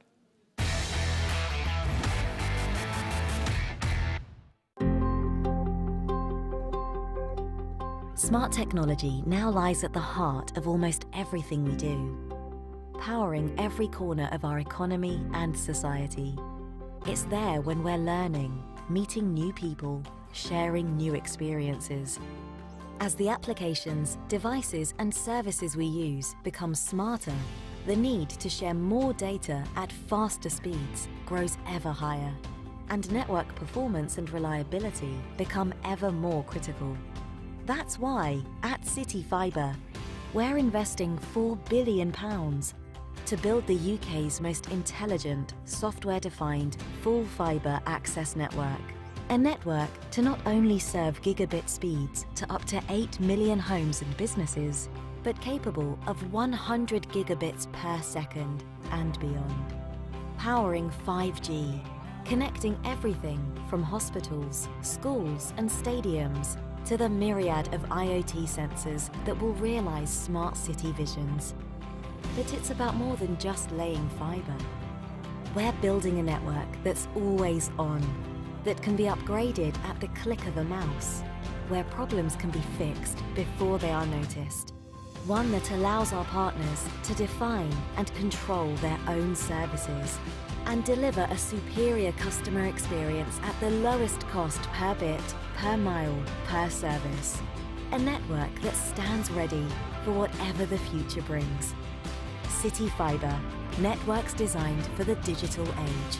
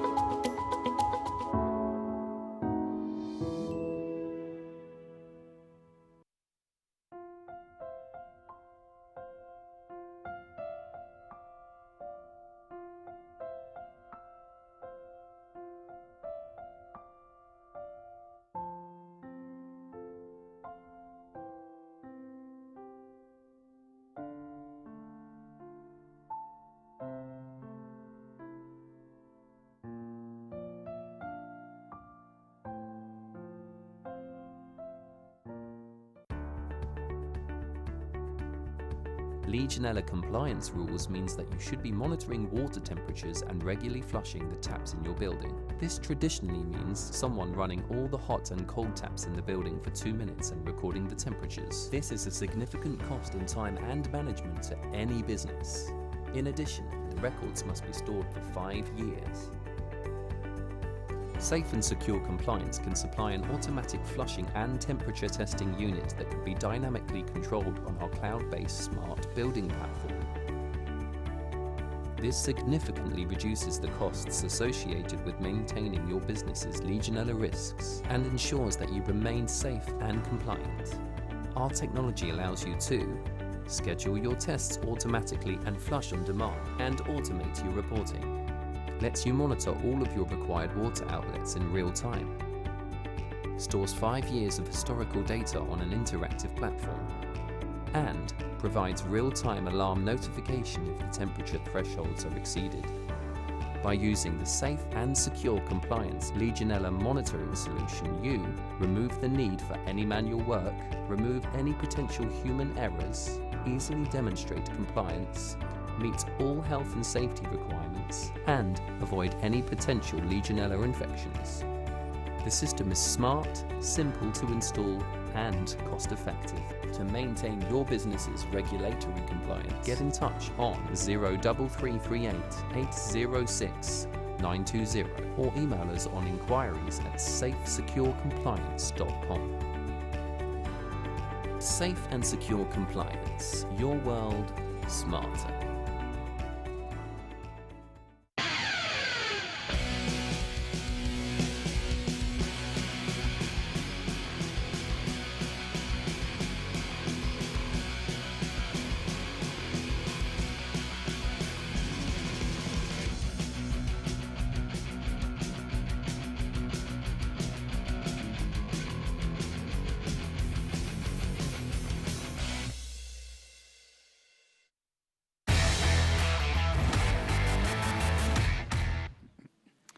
Well, one of the great things about air shows is they have the ability to inspire across the entire age range, and that's something we're going to focus on now, because way back at the start of lockdown, now I'm a person that's involved in a lot of air show business, but I was not expecting to see what I saw come up online, because we were all very, very worried at that stage whether the air display business would recover. Here we are now 4 months later, and actually it's going swimmingly well despite the lack of aircraft in the air. But one man and his family found the inspiration to do something very, very different. And it's a real pleasure now to see and chat to and find out how Martin Bridge and his family put together that amazing virtual air display. Martin, good afternoon to you and welcome. Good afternoon. Good to be here. It is indeed. Now, Andy is keen to know how you made this work. Andy? Yeah, I mean, hopefully we can see the footage now, which was shown on YouTube and which went all over Facebook. Are we running that now, guys? This footage has got over 300,000 views. I saw this on Facebook and I was like, this is amazing. Like, share, forward it to all my friends. A virtual air show in Martin Bridge's back garden. And considering this was done at the height of the heat at the start of the lockdown, his grass isn't looking too bad either. It's not, is it, Martin?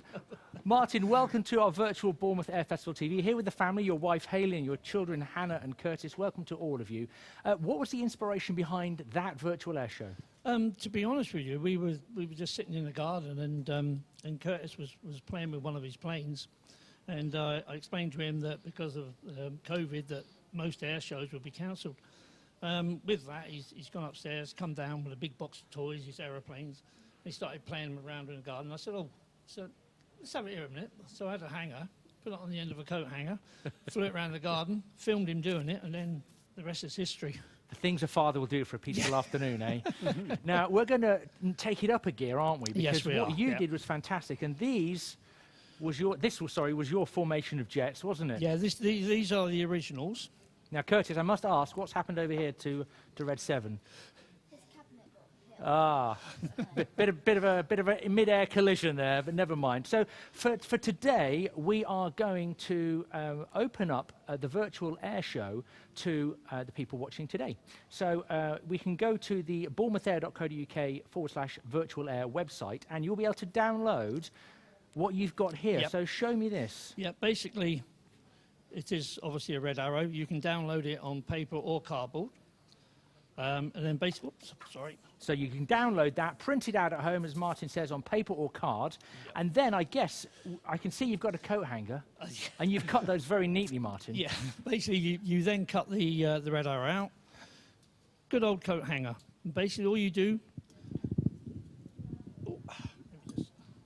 is just straighten it out. Look at that, the perfect perfect V formation, almost there, Martin. Not as good as Curtis's, I can see that already. Not as good as Curtis's. But let's have a look what Curtis is doing here, helped by Mum Hayley. So we are now going through. You can talk us through this, Martin. Right, so basically what we're doing now is we're sticking the red arrows with sellotape, and because obviously they are made of paper, they're quite light, so the sellotape is quite adequate. When we done the actual one at home, we used a lot heavier material, but right.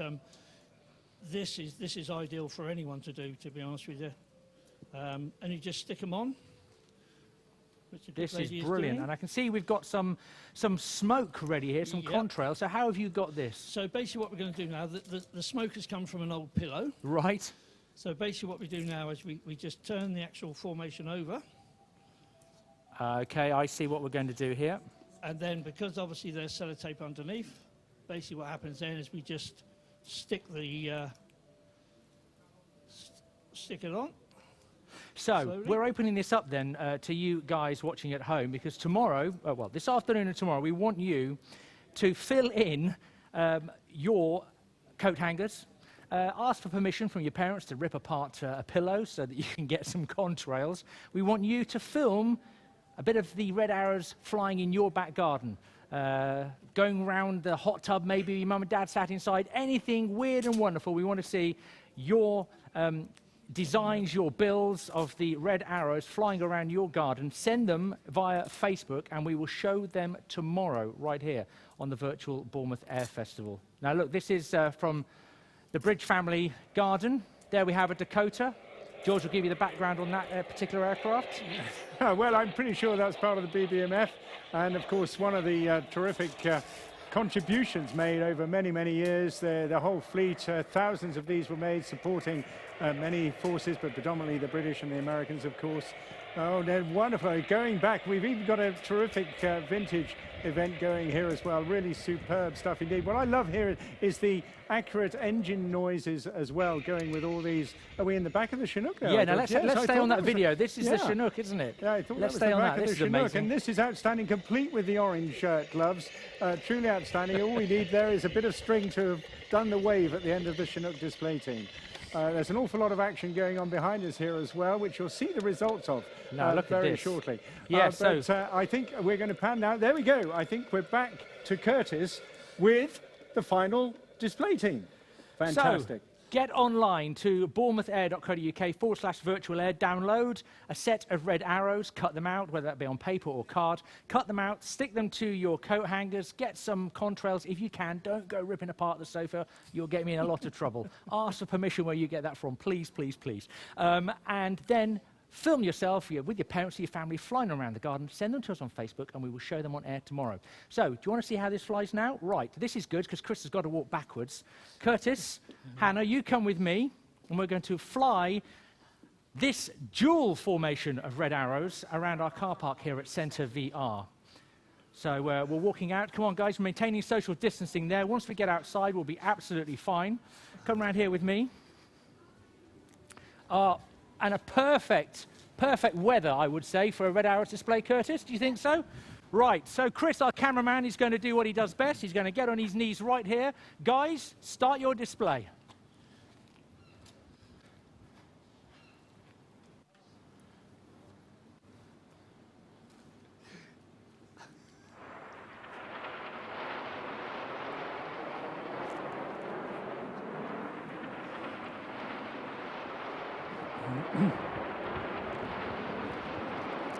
No, I've got one thing to say at the end. And so there is our real air show in our car park here at Centre VR. Get in your displays and your films tomorrow, this afternoon tomorrow, and we'll show them on air tomorrow. Okay, well, I hope you're enjoying that. Absolutely terrific air display going on literally outside the studio. Fantastic. We were so impressed with Martin, and in particular, I'm involved with wider air display work and the British Air Display Association, the CAA, and everything else. And for my money, I'm certainly, and he doesn't know this yet, I'm going to nominate Martin and his family for the best air display of 2020. So thank you very much indeed, Martin, for joining us. I think it's been the most fantastic effort, terrific display, and that has been enjoyed literally the world over. Well done, everybody.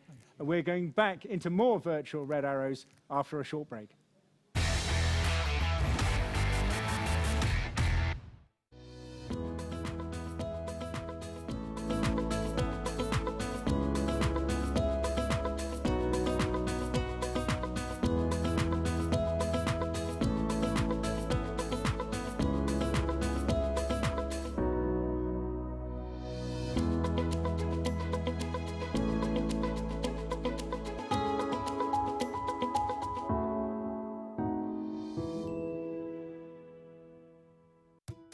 Meet the Rushtons.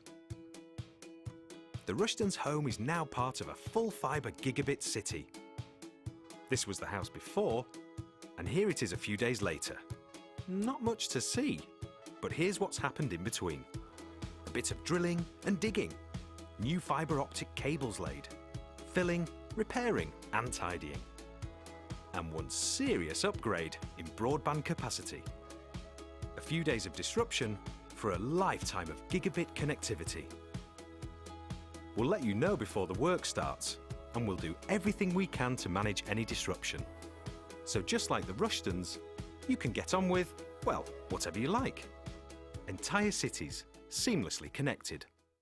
Protect your staff, customers and business with the most sophisticated temperature checking system on the market today. Fever Scan cameras monitor the temperature of moving crowds, the ideal solution for large public spaces. Fever Cam is a small unit based for static, self-scanning in offices and small to medium businesses. Both cameras use facial recognition to provide real-time fever detection alerts. The cloud-based Fever Link dashboards connects and displays the data from all your thermal cameras. It integrates securely into your business-critical back-end systems, giving you one simple management platform. We are living through the new normal. Protect your people and your customers. Future-proof your business. It's your world. Smarter.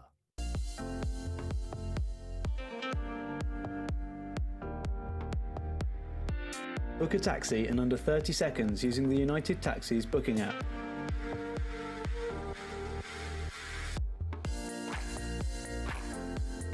Using the app gets you discounted fares at a set price on all journeys. Track your taxi as it arrives on the map, or call the driver when they are nearby.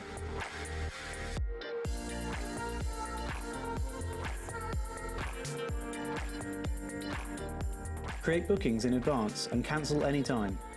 It takes seconds to place a new booking from the handy favourites section. Save on fares today with the United Taxis booking app. 55677 United Taxis.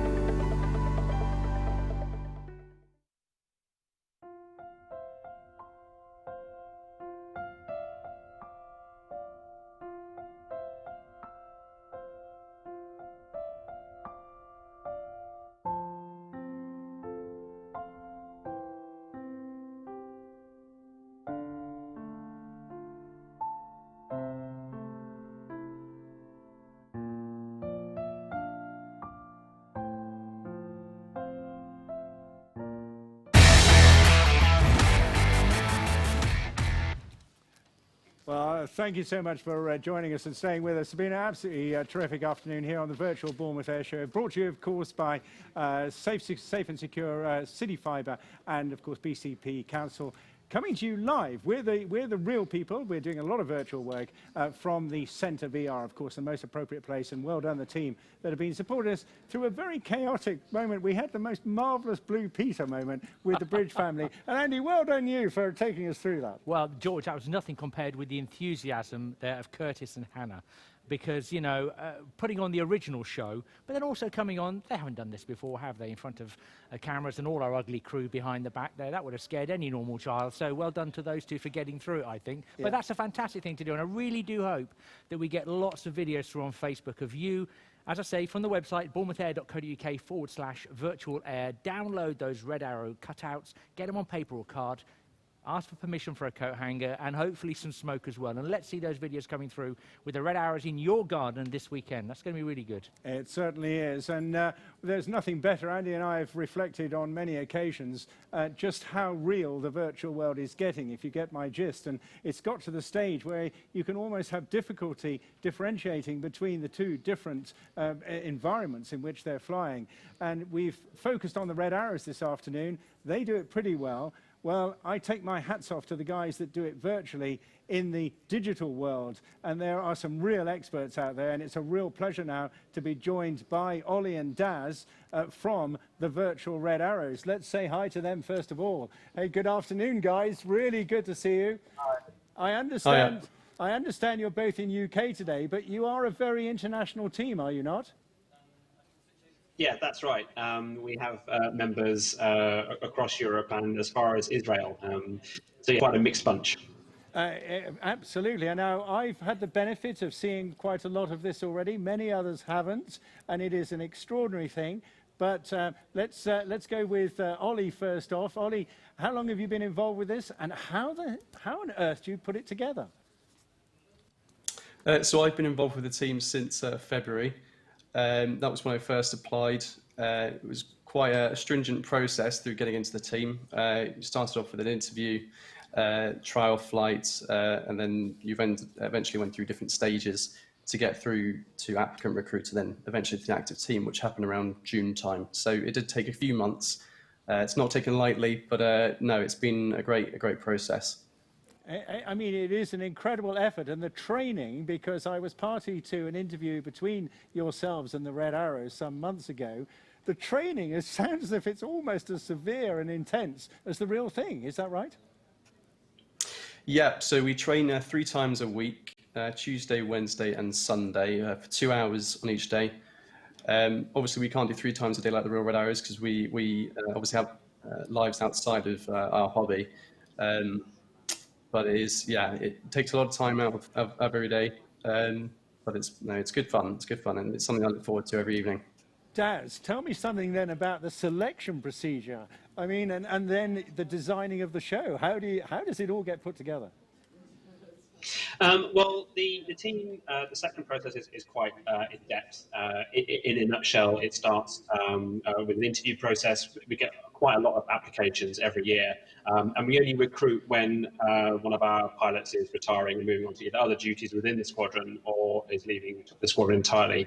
So they have an interview process, and then after that, they'll start flying with the team. To see if they check rides, if they've got that sort of formation, seeing how well they gel. One of the really important things about flying with the virtual Red Arrows, just like the real Red Arrows, is that it's how well they integrate. Are they clicking? Are we really working together? Because although the thread isn't quite as serious as it is for the real Reds, up there, we're still just meters apart, and so it's really important that we get it right. Well, you've certainly got it right, and we're going to see it in a few moments to come, that's for sure. But you've never appeared at the Bournemouth Air Festival, so how are we going to fix that, do you think? Well, I think that'd be extremely exciting to come down. Obviously, we're appearing this year, but we have appeared at the Royal International Air Tattoo in the past.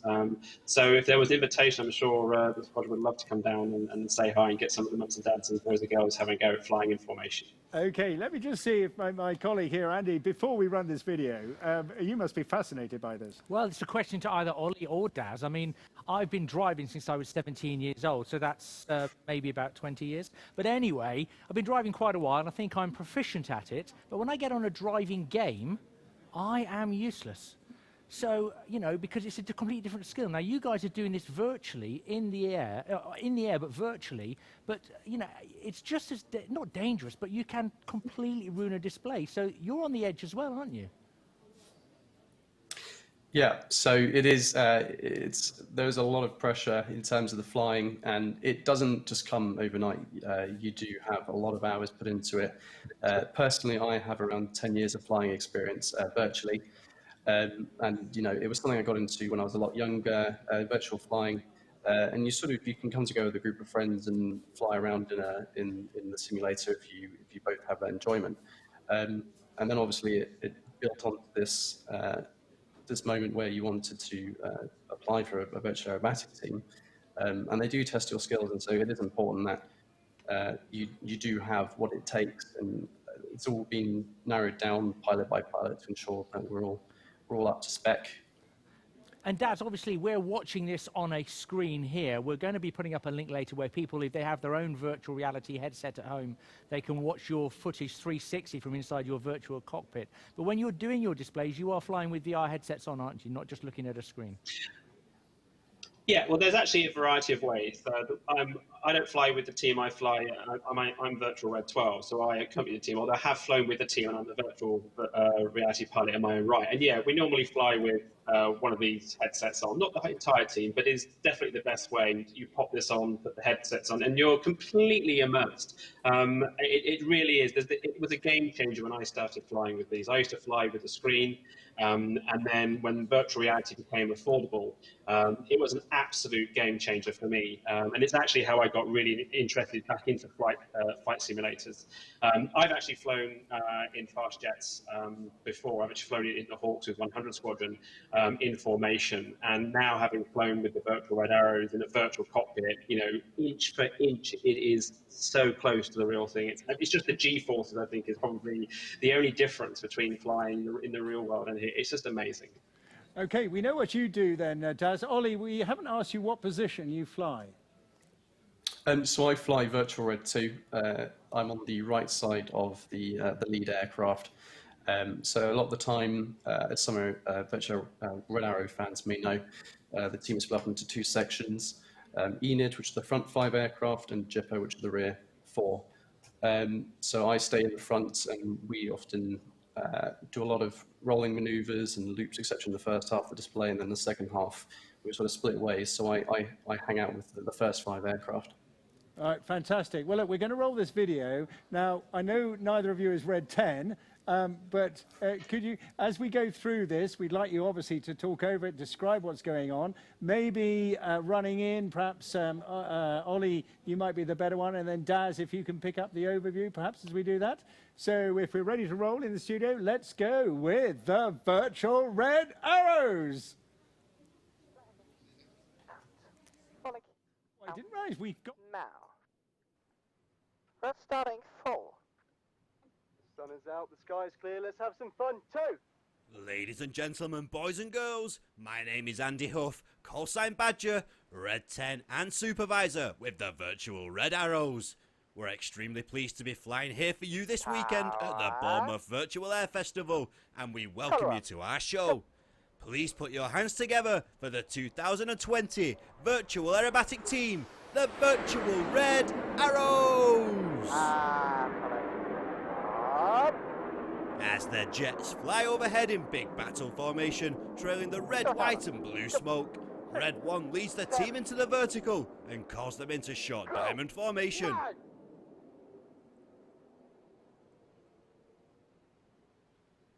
Smoke off! Go! Throttling back. The jets reaching 6,000 feet as they pull over the top of the loop. Leading the formation, we have Red 1, Peter Hovland, callsign Crow. Crow joined the VRA back in 2008, joining first as a right-wing pilot. He switched to Red 1 and has led the team since 2009. Peter from Norway is a 3D visualizations designer, and in his spare time, he enjoys guitar and video games. The Virtual Red Arrows was founded in 2005, and our show is tailored as close as possible to the Royal Air Force Red Arrow show routine as a mark of respect to all their dedication and unrivaled What we're skills. going to do, guys, because we weren't aware that we had the full commentary there. We were hoping that you would interchange. So we've got an opportunity now, while the commentary is going on, just to explain, and perhaps we go to you, Ollie, because you're now in your desk, surrounded by as much digital input, and of course an awful lot of bandwidth as well, I'm reckoning as well. Tell me what it feels like and how you're relating to other people in the virtual world. So it's very different. You're relying on each other a lot. There's a huge amount of camaraderie and teamwork throughout the display.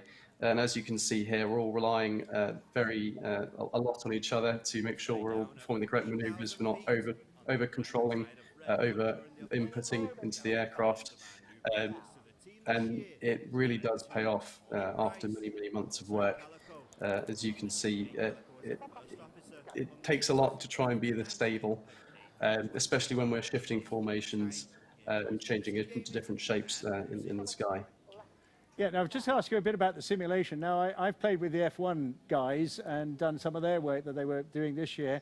Do you have a similar capsule surrounding you with the peripheral vision and everything as well? You don't? No, we don't. I'd like to say we have the budget for that, but we are, as Daz said earlier, we are located all over the world. Yeah. We have some people in Israel, Sweden, we've had members in France, all over Europe. So it's difficult to try and get everyone in the same place to train at the same time, and having a home-built cockpit would cost a lot of time and money, and not everyone has room for it, unfortunately. Yeah. But what we do have is a stick and throttle replica that we use, and we have those. Some people have mounts so that they can have them in the correct position as if they're flying in the aircraft themselves. But personally, I fly with it on my desk. I have a set of rudder pedals under my desk as well. And it gives you as close as you can get without being in the real thing or having a home-built cockpit as you can get to flying in the real thing.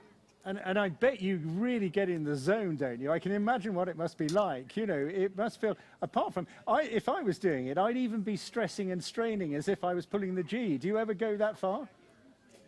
No, we don't go that far, but you can definitely, especially with the virtual reality headsets, as again Daz pointed out earlier, you get that immersion like no other. So you could have a computer monitor or screen in front of you and flying, and some of our team members do.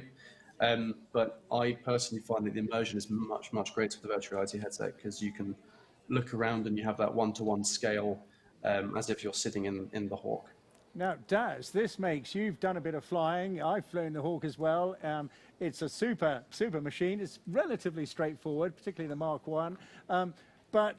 You know, this is an amazing way to get immersed. I mean, tell me more about really how you transfer your experience into what these guys are doing. Well, so I used to be in the Royal Air Force. I was a media officer, so I was fortunate enough to fly quite a variety of airplanes in that role, and occasionally, let's say, in the Hawk. I also was very lucky enough to occasionally work with the Red Arrows, the real Red Arrows.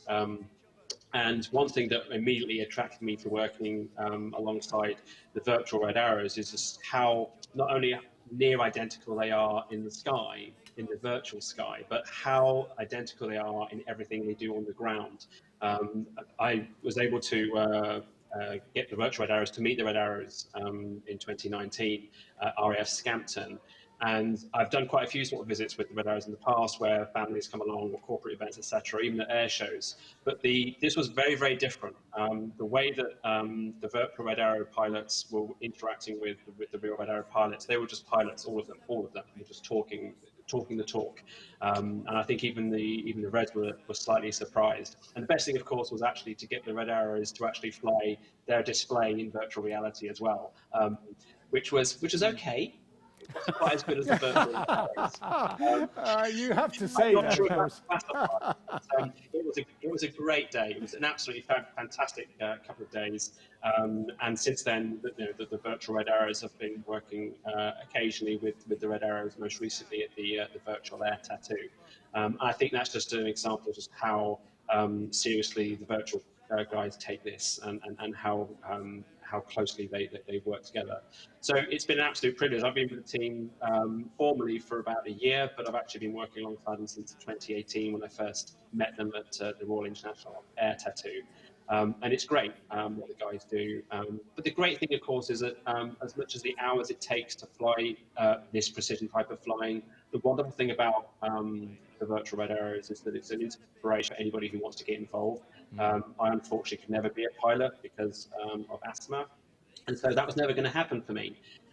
But now flying in virtual reality, that's something that I get to experience, and so does everybody else. And I think that's a real great inspiration when I watch the virtual red arrows, is that actually it's something that I could do, and I feel very proud and privileged to be working with the team. Well, you know, it's really, really impressive. We've been running the footage, so you can see there. And I just have to ask you, you put in some lovely touches. I know what you did for Riyadh, but you've identified this with Bournemouth. Who does that, those little special bits of artwork with the BAF logo there and the other surrounds, the sea? Who does all that artwork which embellishes each display? So we have a member in our team. A lot of the time and most of the work is done by our virtual Red 4, Bjorn Evans, call sign Shaggy. And he puts his heart and soul into the team. He does a fantastic work, as well as many other members of our team. And he spent a lot of time helping prepare the footage that you're seeing now, all along the pier and the emblem at the top right of the screen there. But he put in a lot of time into this, so we're all very, very thankful for him. Well, absolutely fantastic stuff. Now, Andy's going to join in just a second. We must sign off very shortly. But I'm just going to say, Daz, it was obvious you were a media man. I just wonder whether you've been asked to act as a double for Brad Pitt now and again. The similarity seems a little obvious. There may be another career for you there, I think. Yeah, I get that a lot. I do get that a lot. Brilliant. Okay, Andy. Yeah, I've just gone onto the website. We're going to get this on our website as well, bournemouthair.co.uk/virtual air. And here is the footage that you can see inside from this very display. And it's you can use, if you're on your phone, as you move around, then you will see inside the cockpit, and if you have a 360 device, a virtual reality headset, you'll see what these guys are seeing as well in 360 degrees in VR. So get on their website or our website and take part in that. I'm feeling a bit queasy just watching it. I'm disoriented already. I don't know about these guys. Queasy, but yeah, good stuff. We've got to wrap. Ollie and Daz, thank you so much indeed. Fascinating insight, and that display just looks stunning. We look forward to seeing you for Bournemouth for real. As soon as we can. Ladies and gentlemen, that was the virtual Red Arrows. We'll be right back after a short break.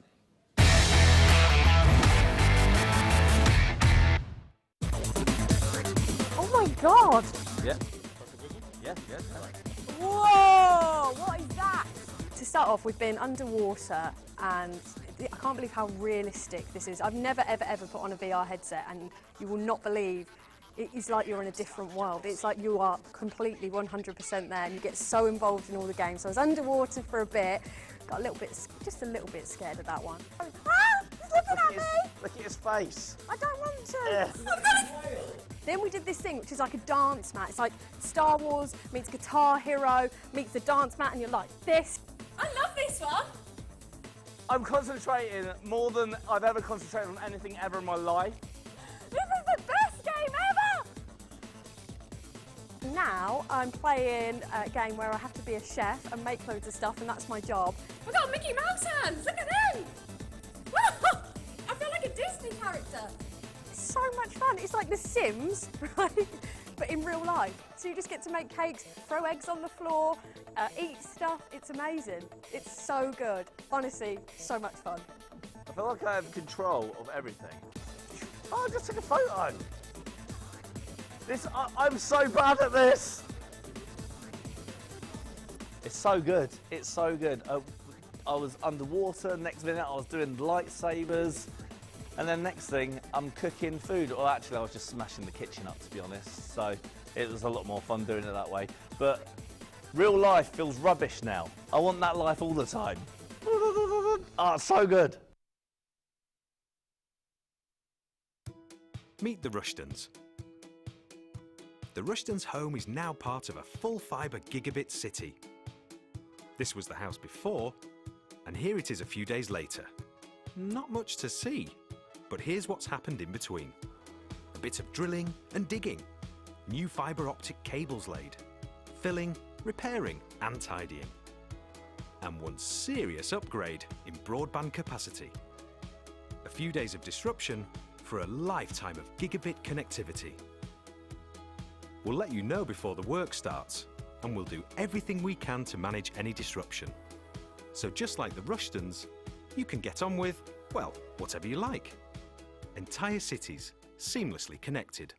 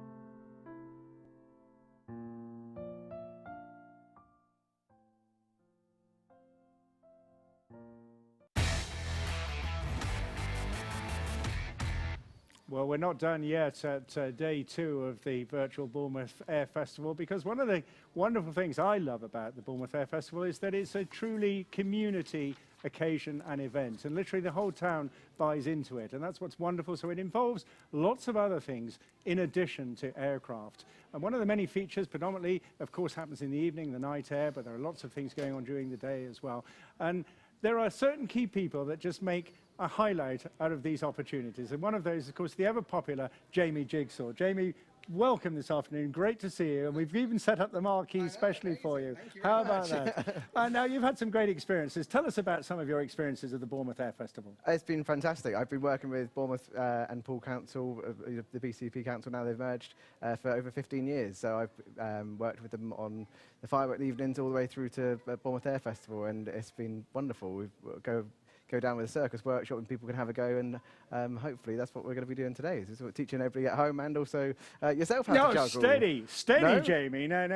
I mean, I'm good on aircraft, but I'm not so sure. Now, I can get disoriented very quickly, but doing tricks, I've got a much better player for you, and he's called Andy Marler, my wingman through this virtual. Andy, come on in. Come on in. That's supposed to be on a break here. Absolutely. Nice right. to meet you, Jamie. Jamie, you've got 2 minutes to teach him all the best tricks possible. Go for easy it. peasy. So we're going to learn how to juggle with 3 bean bags. Right. Learning anything new, we should always break it down into small steps. So you're not going to start off with 3, you're going to start off with just 1. So Right. grab your first bean bag.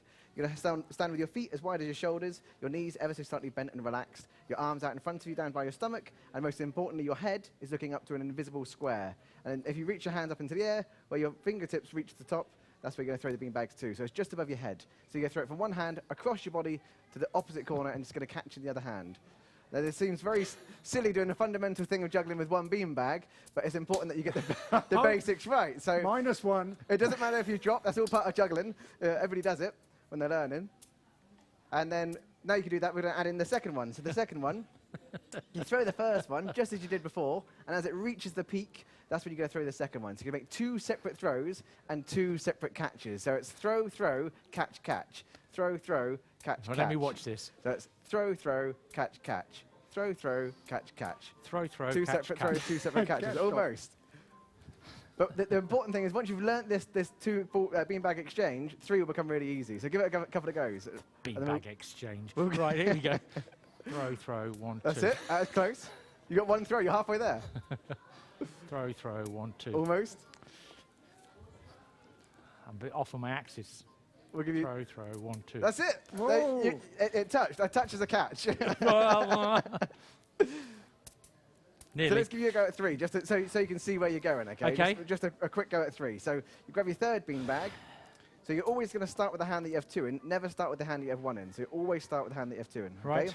So you're going to throw the first two just as you did before, and as that second one starts to come down and reaches its corner, that's when you go throw the third one. So it's 3 throws, 3 catches, all at the same height. 1, 2, 3. If you go above your head, it keeps it nice and slow. And it doesn't matter if you drop any of them, if you drop all of them, it doesn't matter. You're just aiming for throws for the most important part at the moment. The catches will come with practice. So you got 2 catches so far. The important thing is you don't do that. You don't do this. That's not juggling. That's actually cheating because you're just throwing it from one hand. You've got to throw from both. All right, you've got good eyesight there, Jamie. Right, okay, here we go. So throw, 1, throw, 2, throw. 3, yeah. Throw, no. Throw, throw, throw, throw. Well, I didn't throw that one up. Almost. So you got to get them out of your hands. So you just throw them in the air, get them out of your hands. Throw, throw, catch, catch, throw. Almost. Almost. But people can try this at home with rolled up socks. They can so if you get a pair of socks rolled up into like a ball, that's your kind of homemade juggling ball. So all jokes aside, Jamie, obviously I'm a bit old in the tooth for learning new skills. Don't laugh. But I'm guessing that this is picked up really quickly by the youngsters that have not ever done it before. Youngsters, and juggling is open for all ages, so Wow. it's really important that you kind of give new things a go, especially during lockdown when we had like all that time on our hands. You know, that was a great skill to pick up, and you can pick it up now. And some people kind of use it as a form of meditation as well, because if you're not focused, you can't do it. If you're thinking of something else, you know, you're not going to be able to do the catches. So it's a really good form of meditation as well. Okay. Let's give this a last go then. 3. Let's just give it a last go. Relax into it. I've been told in my ear, relax, relax. Here we go. Sorry. No, I can't do it. But very good instruction. But for a whistle-stop tour, that's pretty good going I so did far. 2. Yeah, I mean, yeah, two's a start, and once you've mastered 2, you're there. Thank you. Right, George, I'm going back to my tea and tiffin. Please do. Thank you. Yes, we'll try something else. Call me back for anything more embarrassing stuff. No, you must be good at something, Andy. We'll find out what it is during the next day. Jamie, fantastic. Thank you so much for joining us. Where can we find you if we want to book you? So it's my website, which is dorsetchildrensparty.co.uk, and also if you want to learn juggling at home as well, dorsetchildrensparty.co.uk/shop. I've got some juggling balls on there. You can go yourself at home. Fantastic. Well, it's just like working on the virtual air show at Bournemouth. Everything has been a bit of a juggle this, but we've had great fun. And we're going to do some incredible face painting very shortly, I think, and then finish off this afternoon with Brendan O'Brien and Otto. We'll be right back in just a few minutes.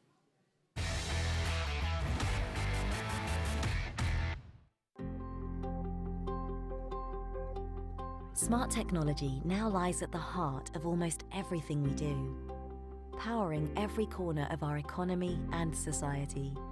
It's there when we're learning, meeting new people, sharing new experiences.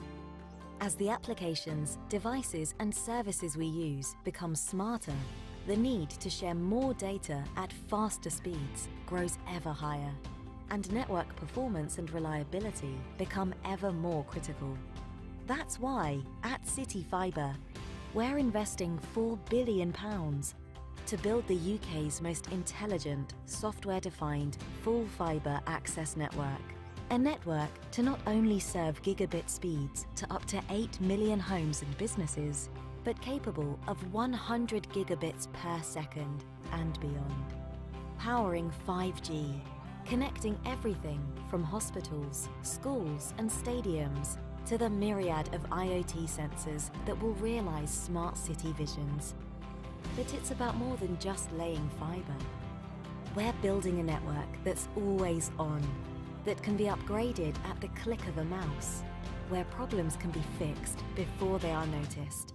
One that allows our partners to define and control their own services and deliver a superior customer experience at the lowest cost per bit, per mile, per service. A network that stands ready for whatever the future brings. City Fibre, networks designed for the digital age.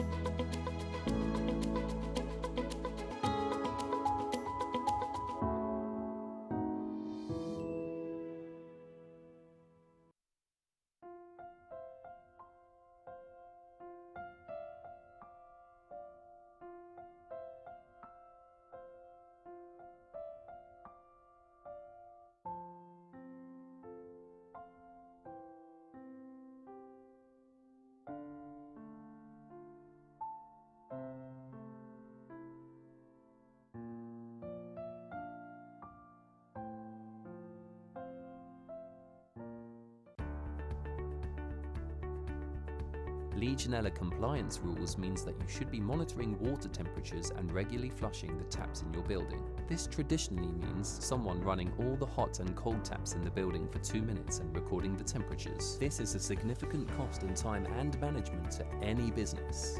In addition, the records must be stored for 5 years. Safe and secure compliance can supply an automatic flushing and temperature testing unit that can be dynamically controlled on our cloud-based smart building platform. This significantly reduces the costs associated with maintaining your business's Legionella risks and ensures that you remain safe and compliant. Our technology allows you to schedule your tests automatically and flush on demand, and automate your reporting. Lets you monitor all of your required water outlets in real time. Stores 5 years of historical data on an interactive platform. And provides real-time alarm notification if the temperature thresholds are exceeded. By using the safe and secure compliance Legionella monitoring solution, you remove the need for any manual work, remove any potential human errors, easily demonstrate compliance, meet all health and safety requirements, and avoid any potential Legionella infections. The system is smart, simple to install, and cost-effective. To maintain your business's regulatory compliance, get in touch on 03338 806 920 or email us on inquiries@safesecurecompliance.com. Safe and secure compliance. Your world smarter.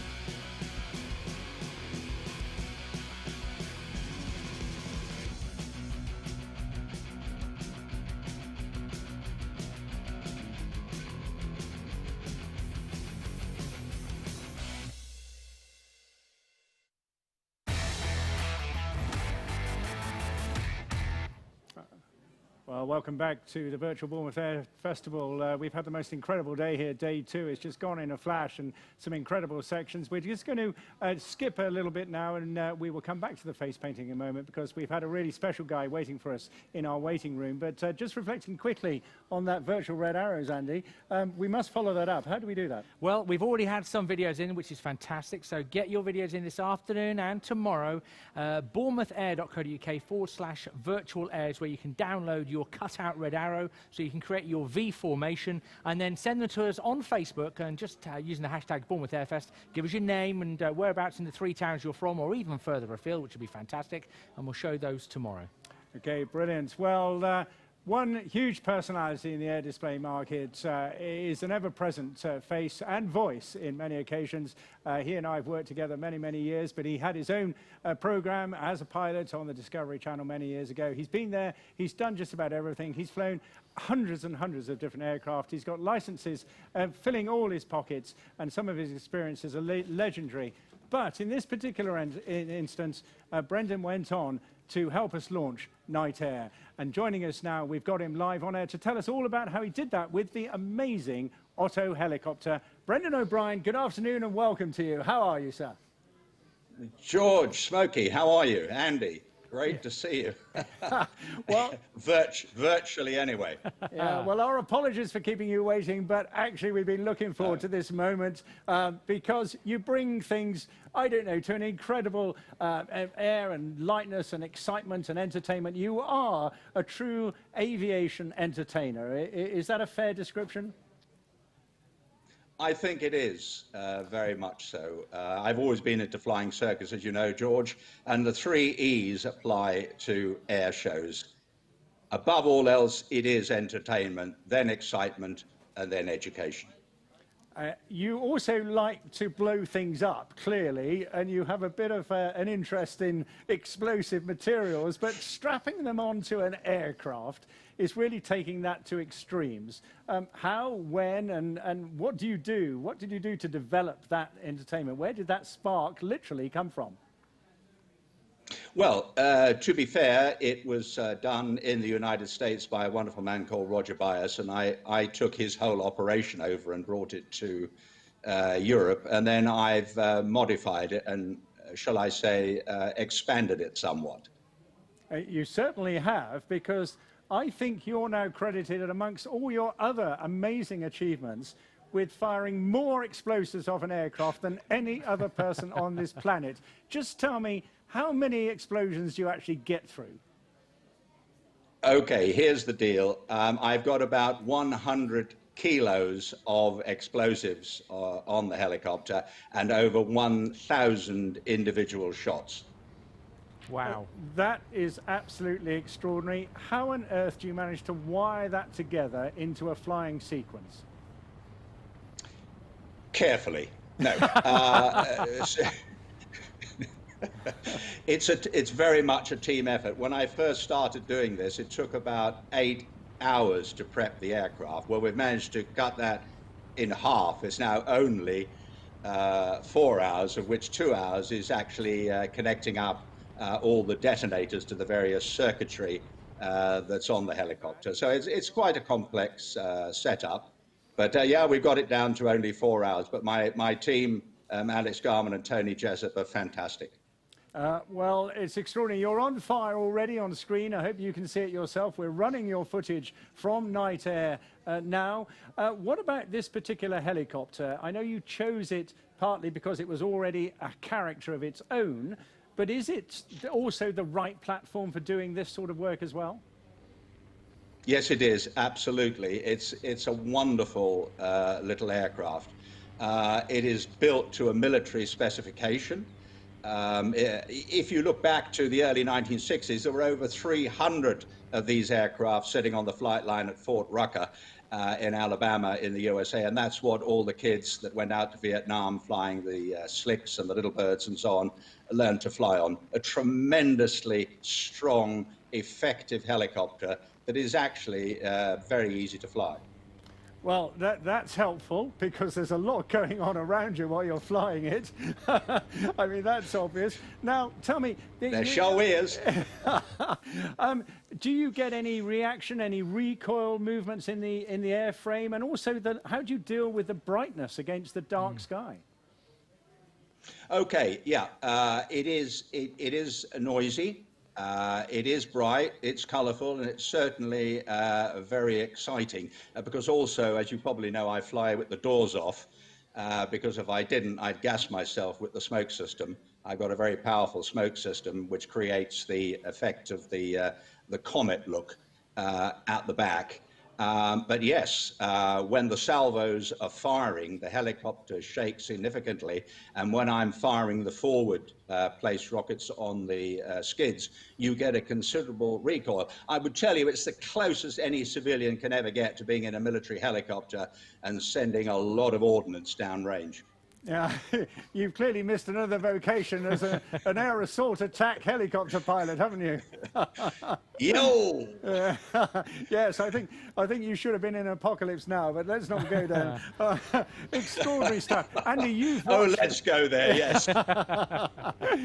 You've watched this for many years. Yeah, well. Brendan's always been a delight to watch, and, you know, it's really good, isn't it? And it does highlight, Brendan, you sort of helped all this come together as a festival, and particularly for Night Air, because for a normal air show, let's call it, at the end of the day, things end and people go home. But you kickstart it again in the evening, you know, lead us up to the fireworks that come off the pier. That must be an immense privilege for you as well. It is, and of course, one of the wonderful things about the Bournemouth Air Festival is that A, it's completely free, and it is the largest and most effective air show in the United Kingdom and probably in Europe for that matter. And I really, really do hope that next year we can get back to doing it literally live. Okay, I've got to ask you, we're going to have to wrap fairly soon, but what about the future? Where do you take this, you know, over the next 3 to 5 years? Oh, you had to ask him, didn't you, George? Okay, George, I am working on what might be my swan song. It's another show with another kind of helicopter, the like of which has not been seen before. It does involve, how shall I say, people, maybe even nubiles, but we shall see how it all spans out. Well, you've contributed a huge amount, Brendan, to everybody's pleasure and entertainment. I would normally ask you, inspiring young children, how did you get to where you are today? But I know there's a whole book behind that, not a statement. You are a living legend and inspiration to so many people, and I commend you for that. Thank you so much for joining us. Brendan O'Brien, ladies and gentlemen. Thank you, boys Brendan. and girls. And George, may I say what a tremendous job you and Andy and the whole Bournemouth team are doing. And I'd just like to say to everybody out there online, thank you for being here. Stay safe. And as ever, friends, happy days. Tally-ho! Yeehaw! Well, fantastic stuff. A wonderful character. I wish we could spend more time with him. Yeah. But actually, I mentioned we were going to do a bit of face painting. We're going to do that via a video link right now.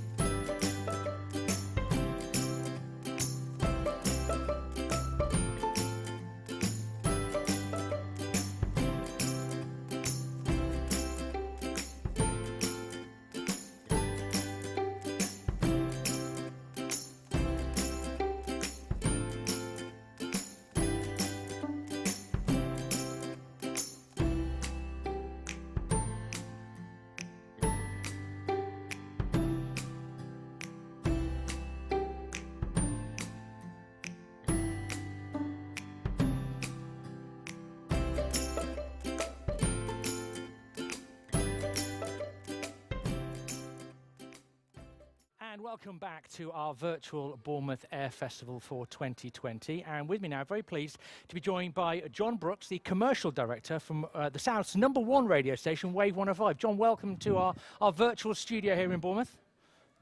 Hi, Andy. How are you? Yeah, very good. Good to see you, and thanks for joining us today. You've had a great involvement, haven't you, in the Air Festival, stretching back to 2012. Explain the rationale behind you guys getting involved in such a visual event. I think we'd always looked at the Air Festival as a great opportunity for us to partner with, and thankfully we were lucky enough to get involved, as you say, back in 2012. And the whole kind of conversation was kind of cemented, I guess, with our partnership through the whole night air idea, which kind of evolved out of that initial conversation. And we kind of managed to, speak to a lot of the record companies, and for them it was quite a unique opportunity. We want you to go and play on a beach in Bournemouth in front of, a few thousand people. So they jumped at the idea, and at the time we got Rizzle Kicks, who back then were topping the charts and were a very, very popular up-and-coming act. So it was a bit of a coup, really, for us to get them, and that kind of started the lineup for 2012 and the very first night air on the beach. And night air down on the beach as well, John. I mean, you say Rizzle Kicks there, but over the years you had some fantastic names, haven't you? Some really fantastic artists. We did. We managed to get many, many more acts over the sort of 5 years we did it. Like the likes of Travis came down, Newton Faulkner, Tony Hadley, Sigala, Callum Scott, Lisa Stansfield, Codaline, Scouting for Girls, and of course that 90s blue boy band that we had as well one year, which went down a storm with the crowd as well. So yeah, we've had quite a few over the years. Yeah. So let's go through a couple of highlights then. What are your highlights? Because obviously you've been there for each and every one. What are the highlights that you can recall for us now? So many. I mean, do you know what? This is an event as a radio station we really, really look forward to every year. And it's a pleasure to be part of it. Just from all of the audiences that are there, the amount of visitors that come down, and of course all the team behind it. You know, everybody's great. The visitors love it. Our listeners love it. So, you know, it's very difficult to pinpoint our highlights. I guess for me, seeing Rizzle Kicks come on to stage in 2012 for the first time was great, because that kind of was the very beginning and we'd made it happen and the crowd were going wild. So that's a memory that I remember. Tony Hadley, I mean, he didn't want to come off the stage. You know, he would have played till 1, 2 in the morning if we hadn't told him that there were restrictions on sound. But yeah, so many good memories. It's you know, it's difficult to pinpoint them, but those are just 3. And it's not just, of course, the music stages there. I mean, last year, you're reinventing this every single year. And last year, of course, you had Wave 105 at the movies. We did, yeah. We try and look at a different kind of offering every year, just to try and keep it fresh and move it on. And we've had our bars down there over the last 3 or 4 years. And last year, we wanted to come up with a concept that was a little bit more inclusive with our audience. So we went for the cinema, which was great. And I think that, again, was a wonderful moment, which just was completely coincidental, although we do tell people that we planned it. Right in the middle of the dogfight with Tom Cruise in Top Gun, which is the movie we were showing, as he was having this fight in the air, the Typhoon went up in the evening and started flying over the top. And it was just the most immersive cinema experience that I think we could have ever have wished for. And it just all came together at the right moment. So everybody there was just like, wow. And of course, we were saying, yeah, we've made this happen. We've made this happen. Another first for Wave 105. I had friends that went there, and it really was, they told me, a goosebumps moment. It was just awesome. So what are you going to do for 2021 then, John? I don't know. I mean, sadly, obviously, this year has had to be cancelled, and we had been talking about, you know, some different ideas and some plans, which of course, sadly got scuppered. But I think from our point of view, we'll be picking up conversations probably in the not so distant future about what we can do, how we can come back. And I think the general mood at this time next year, when hopefully COVID is behind us, will be that of a real celebration. And I think we need to reflect that in whatever offering that we come up with for next year. You know, give people an excuse to come down from all over the south and beyond, which is what they do, and celebrate with, you know, some great flying army and naval displays, and hopefully some fantastic music as well. John, thank you very much for your time, and can't wait till next year to see you guys doing what you do so well. Thank you very much. Thank you, Andy. Okay, John Brooks there from the South's Wave 105, and we'll be back very, very soon with more from our virtual Bournemouth Air Festival for 2020.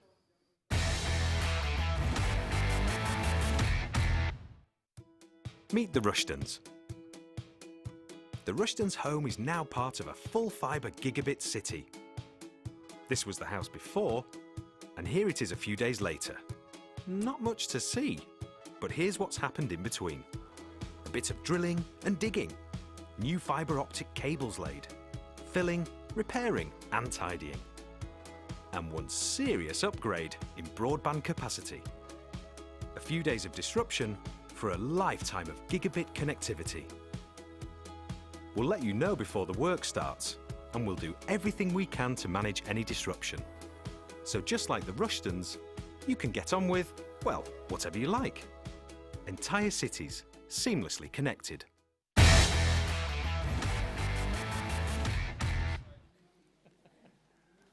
Well, I cannot believe we've got to the end of day 2 already, but we were just commenting and reflecting on the last hour of this virtual Bournemouth Air Festival and just saying it really, truly reflected what the Bournemouth Air Festival is, which was, yes, aircraft, but so much more as well. The value added is just fantastic, and all the community engagement of the fun and the families and trying different things in difficult times. And it was even your juggling, Andy, I thought was not a bad stat. Really. Do you know what I've already done? I've gone to a well-known online purchasing site, Amazon. I've bought some juggling balls. Why not give that a go? That's fun, isn't it? And that's what Bournemouth Air Festival is all about, isn't it? It's really fun. Absolutely right. Well, we're going to do the whole thing again tomorrow. We've got even more. If you thought today's footage was fantastic, we've got some really spectacular stuff. And we're kicking off tomorrow with the Daredevil Hour. If the names Paul Bonham and Steve Jones mean anything to you, then you know it is all about flying right on the edge of the envelope, taking it to extremes, Red Bull Air Racers, but they have also done some amazing, I don't like to use the word stunt in air display flying, but they have done one very, very spectacular stunt. And then, of course, you'll remember the Muscle biplane has featured hugely. Well, Richard Goodwin is a very, very tenacious guy, and he really wants to take that display into a totally different world, literally another world, using jet engines strapped to the side of the aircraft. Extraordinary stuff. What other things have we got coming up? Well, tomorrow we've got a whole section of vintage cars. As you know, it's the Bournemouth Air Festival. It's not just about the aeroplanes, is it? So we've got vintage cars tomorrow. Also some Lindy Hop dancing, so make sure you come with the right shoes, George. Apparently that's what they used to do in the old days. And to round off, cocktail making. Oh, epic. No show. I remember the early days when we were working together many years ago, 10 years ago, we had our daily, what about the swim? You better bring your If you bring your shorts, I'll bring my swims as well. But just taking another quick look, do you remember Misdemeanor, that beautifully painted Hunter jet flown by Jonathan Whaley? Yeah, gorgeous. Spectacular. Right, we're going to be chatting to him as well. Fantastic. And also, always popular, the Battle of Britain Memorial flight. I managed to collar Andy Priest online. He's the operations officer. We're chatting to him. So much more. Do join us. We've got lots more fun to add. And I hope we will be showing more and more of your particular inputs as well. But right now, I think, is that a wrap? Well, almost. I just want to remind everybody about getting your Red Arrow videos into us so we can put those on air tomorrow. Go to bournemouthair.co.uk/virtual air. Download the Red Arrow template. Put that onto your coat hanger. Get some foam from an old cushion around the house. And I can't read that at all. But you can pass it to me. It's fine. I've got long arms. Thank you. Thank you very much. And we start tomorrow at 12:30, so get your videos in this evening or tomorrow, and we'll get your virtual Red Arrow displays around your garden, around your bedrooms, it doesn't matter where, we'll get them on air tomorrow. Well, we've enjoyed coming into your homes, your iPhones, your iPads, whatever you've been watching us on, and I think we've just about wrapped for the day, so it's good night from me, good night from my friend Ern, and we're going to leave you with the most fabulous montage of all things non-aviation in the Bournemouth Air Festival virtually. Good night. See you tomorrow. Bye-bye.